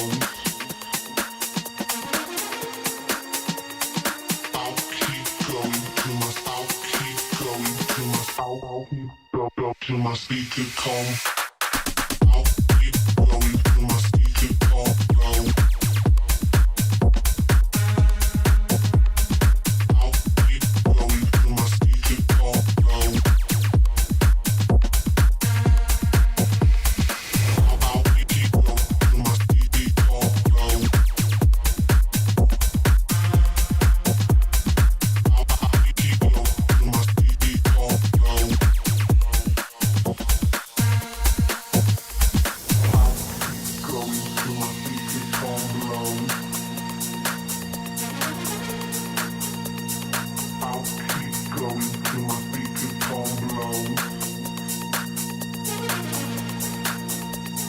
I'll keep going till my speaker come low. Going till my speaker come low. I'll keep going till my speaker come low. I'll keep going till my speaker come low. I'll keep going till my till my speaker come. I'll keep going till my speaker come low. I'll keep going till my speaker come low. I'll keep going till my speaker come low.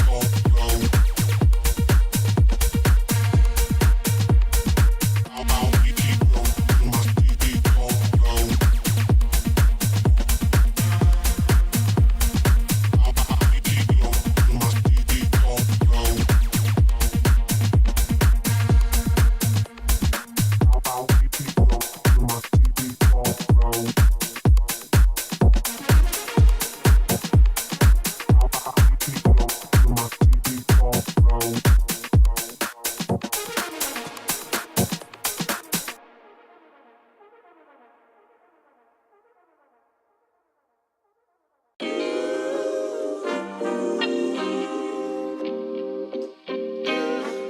Sometimes you gotta pray for a victory. Yeah, I'm overzealous when I'm thinking about the cash flow. I never had no handouts, just came natural. I've been tested so much, all these restless nights, all these different situations that I've been through. I seen pain trying to creep in through the window, but now I'm sliding through the hood in a benzo. You gotta separate yourself just to elevate. I keep some drink in my cup to see through the hate. Sometimes on the road to glory, you gotta press the brakes. I got a lesson plan for all my past mistakes. I swear I'm proud of all my best and my worst days. Proud of all my feet when I touch the ground. Front of ain't it Beijing, man, ain't know the sound. I know I made mistakes, but my mama proud. Fans scream my lyrics out in the background. They ain't know me then, but I'm hot now. They say life's a gamble, you gotta roll the dice. I risked a lot of different things just to live this life. Life down bad, you gotta pay the price. I've been through hell and back just to live this life. They say life's a gamble, you gotta roll the dice. I risked a lot of different things just to live this life. When you down bad, you gotta pay the price. I've been through hell and back just to live this life. I'm faced with a lot of different choices these days. Do a rock and roll Lex account of Blueface. The whole world know my name off a mixtape. I still got the same brother since 6th grade. G-Wagon red seats, we on Biscayne. Trips to the Florida Keys, we imported these. Thanking God for the life he afforded me. All this jewelry on my body, I could light the hood. I need a brown skinned chick just like Megan Good. Holding up every promise that I ever made. Music in the background, it's a serenade. Been rapping 10 years, boy, this ain't a phase. I paid dues, paid rent, and I stayed the same. I had teardrops running down my face. I've been through a lot, I had real pain. But thank God, cause we really on a better days. They say life's a gamble, you gotta roll the dice. I risked a lot of different things just to live this life. Life down bad, you gotta pay the price. I've been through hell and back just to live this life. They say life's a gamble, you gotta roll the dice. I risked a lot of different things just to live this life. When you down bad, you gotta pay the price. I've been through hell and back just to live this life. What's a life without sacrifice? Sometimes you gotta thank God and just roll the dice. Pacino.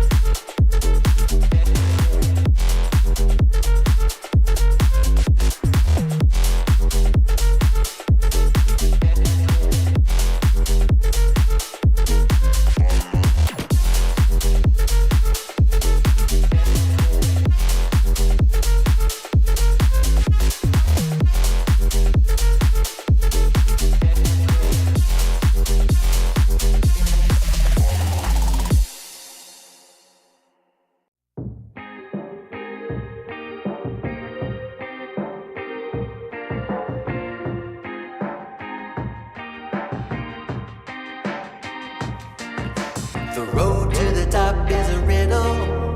What will be my destiny? Money and fame are awaiting, but not enough is raining on me. Maybe I should give it all up. How much more can I take? Out here singing to the heavens. When I gonna get my break? I can run this town. Oh, I can run this town. Oh, I can run this town. Oh, I can run this town. How will I get out of the jungle? Everybody wanna stop me. 10 more steps up the mountain. Now everybody's looking for me. Spend my life in the desert till something changed inside of me. Now I'm flying over oceans. Everybody looking at me. I can run this town. Oh,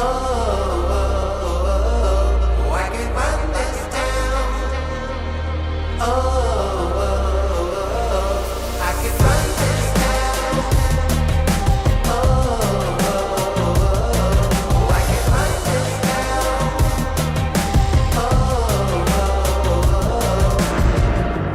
Full power, get louder.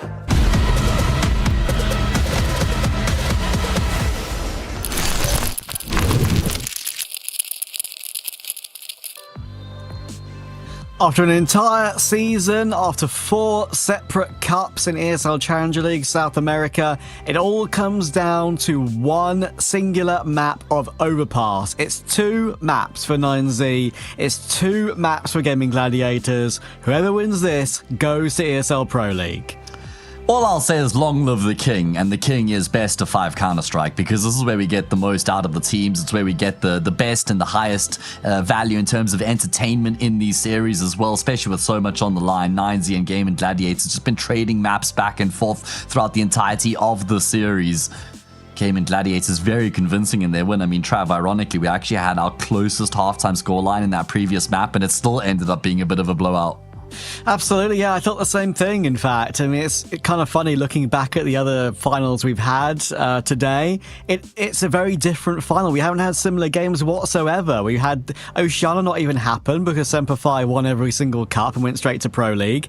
The Lin Vision versus Rare Atom game went to all of the rounds on every single map 6 hours and beyond. Went 5 to 6, over 6 hours. Absolutely unbelievable with how many rounds were played there. I think 147 rounds in total, if I remember correctly from my calculation earlier. Absolutely ridiculous. And here, we've had a kind of, again, a 4-5 mapper, but a very different 4-5 mapper. And this is one of the most important knife rounds that some of these players will have probably ever played in their career. And we know what's going to happen here to Luca, and he's done for. Gaimin Gladiators, the starting CT side. I was going to say that exact same thing as well. Starting CT side Overpass going to be a big boost for Gaimin Gladiators, who have got the momentum behind them coming into this 5th and final map. We saw they had a really solid CT side yesterday against Bestia, right? There was it 10-2, Trav, if memory serves. It was one-sided.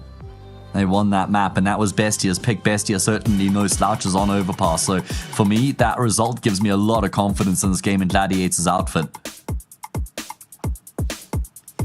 And if I remember, in particular, their B bomb site was next to impenetrable. So let's see if 9Z will have better fortunes than Bestia. And their T side has been frail. In fact, it's fair to say 9Z in general, with their new team debuting tonight, has been frail. And there are obvious things to exploit. Can GG make the GG happen in their favour? We're underway. It's what we expected, right? Challenging T sides here for 9Z with the lack of time that they've had to work together. Very interesting pathing. They're doing the full around the world. Jayota with the single bullet fired will find an instant headshot. There's more where that came from. BSD lets his Julies loose as well. 2 fantastic kills coming through from him. Max will get completely overwhelmed. Oh my goodness. Not even a single kill in the round here for the T side. It's only Lucan left. And he was the player who was kind of relying on his teammates to find success with their pathing to join up with him later in the round. But they all die. With only 12 HP of damage done. 2 pairs of dualies, get 2 kills apiece. 1 kill for each dualie.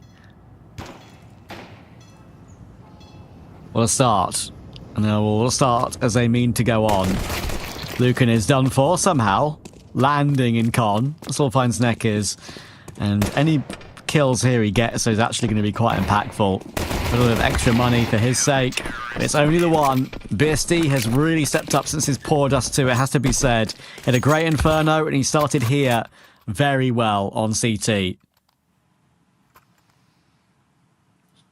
Yeah, true. He's gotten better and better since Dust 2, which is just really impressive for a player who's the least experienced guy on the server. The fact that he's been able to actually remedy his performance here in the middle of the series is not what you would expect from I want to say rookie at this level, with there being this much on the line. Biggest game of his career so far. And he's got a chance here on CT side Overpass to really put 9Z in a tough position. I feel like 9Z had to win that pistol with this being such a volatile T side, such a difficult T side. With them having the lack of reps and experience, pistol round would have gone a long way for them. Becomes the one flash they had, but I think you said holds on well, and Lucan team kills Mayan by accident as well. Oh, that's another one of those where that gives him probably less utility in the gun round. An annoying factor of it. I'll swing in, clean up. Phelps makes it another one to add to the tally. Not an impressive one, but they all count. It's a multi-kill. Yeah, he's been fragging out of control. And the one consistent factor for Phelps has been very strong starts across the board in all the maps played so far. Every single map, Phelps has gotten to like 10 kills in the first 5 or 6 rounds. Yeah, if you look at the numbers overall for the series, I mean, a pretty generational performance from Phelps, actually, in the entire BO5 so far. In 4 maps, 1.39 rating, over 105 ADR for the entire series. That's an incredible keep-up of form over such a long match. And it's so cool to see out of the name of Phelps, right? It's so cool to see him kind of maybe taking a bit of a step down by playing with this group of players and finding as much success as he has. Yotta, though, boosted up on top of the sandbags, will lose his head to Lucan. So first blood drawn by 9Z. That's a great catch from Lucan. Could have easily gotten an opening pick for Gaimin Gladiators. They're going to pull out all the stops, all the gimmicks, aren't they, to try and get this map won. Try and get that spot. One place available. Flashing toward long bathroom, clearing out our 9Z. Bomb now being taken back to Fountain and actually traversing a second player over toward B. I think that flash long bathroom might be a bit of a ruse that they're trying to sell to Gaimin Gladiators. A shot's being made as well to sell it even further while that bomb slowly makes its way toward Monster.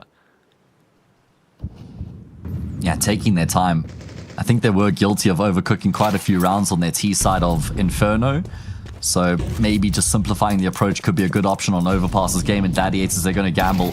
Nice fake being Soldier by Hoasso Peak and Mayan. But they've both gone down. And that'll certainly motivate Gaimin Gladiators to have a look in all of a sudden because they got the man advantage. Again, Phelps with crazy timing, getting both in the back over toward A. SHZ deals with Loot Job, and now Max is so stuck on default, but he's fragged well. He's trying to get out of this position, but not for too much longer, and Lucan can't hold on. Phelps is so damn sharp. 3-0. That's a 5 versus 4 with the perfect fake to actually draw all the attention away from the B bomb side. Everything goes according to plan, but then both those players faking over on A go down in quick succession, kind of flips the script, and Gaimin Gladiators were then all over that B site. 9Z couldn't get the bomb down and then try and set themselves up in the postmark because of how quick that pressure came through. Love that from Gaimin Gladiators, just all over 9Z like a rash.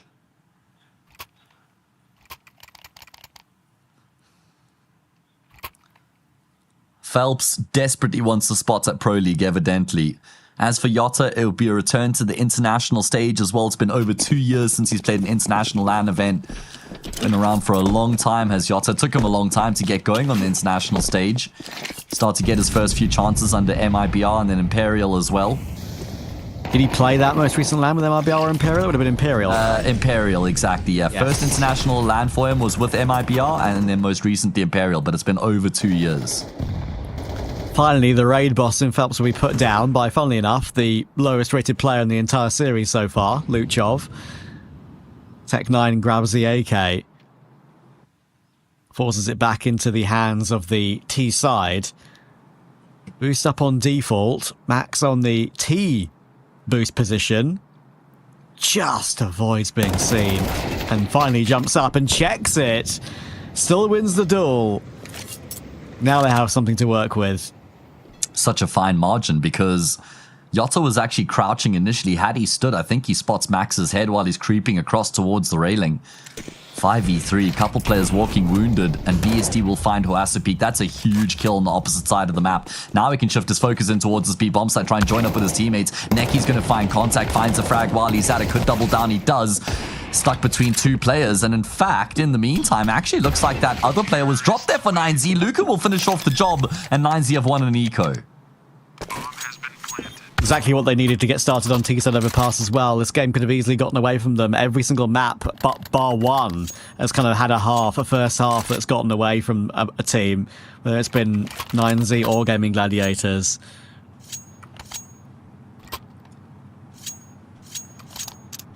And yeah, it could still be the case, obviously, but they've broken the economy early. Run boost for Lucan. Might even feel like he wants to go aggressive shorter monster with that timing.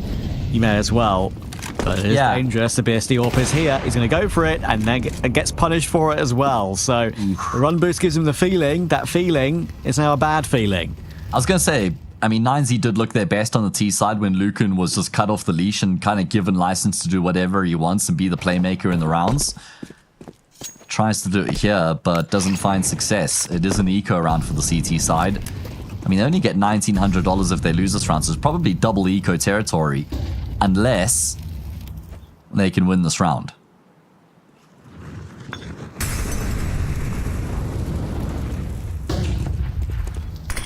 Hobbs is not being cleared from the corner, and that resmoke might not tell the tale that he's there. Because it doesn't really give him much vision at all. Look at the rotations. Hopping and trying to sell a bit of information to Luchov. Smoke will come through to block off the long angle, but Nekis is creeping forward. As you say, they're about to be swarmed by the CT side. Is Phelps going to be checked properly? He is, but doesn't change anything. Instant headshot on Max. Nekis' USP does find one kill over toward Luchov, but Mayan's holding on. A second kill. Problem is, it's the BSD AWP and the SHZ picked up AK in recovery. With 20 seconds to go in the round, this bomb has to go A, and BSD is in position. Mayan pushing forward, bomb on his back, should get taken down, but missed shot, now should get overrun, but still finds a quick scope, a no scope at that. 10 seconds for the plant, and now a tough one for Hoasso Peak. Can he get it down and get his gun drawn? He can. He's looking for SHZ and hits the headshot. Big recovery, and now they're going to start feeling it again. Yeah, much needed round going their way. That comes way too close for comfort there. BSD, I mean, missing that initial shot was a costly one. He still gets at least that one kill. And actually, with the round coming as close as it does, it's going to motivate Gaimin Gladiators to go all in here. I think they were initially kind of planning for a double save, but they're thinking, okay, if we can win this round here, then 9-0 into eco territory. It's a big risk early on from Gaimin Gladiators. Oh, and it looks like 9Z are just going to go all out in towards this B site. Util raining in over the top of Monster Tunnel. Currently only 2 players here. Oh, playing inside the smoke is often the play, but it's going to be blown open. He's going to be exposed, and Hoasso Peak owns him. Bit of team damage in play there as a lineup comes through, but it doesn't matter. They still got to have the advantage. Nekis might have to play aggressive, and he is doing so. BSD has the one kit, and that kill will get them back into the round. Bomb is nowhere near planted yet. It's actually in an awkwardly dropped position on the bridge. And they're all kind of just playing to hold for those rotations right now. 9Z. The boost will come through towards CT. Does more damage onto that T side. The bomb will finally be planted, but that's the cue to go. And Phelps, Max runs out of bullets, putting the pressure on. Phelps now out of bullets himself, but still putting the pressure on with the USP and still finds mine in the smoke. Lucan has to hold on. Out of nowhere, 1v2, low on health, still finds BSD, and Nekis is 3 HP, and Lucan finds it. How has he found it? That I'll never know. Oh, monumental clutches here for 9Z to hold on in these tense rounds and these tense moments. It looked so good for Gaimin Gladiators on the retake down to the 3v1. USP through the smoke, even gets a kill. Lucan was trapped in. Monster had to stand and fight, and he comes out on top of his fights. Such an important round. 9Z finally can catch their breath, breathe a sigh of relief, as I was going to say, they've earned an anti-eco, but Trav, this is best of 5 fifth map Counter-Strike as Gaimin Gladiators. They're playing the situation by persisting stubbornly with these force buys. Oh, it's so dangerous, isn't it? I mean, they've already lost 3 rounds on 9Z's T side due to the brawl that has they've succumbed to. And if this one goes awry and they're going to eventually go for a full eco or something when more money is built up on 9Z, they could be losing the half at that rate. Yeah, I mean, they could be down 3-5 before they get a gun round going if a force buy doesn't eventually connect for them. It's a bit of like a sunken cost fallacy for them because they force bought in the previous round and they're thinking, well, we were so close there again. They again have no money. Might as well persist with these forces. If we can win this one, then it makes up for losing the previous. It's a dangerous school of thought, though, chasing your losses. This is all by design. Luchov making a lot of noise to try and draw Yotta through the smoke, but he doesn't path towards the stairs. Instead goes towards the ladder. This is smart. This could catch them completely off guard. Lucan's knife out. There we go. And a smoke as well will actually separate Mayan from his position. Should keep him alive. And his presence there is going to be very annoying. Max is looking for him, but even though he knows where he is, they can't really remove him. And the most frustrating part is they've got to go back to try and get the bomb eventually, but SHZ will be found out in the meantime to bring it back into a 4v4. Phelps the man to make a move. Get a kill back, but can't double down. Doesn't quickly enough notice Mayan in that position, but he knows he's dinked up Mayan. That makes Yotta interested, licks his lips, and pursues Mayan. And look at BSD coming toward Long as well to try and pinch him as a duo. There we go. That's an upgrade available. And the bomb in a very awkward position still. Max is able to look for it, but Jota's close, runs him down. The forces are working. Finally, they've got one over the line, it seems. Luchov, 22 HP. Now they know where he is. And sure, it's worked out for Gaimin Gladiators. They have got control of this one now. Finally, with these persistent buys. And actually, they could be gearing up to kill Luchov after time here. 1 second. Time over. Round over. They're looking for him. This could be awkward for Luchov. He goes down. 450 in the bank. And suddenly, switch flipped. It completely changes the dynamic, right? The script is now flipped, like you say. Switch script doesn't matter. It's in the opposite direction. Gaimin Gladiators will get a lead, and it's probably, I mean, is it now force buy territory for 9Z? Do they keep up with that pattern as well? It looks like they want to. We've descended into anarchy and chaos, and now it's all about which team can keep their composure. I mean, that previous round would always require some sort of ridiculousness to help Gaimin Gladiators, and it was Yotta who makes the play, right? Phasing through that smoke, catching the first player off guard, hanging around in the backlines, enabling Phelps to come through from long, enabling BSD as well. So many layers to that round, all connect for Gaimin Gladiators, and now, well, they're in a position where they're in control, right? They've got the game in their hands once again. I do think, even though it feels rough for 9Z right now, firstly, 3 rounds on T-side early is not too bad. Secondly, I think they prefer this brawly CS, force buy on force buy, than long, drawn-out T-side. True. Rounds. Yeah. Their current form in the game, I think they take this sort of style of map in the 5th map here every day of the week. I completely agree with you, because if it does rather reduce down to like slow, methodical, team-based Counter-Strike, you would imagine Gaimin Gladiators would have an edge in that regard. So I think you're onto something.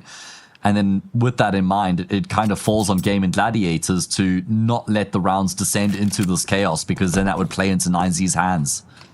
So this option here, a good one. Look at how far back they're playing, recognizing that it's either a force buy and eco for 9Z, so map control a lot less important in this round. Yeah, you spawn on A site, for goodness sake. So for once, let's sit back. We've got 4 or 3 AKs, I should say, on the CT side. Let's protect them. Good nade break. But BSD sees 4 players on his screen, doesn't know who to flick at, and he's missing again. Uh-oh. Could get overrun, needs rifling support, gets it from Phelps. The Neckers went down as well, so BSD has to fall back. Doesn't matter, Phelps is here. Phelps is doing absolutely everything. Bro is unkillable. What on earth is that? Quad kill, 13 on the board again, having an incredible start to a map. Well, I think that BSD was basically borderline panic at that point after he misses a couple of shots, especially when the smoke would have been broken open and he just sees like 4 players appear. You could imagine how the comms must have sounded at that point. But you're right, Phelps will be the one to pour cold water all over the round, all over 9Z. And over BSD. Yeah, exactly. And snapping back into reality. Say, don't worry, mate. I got you. 5-3, 2-round gap should be extended to 3. Gaimin Gladiators back in control. Almost had the full ace there, Phelps. I know, and arguably the last kill should have been the easiest. Yeah, just low ammunition, making me a bit nervous. Here comes another big lineup for him. It's another multi. It's only 2 this time.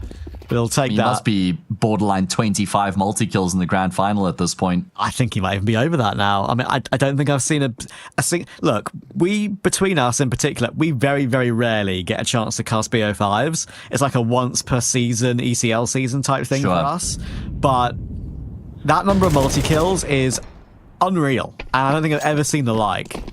Especially because he only got 1 on the first map. So if you take that out of it and you just take the following 4 maps, including this one, it makes it an even crazier stat line. 9Z will be able to bypass SHZ though and get into this B-bomb site undetected. He might start to hear the footsteps soon enough, but he won't be able to do anything to deny the bomb plant. So it's not a bad return for 9Z. A kill and a plant, but certainly nothing more. Certainly. There's that word again. It feels like Phelps, as the burst clock comes into play, it feels like this game in particular, he's realised what's on the line and is like totally locked in. What's kind of funny as well is seeing how well he's played and the numbers he's put down. A lot of his sprays in general haven't exactly been the cleanest in the world, right? They have been a bit shaky on occasion. He has been a little bit wobbly, but he's making it work. And yeah, like just the possibility of international LAN brings out the best in him, clearly. I mean, like you say, hasn't been the cleanest, but he's been very effective. He's only played 28 maps in the past 3 months, and I think that includes the 4 maps prior to this one. So he's not played much Counter-Strike at all lately, so it's so good to see him just performing at this level regardless. Been the best player on the server by some distance. Whether it looks a bit shaky or not, he's getting the results. That's all that he'll care about, that's for sure. Precisely. Counter-Strike is one of the few things in life where it's not about the journey, and it is about the destination. And they're going to be staring at that destination board on Long Bathroom there, of that train line, and thinking, okay, does it say ESL Pro League? Yeah, does it take me straight to Sweden? What time does the train leave? Well, mate, you got to secure your ticket first. This is one of those swing rounds. This is one of those really important rounds for 9Z because it's been a pretty closely contested affair so far here on the 5th map. But if they lose this round, I think the pressure starts to mount exponentially. Flash in. There's 2 players where that came from. And Hoasso peak will drop. Not so sure, but Luchov is making noise in the rotation away. So I think all 3 players toward Bathroom there will know what's going on. It's going to be a B play. SHZ trying to hold on toward Monster, taking damage, playing inside of that smoke, somehow alive. But BSD will hold on again. Jota will finally find Lucan, but SHZ might just be able to hold the line here, but he's full blind. Now BSD, you have to step up. You have to hit these shots. He gets 1, he flicks for the second. Brilliant work, but Lucan transfers onto 2. Phelps coming in from short very, very quickly. Might not be expected, but Lucan's going searching, and he gets the duel 1. It's Lucan again. The Heimlich for 9Z. Yeah, he's just saved them again with another clutch on the B-bomb side. Is that another 1v3? Ridiculous effort out of Lucan. I mean, how quickly does he get that second kill? Snaps across and snaps that head right off. That should have been the trade. And then the confidence with sub 20 seconds left on the clock to fake the bomb plant and then go back and sweep for Phelps. Almost certainly catches Phelps off guard with that push through short into the B bomb site, or into construction rather. 6-4. Overpass, the gift that continues to give. If you win this round 9Z, 6-all ripe for the taking. If you lose this round 9Z, it's probably 8-4. I can't tell you how big an impact that clutch from Lucan could and should be making. That could have easily been, we know how rounds have snowballed in this game so far, that could have been a 9-3 half. Absolutely the case.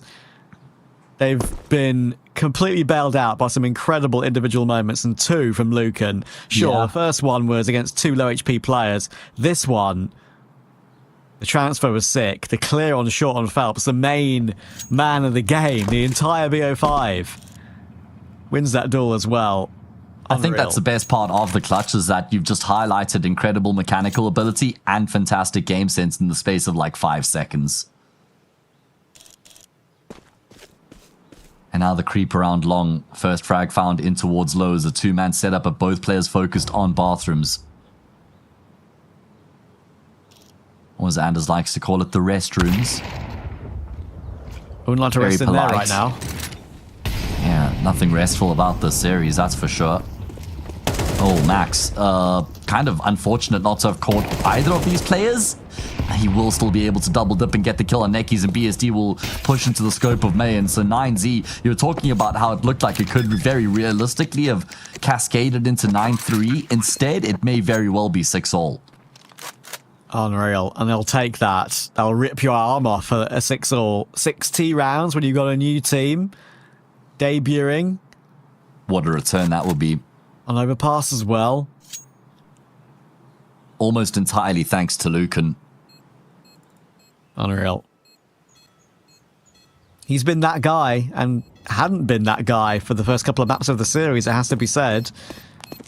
He, in the Levy Urbano roster, he was kind of doing a lot of the heavy lifting on a number of occasions for this 9Z roster, but the changes 9Z have made, they are to make more progress internationally again. They've kind of been out of the game in big lands. They've had a couple of results, but haven't really made a deep run ever since that IEM Dallas a year ago. Yeah. These are some big and exciting upgrades. I'm just having a look at the kill disparity between the two teams. The top 3 fraggers for Gaimin Gladiators have got, what, 38 kills between Phelps, Yotta, and BSD. Top 3 fraggers for 9Z. 13-5 makes 18. 23 kills compared to 38 on the top 3 fraggers for each team, and it's a one-round game. What a picture that paints. Good nade toward Monster. Lucan tagged up, but SHZ jumps at him. Oh no. Another kill for Lucan. And looking like... Oh, Jota trying to push through, even taking damage to Lucan as well. Almost down. There's 2 more players where that came No from, way. boys. If you win a duel there, then they're just disconnected from the server. That's the only way you win those. Oh my goodness. Yeah. Matt, I think what's crazy as well for Lucan playing so well is, like, we're having the conversation the other day about what is the best Argentinian player we have. I mean, is it Thomasine? Is it Lucan? Is it Mayan? We've had a discussion about all 3. Well, if we're talking riflers, then we can't keep Mayan in the conversation anymore, because if we're talking player, then Try has to be up there, right? Exactly. But yeah, Phelps, well, he's had a number of incredible holds in this particular map. That one will not be going his way. Luchov hits a critical headshot. He's had a very, very slow series, Luchov, and it's another pretty poor map from him, but 2 kills will go a long way to helping 9Z get ever closer to ESL Pro League. 6T rounds, is that enough?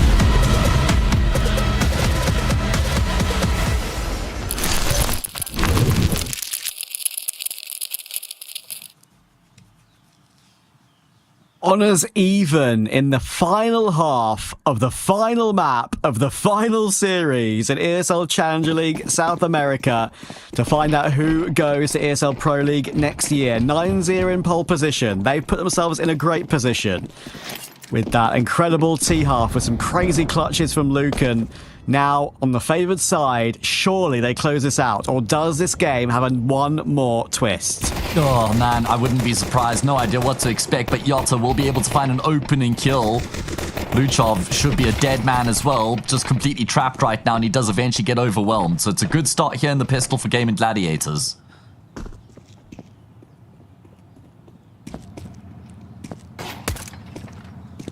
Bit of information for Max, and sees Jota on long with the low HP, of course. One bullet anywhere. Tickle in the toe would take him down. Just spotting for him. Why?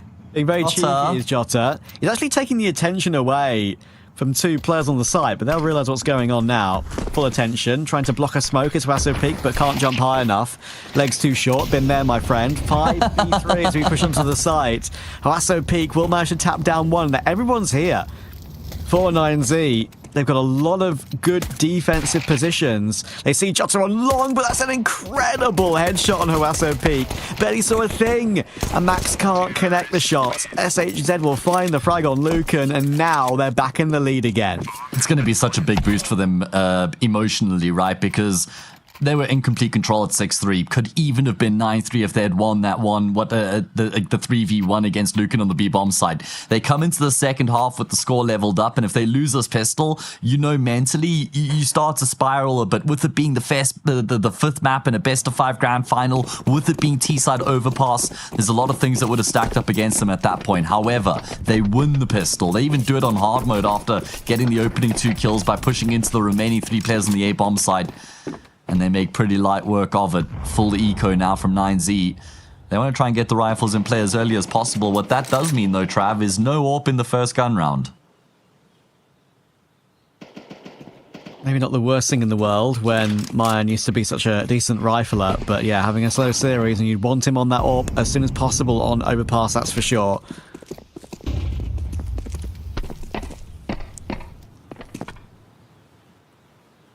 Full eco. Not a single weapon bought. So I'll take this opportunity to say, what is it, Matt? 4:40 a.m. for you right now? Yes. 20 minutes from 5 in the morning. 2:40 a.m. for me. We're going late for the love of the game tonight, that's for sure. You knew it'd be a late Birds one. out. Sky's lighting up. I wouldn't want to be anywhere else right now. Good clean Shout out. here from... Go on. Just going to say shout out to production as well for another late night. They're dealing with North America on the main ESL broadcast right now too.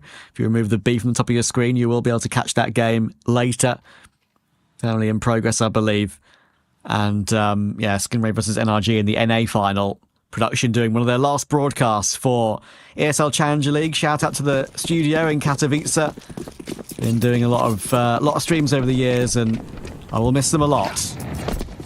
One final bit of fun here to come tonight. Yeah. Let's hope this game is the gift that continues to give. As if it hasn't given enough already, Luchov going to fight on the front lines, taking up the position an AWP normally would, but he's just like all in. There's no way to fall back. Mayan can't provide any support.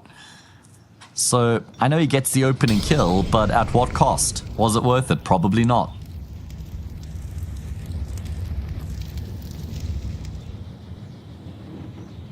Big moment here for 9Z with them rolling the dice with this investment, Trav. A FAMAS and an MP9 included in the mix.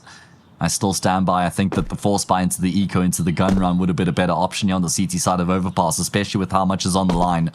Feels like it gets you rolling better, right? Even if you don't necessarily win the round, your loss bonus is then accrued up a bit more. Yes. Hasso Peak. Oh, timing here's not too good. He's about to get run down. Cleared by Jota. MP9 shouldn't be able to hold on and only gets one. B, bomb site taken. And 9Z, who look like they're a lot More comfortable after 6 on T-side. Could be going down 9-6. Great win against Lucan for SHZ. How's he got away with that? And Mayan is running for the hills. 9-6, only an M4 to be saved. It's getting out of hand again. It certainly is, man. It's getting very nervy for 9Z as Gaimin Gladiators march on in the direction of the finish line, on towards Pro League. Oh, 9Z. And they haplessly fell apart in this round as well. I mean, Lucha fighting in party. Looks like he's just trying to play with confidence and take that initiative, but you almost always want that fallback option. He was all in, fully committed. Gets a kill, gets traded. And from there, Gaimin Gladiators set them sights on the B-bomb site. I mean, they're even able to pounce on that B-bomb site undetected with the way that they just sneakily make their way through Monster Tunnel. Caught Hoasop completely off guard. And again, just compare the numbers. I did it earlier, Trav, but it continues to be the case here. You've got 3 players who are having a fantastic performance here for Gaimin Gladiators. You've only got, really, Lucan online at all for 9Z. Yeah, and that was a worry for me, because I trusted in Luchov, but coming into a new team, you can never be entirely sure how he's going to perform, and as we've seen, he's had a very, very slow series. And Mayan has gone through the ups and downs in his career, that's for sure. So, who knows what kind of Mayan we're going to get as time goes on 9Z. Yeah, I feel like he is a gamble pickup. You can't deny that because he's only just started AWPing in his career. And even before that, it's not like, as you've alluded to, he was setting the world on fire with his rifle. So he's a bit more of a gamble than Luchov, in my opinion. For sure. Not a huge fan of the way that he plays this round here with the hero M4 because he's now died in a position where it's irrecoverable. And I think he could have been better set up by some of his teammates to maximize the output of that M4 in this round. Is it irrecoverable or unrecoverable? Can you do both? At 5 a.m., you can do whatever. Great answer. I'll shut up now. Great answer. I'm just curious. I'm just asking. No, I know. It actually is a good question. I prefer irrecoverable over unrecoverable. Give it a little Google there. Should confirm. We'll see. But yeah, as you say, I couldn't agree more. Who gives a flying F? We're walking in toward B. Molotov in toward the barrels position. Huaso peak on the pillar. Playing close with a pistol, always dangerous, these 5.7s. That smoke could give him some shield and some cover, and it does bait in Luchov for another kill. Suddenly, they're in the 3v2, oh Max is on the scene. Bomb plot has to come through with 10 seconds on the clock. Neckers has no chance of getting this one through, surely. Well, he does, but he's dead. Plant is something, but it's, what really matters is that's an insanely important round for 9Z. Yeah, what a reprieve, what a let-off here. A breath of fresh air for them as they win an unlikely round yet to kickstart their campaign on the CT side, looking to hoover up as many guns as possible. 3 AKs recovered as they draw within 2. That's a really big let-off. Counter-terrorists win.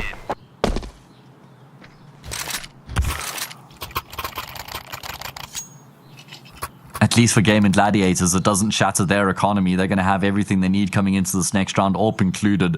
Lose this round though, scoreline leveled up all of a sudden. Gotta say, if Phelps doesn't in the end come out on top in this series, especially for him and Yota with how well they played in the entire BO5, you know, Phelps has dropped his career best rating on Ancient, and that's a record that's beaten a map from 9 years ago when Pimp and Hiko were playing on Liquid, for God's sake. So if he doesn't end up on the winning side of this game, he'll be wondering what on earth he has to do.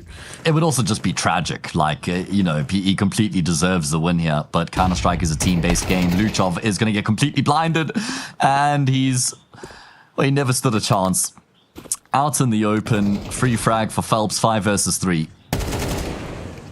It's funny you say that though, Trav, because I was thinking the exact same thing a couple rounds ago about Phelps and how much of a disaster it would be if he had this game, but it didn't result in qualification.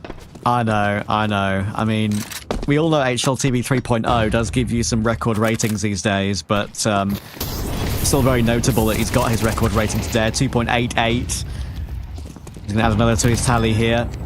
And over the course of the 4 maps we've played so far, he still somehow got over 100 ADR. Unreal. 78 kills in the series, 18 more than any other of his teammates. And he's continuing to top the scoreboard here. That And gap still, what's is crazy is the multi-kills. yes, the gap is rising in the amount of multi-kills and the amount of kills he has full stop. Well, will be punctuated here in this round. Lucan takes him down, but it's going to be Gaimin Gladiators immediately back to winning ways, and this is a hell of a statement round win coming through for them off the back of losing to the half buy in the previous, because it just makes sure that 9Z aren't able to build on that round. 10-7. Gaimin Gladiators 3 rounds away from qualifying for Pro League. And now my concern, Trav, is have they got what it takes to finish off the job, or do they get a little bit pea-shy now as they approach that finish line? Will they even be able to believe that they're now in this position to put the game away and actually qualify? Or does the overwhelming nature of the occasion maybe start to weigh on them, the pressure of the fact that they're so close? I mean, yeah, some of these players have been out of the game for so long. I mean, I mentioned it earlier. Nekiz, of course, has been on Legacy for a little bit. Phelps was on Imperial. They both played some big international LANs at some big events. BSD has never played in international LAN. SHZ has been on teams like Luminosity back in the day. He started his career on that team pretty much. Back in 2016, he did play some big events with Sharks as well, I believe, and MIBR once or twice. But he's been out of contention for playing a big international LAN for years as well. We talked about it for Mayan earlier. It's been like 5 or 6 years since he's played a Pro League. But for some of these Gaming Gladiators, you could argue journeyman Brazilian players. Yeah, for even sure. longer for them. I mean, you look at Yotta's history, for example. He was playing on competitive teams since 2018. Played his first international LAN event 4 years after that, but hasn't played one for over 2 years. Speaks volumes to the point you've just made. Here we go, round number 18 underway. Make or break for 9Z, it's as simple as that. You lose this, you almost certainly are then out of contention. So much pressure on a brand new team.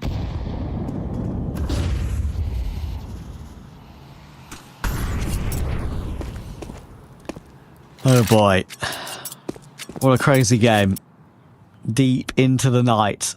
Especially off the back of map 1, which is a 13-5 win for 9Z. If Gaimin Gladiators can go on to win the series after suffering that loss on the opening map, that would make it an even sweeter win.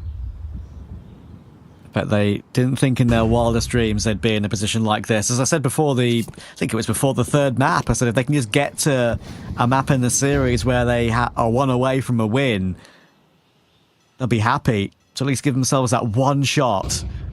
Sometimes not getting an opportunity at all is more painful than losing out on one you have gotten. But here we go. Even crazier if they could do it by virtue of winning map 4 and 5. Here we go indeed. Absolutely. Draws first blood. Makes it so tough now for Mayan out in the open with his AWP. Doesn't know where to look. He will find a kill, but gets traded straight out. Lucan comes up empty-handed. Hawassa and Max with a tough decision to make, but surely they got to save their guns. This is red alert for 9Z. Red alert. Phelps with 20 kills in the game now, with one more to add to the tally. AWP picked up. They're trying to save, trying to go for exit kills, but Hawassa Peak only just holds on against Nekiz. Back sticking around 2, but gets cleared by BSD, and he had an awful Dust 2, did BSD. Map 4 and 5, he has been brilliant. Character building, that's what I'll call it. Character building for BSD within a single series. The way that he's been able to overcome that disastrous third map and really find some form, find his footing on the fly map 4, and then have an incredible performance here on map 5. But Trav, I mean, Max, you got to kind of question the thought process of even hanging around there looking for exit kills.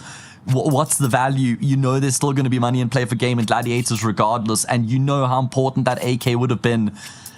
They piece together what they can. AWP, AWP, M4s, and 3 MP9s is what they've got.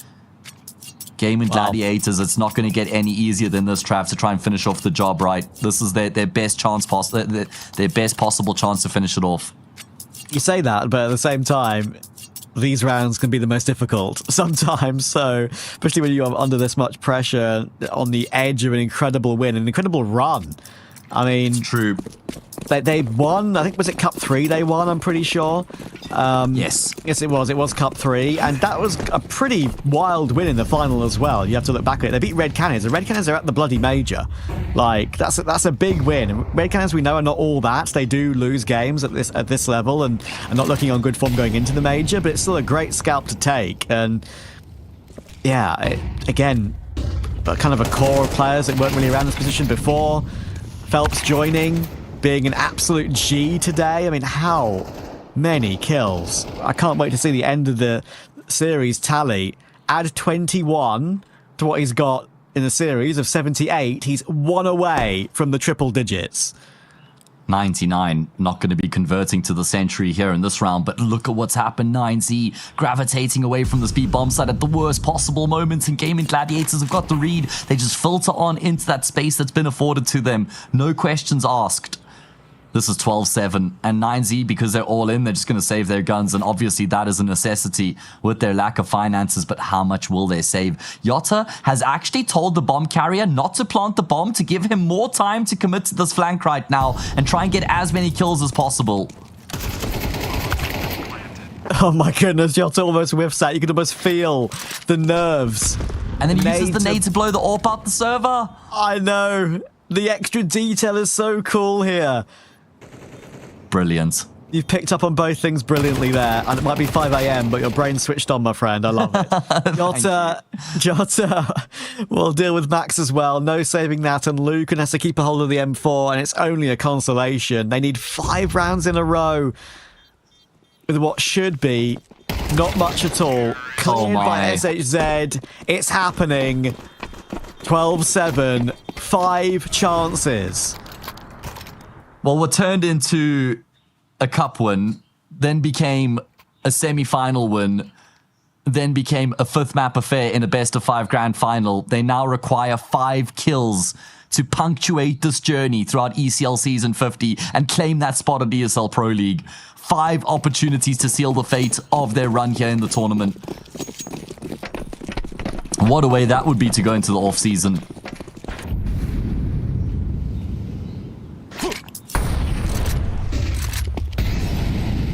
Nice, you gotta keep the lead. Boost. Oh my word.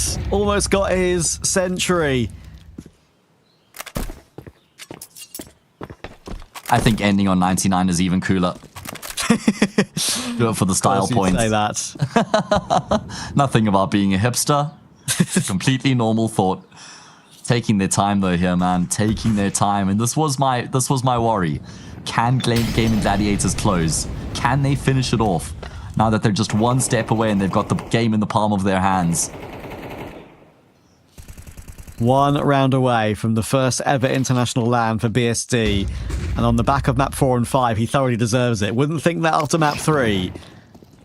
But Couldn't agree more. As you said, I think character building is the perfect description for how he's built his way back into this particular BO5. One of the first BO5s he's probably ever played in his career, honestly. Maybe played 1 or 2 in some local LANs. That's about it. Phelps 1 round away from going back to a pro league where he's had so much success in years gone by with some legendary names. Neck is 2 years away from pro league. Last played on 1 with Pain. Luchov, that's 1, but only 1. And now 20 seconds for the dream to become reality for Gaimin Gladiators. CT's holding on. They're all in good positions, but they're just going down bit by bit. Dominoes are falling. Lucan with 2, but it's all down to Max, the leader of 9Z, to save them. Trying to bait out the clock. Only just finds Phelps, but surely a trade from BSD. Can he do it in time? He can't get the bomb planted. Max is going to run away and win the round and stay up in Overpass. Well, I have no idea how, first of all, he wins that prolonged gunfight where he's just holding down mouse button 1, praying in the process, spraying and praying. And he eventually gets that kill and then saved by virtue of the clock. BSD doesn't realize how little time was left remaining. Oh, there's the first. There's the first. 4 more required for 9Z. There's the first, and there's the first very obvious nervy moment from BSD. Like, you can tell that he realizes the match is on the line and misjudges the clock. And even the whiff with the first play against the MP9, right, of Max, that is the evidence that they're feeling it right now. I hadn't even noticed. Was he going back towards bathrooms to pick up the bomb, or was he trying to take the bomb and go B? I honestly, in the heat of the moment, I didn't see either. I thought he was picking it up to bring it back to the side. I think so. That makes the most sense, right? Yeah. It was kind of unfortunate timing that's when he turns back to pick up the bomb, so you can't get that instant trade on Max. Would have been right there for the taking. You can't fault him for prioritizing the bomb, though. Don't forget Lucan's double kill as well. That True. really gave Max a chance at all. It certainly did. Only really Lucan has kept them in this entire map. 2 big clutches in the first half. That could be another opening. And look at how carefully they're taking it now. You'll take it up towards short. 20-9. He'll be one of the kings in decider maps in the last couple of days we've watched him. And they're going to play out this 5v4 carefully. I love that it's him that makes that play as well. He's not saying, okay, Phelps, okay, Neckies, go and do this, look for an early opening up short. The IGL knows exactly what he wants, and he does it himself. However, 9Z have got a pretty good inkling as to what's going on right now with the 3-man leaning towards this B bomb site and the boost up as well. It's Max who takes the attention on construction, and then Lucan who boosts up to get the kill. I like that double layering. Not a lot of time left here. Whatever happens, Phelps is ending this game as a Centurion. 22 kills in the game, makes it 100 for the BO5. Luchov gets some information towards short. Again, we're into the business end, and that's a huge kill from Neckies. He spammed down Max 2, and Phelps is putting so much pressure on toward Mine on A. I think he knows he's got him locked in toward the bathrooms. 20 seconds, Mine is going to have no clue, but does switch round in time. 2v2. Bomb will finally get punched in over toward B, but Jota needs to get away. He needs to get into safety. It's a weird angle for him to play. Thankfully, he has a smoke toward Heaven to cover the most important rotational position, because BSD can peek off his contact from short. There's the first. It's all on Mayan, the new player added today in his debut for 9Z, his re-debut. He's picked up a kit.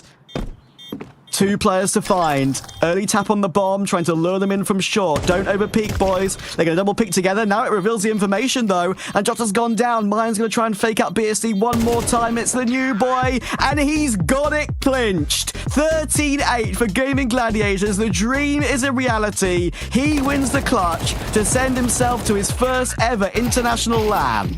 Well, isn't that just poetic there for BSD? And what a result for Gaimin Gladiators. They must be elated. They came into this as the underdogs. What a run from them here throughout the entirety of ECL Season 50. And they've gone all the way. They've confirmed themselves their first event for next year. At least the first event on their calendar. ESL Pro League Season 23. My goodness, incredible result. And as we were talking about during the series, this only feels right. BSD had an incredible recovery on map 4 and 5 after a terrible map 3, looking like a completely different player. And Phelps, after an unreal series, over 100 kills, incredible amounts of multi-kills, maybe a record amount, honestly. He had his record rating, that's for sure, on Ancient, dropping a 2.88, his best rating since 2016 when he played against Liquid, which had Pimp and Hiko on the team at the time. That shows you how long he's played this game for and how long he's been plying his trade in his career. And honestly, it's a crazy win. 9Z will be beside themselves with anger that they've not clinched that spot. They chose these 2 new players to make that step up into international events again. And at the first time of asking, maybe it was a step too far to debut them in a BO5. Yeah, it certainly was a gamble, and one that ultimately hasn't paid off. I mean, I think that both Mayan and Luchov leave quite a lot to be desired throughout that series, but you can't really make many inferences off of that one game alone. I think that the future is certainly bright for this 9Z team, but they've been bested tonight and in such an important game as well. It's a tough loss for them to suffer with the new team. They would have been very excited for the occasion, especially with the first map going their way, 13-5, right? Felt like that really set the tone for 9Z, but what a resounding response from Gaimin Gladiators. They also had to win map 4 and 5 in the best of 5 grand final, and if that's not a testament to why we need best of 5s, I don't know what is, because if this was a best of 3, 9Z win a 2-1, game over. But when you extend it all the way, then you actually see who you feel like the deserved victors truly are, and it's Gaimin Gladiators. Absolutely. I mean, the Oregon just recently picked them up and they already get a reward, which is a big international LAN. Huge for BSD, huge for Phelps to return to the international stage. The first for SHZ since ESL Pro League Season 13 with Wow. MIBR. That's 4 years ago, and it's going to be 5 years ago by the 10 time seasons that... later. Exactly. It's going to be 5 years ago by the time the tournament rolls around. So, incredible game. And that as well, have to call it. Big shout out to everyone in chat who enjoyed this game. Big shout out to production doing their last ever broadcast with ESL Challenger League today. Much love to them. And much love from us. We hope to be back in the future. We don't know yet, but surely ESL Challenge League will continue, and we hope to keep entertaining you in seasons to come. We'll see you guys very soon, and good night.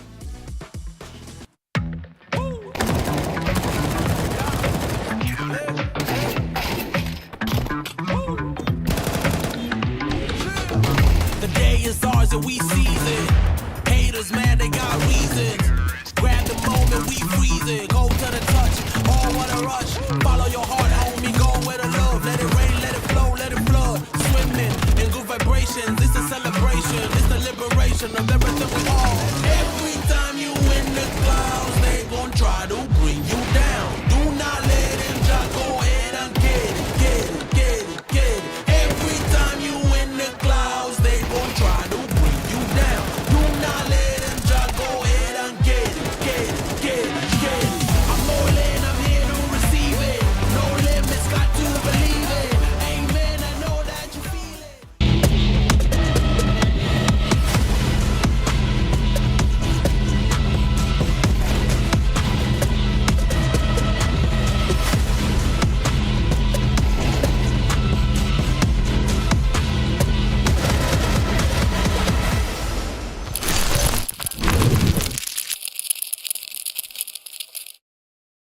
ESL presents ESL Challenger League in partnership with Intel, Acer Predator, DHL, and Qiddiya.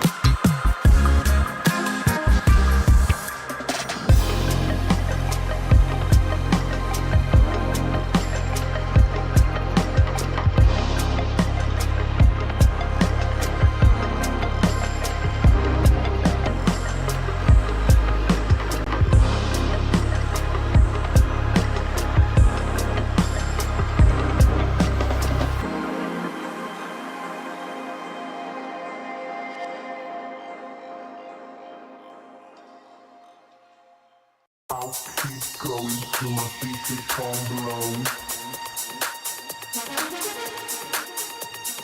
I'll keep going till my feet become blown. I'll keep going till my feet become blown. I'll keep going till my I'll keep going till my I'll keep go till my feet become. I'll keep going till my feet become blown.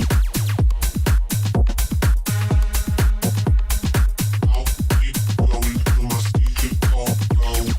I'll keep going till my feet become blown.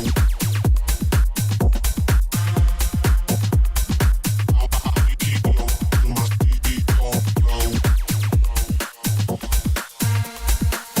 feet become blown. Going till my feet become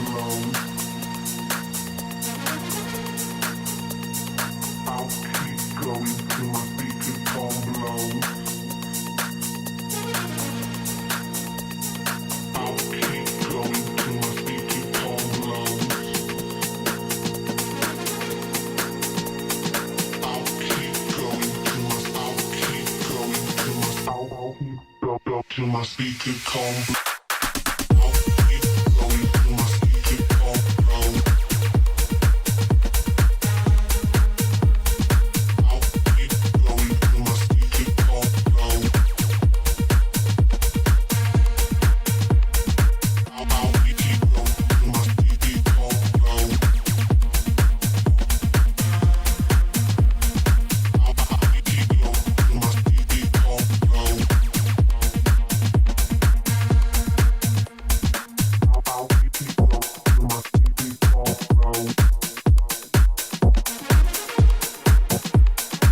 I'll keep going till my feet become blown. I'll keep going till my feet become blown.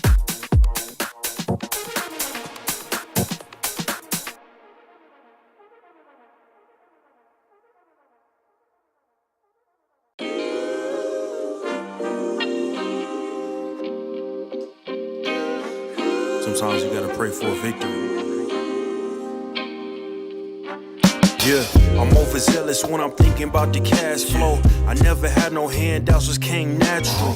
I've been tested so much, all these wrestlers nice. All these different situations that I've been through. I seen pain trying to creep in through the window, but now I'm sliding through the hood in a Benzo. You gotta separate yourself just to elevate. I keep some drink in my cup to see through the hate. Sometimes on the road to glory, you gotta press the brakes. I got a lesson plan for all my past mistakes. I swear I'm proud of all my best and my worst days. Proud of on my feet when I touch the ground. Front of A to Beijing, man, they know the sound. I know I made mistakes, but my mama proud. Fans scream my lyrics out in the background. They ain't know me then, but I'm hot now. They say life's a gamble, you gotta roll the dice. I risked a lot of different things just to live this life. Life down bad, you gotta pay the price. I've been through hell and back just to live this life. They say life's a gamble, you gotta roll the dice. I risked a lot of different things just to live this life. When you down bad, you gotta pay the price. I've been through hell and back just to live this life. I'm faced with a lot of different choices these days. Do a rock and Rolex account or blue face. The whole world know my name off a mixtape. I still got the same brothers since 6th grade. G-Wagon, red seats, we on Biscayne. Trips to the Florida Keys, we imported these. Thanking God for the life he afforded me. All this jewelry on my body, acting like the hood. I need a brown skinned chick just like Megan Good. Holding up every promise that I ever made. Music in the background, it's a serenade. Been rapping 10 years, boy, this ain't a phase. I paid dues, paid rent, and I stayed the same. I had teardrops running down my face. I've been through a lot, I had real pain. But thank God, cause we really on a better days. They say life's a gamble, you gotta roll the dice. I risked a lot of different things just to live this life. When it down bad, you gotta pay the price. I've been through hell and back just to live this life. They say life's a gamble, you gotta roll the dice. I risked a lot of different things just to live this life. When you down bad, you gotta pay the price. I've been through hell and back just to live this life. What's a life without sacrifice? Sometimes you gotta thank God and just roll the dice. Pacino. Uh-huh.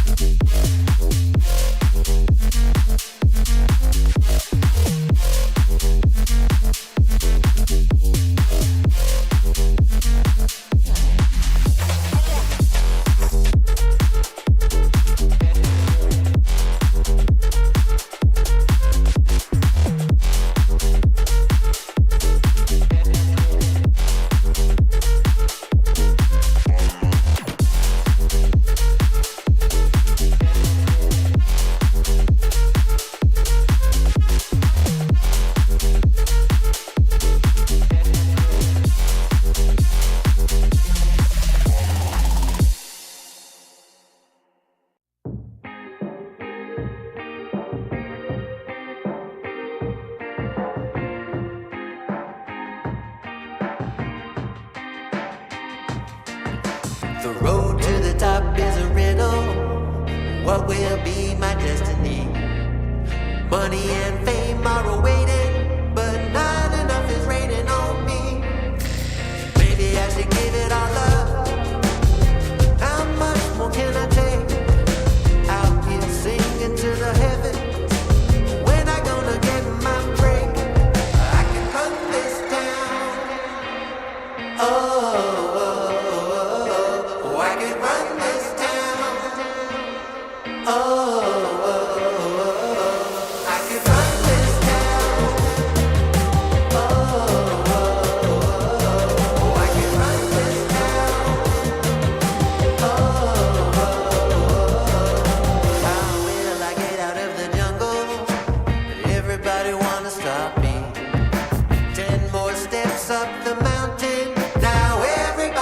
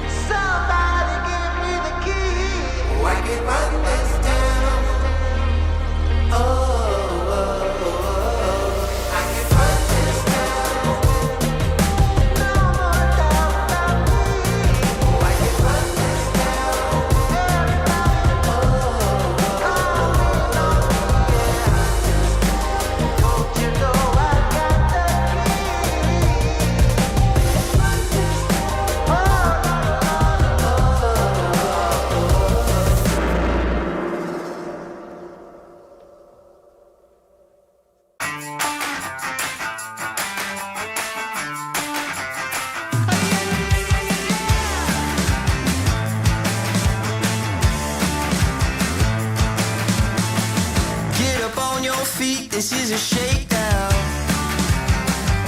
Order up that beat just like it's takeout. Show me you got soul inside those new shoes, and you can rock and roll with an attitude. So good, so fresh, just the way you like it. Just the way you like it. So good, so fresh. You're the new MC, you got the remix. Keep it on repeat, just let the beat kick. Everywhere you go, you bring the roof down. Everybody knows you got your own sound. So good, so fresh, just the way you like it. Just the way you like it. So good, so fresh. Yeah, you like it, the way you like it. Oh, yeah, you like it, the way you like it now. Yeah, you like it, the way you like it. Oh, so good, so fresh. Get up on your feet.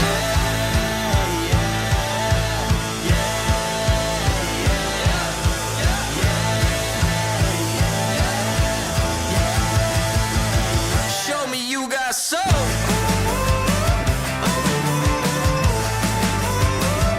Just the way you like it. So good, so fresh.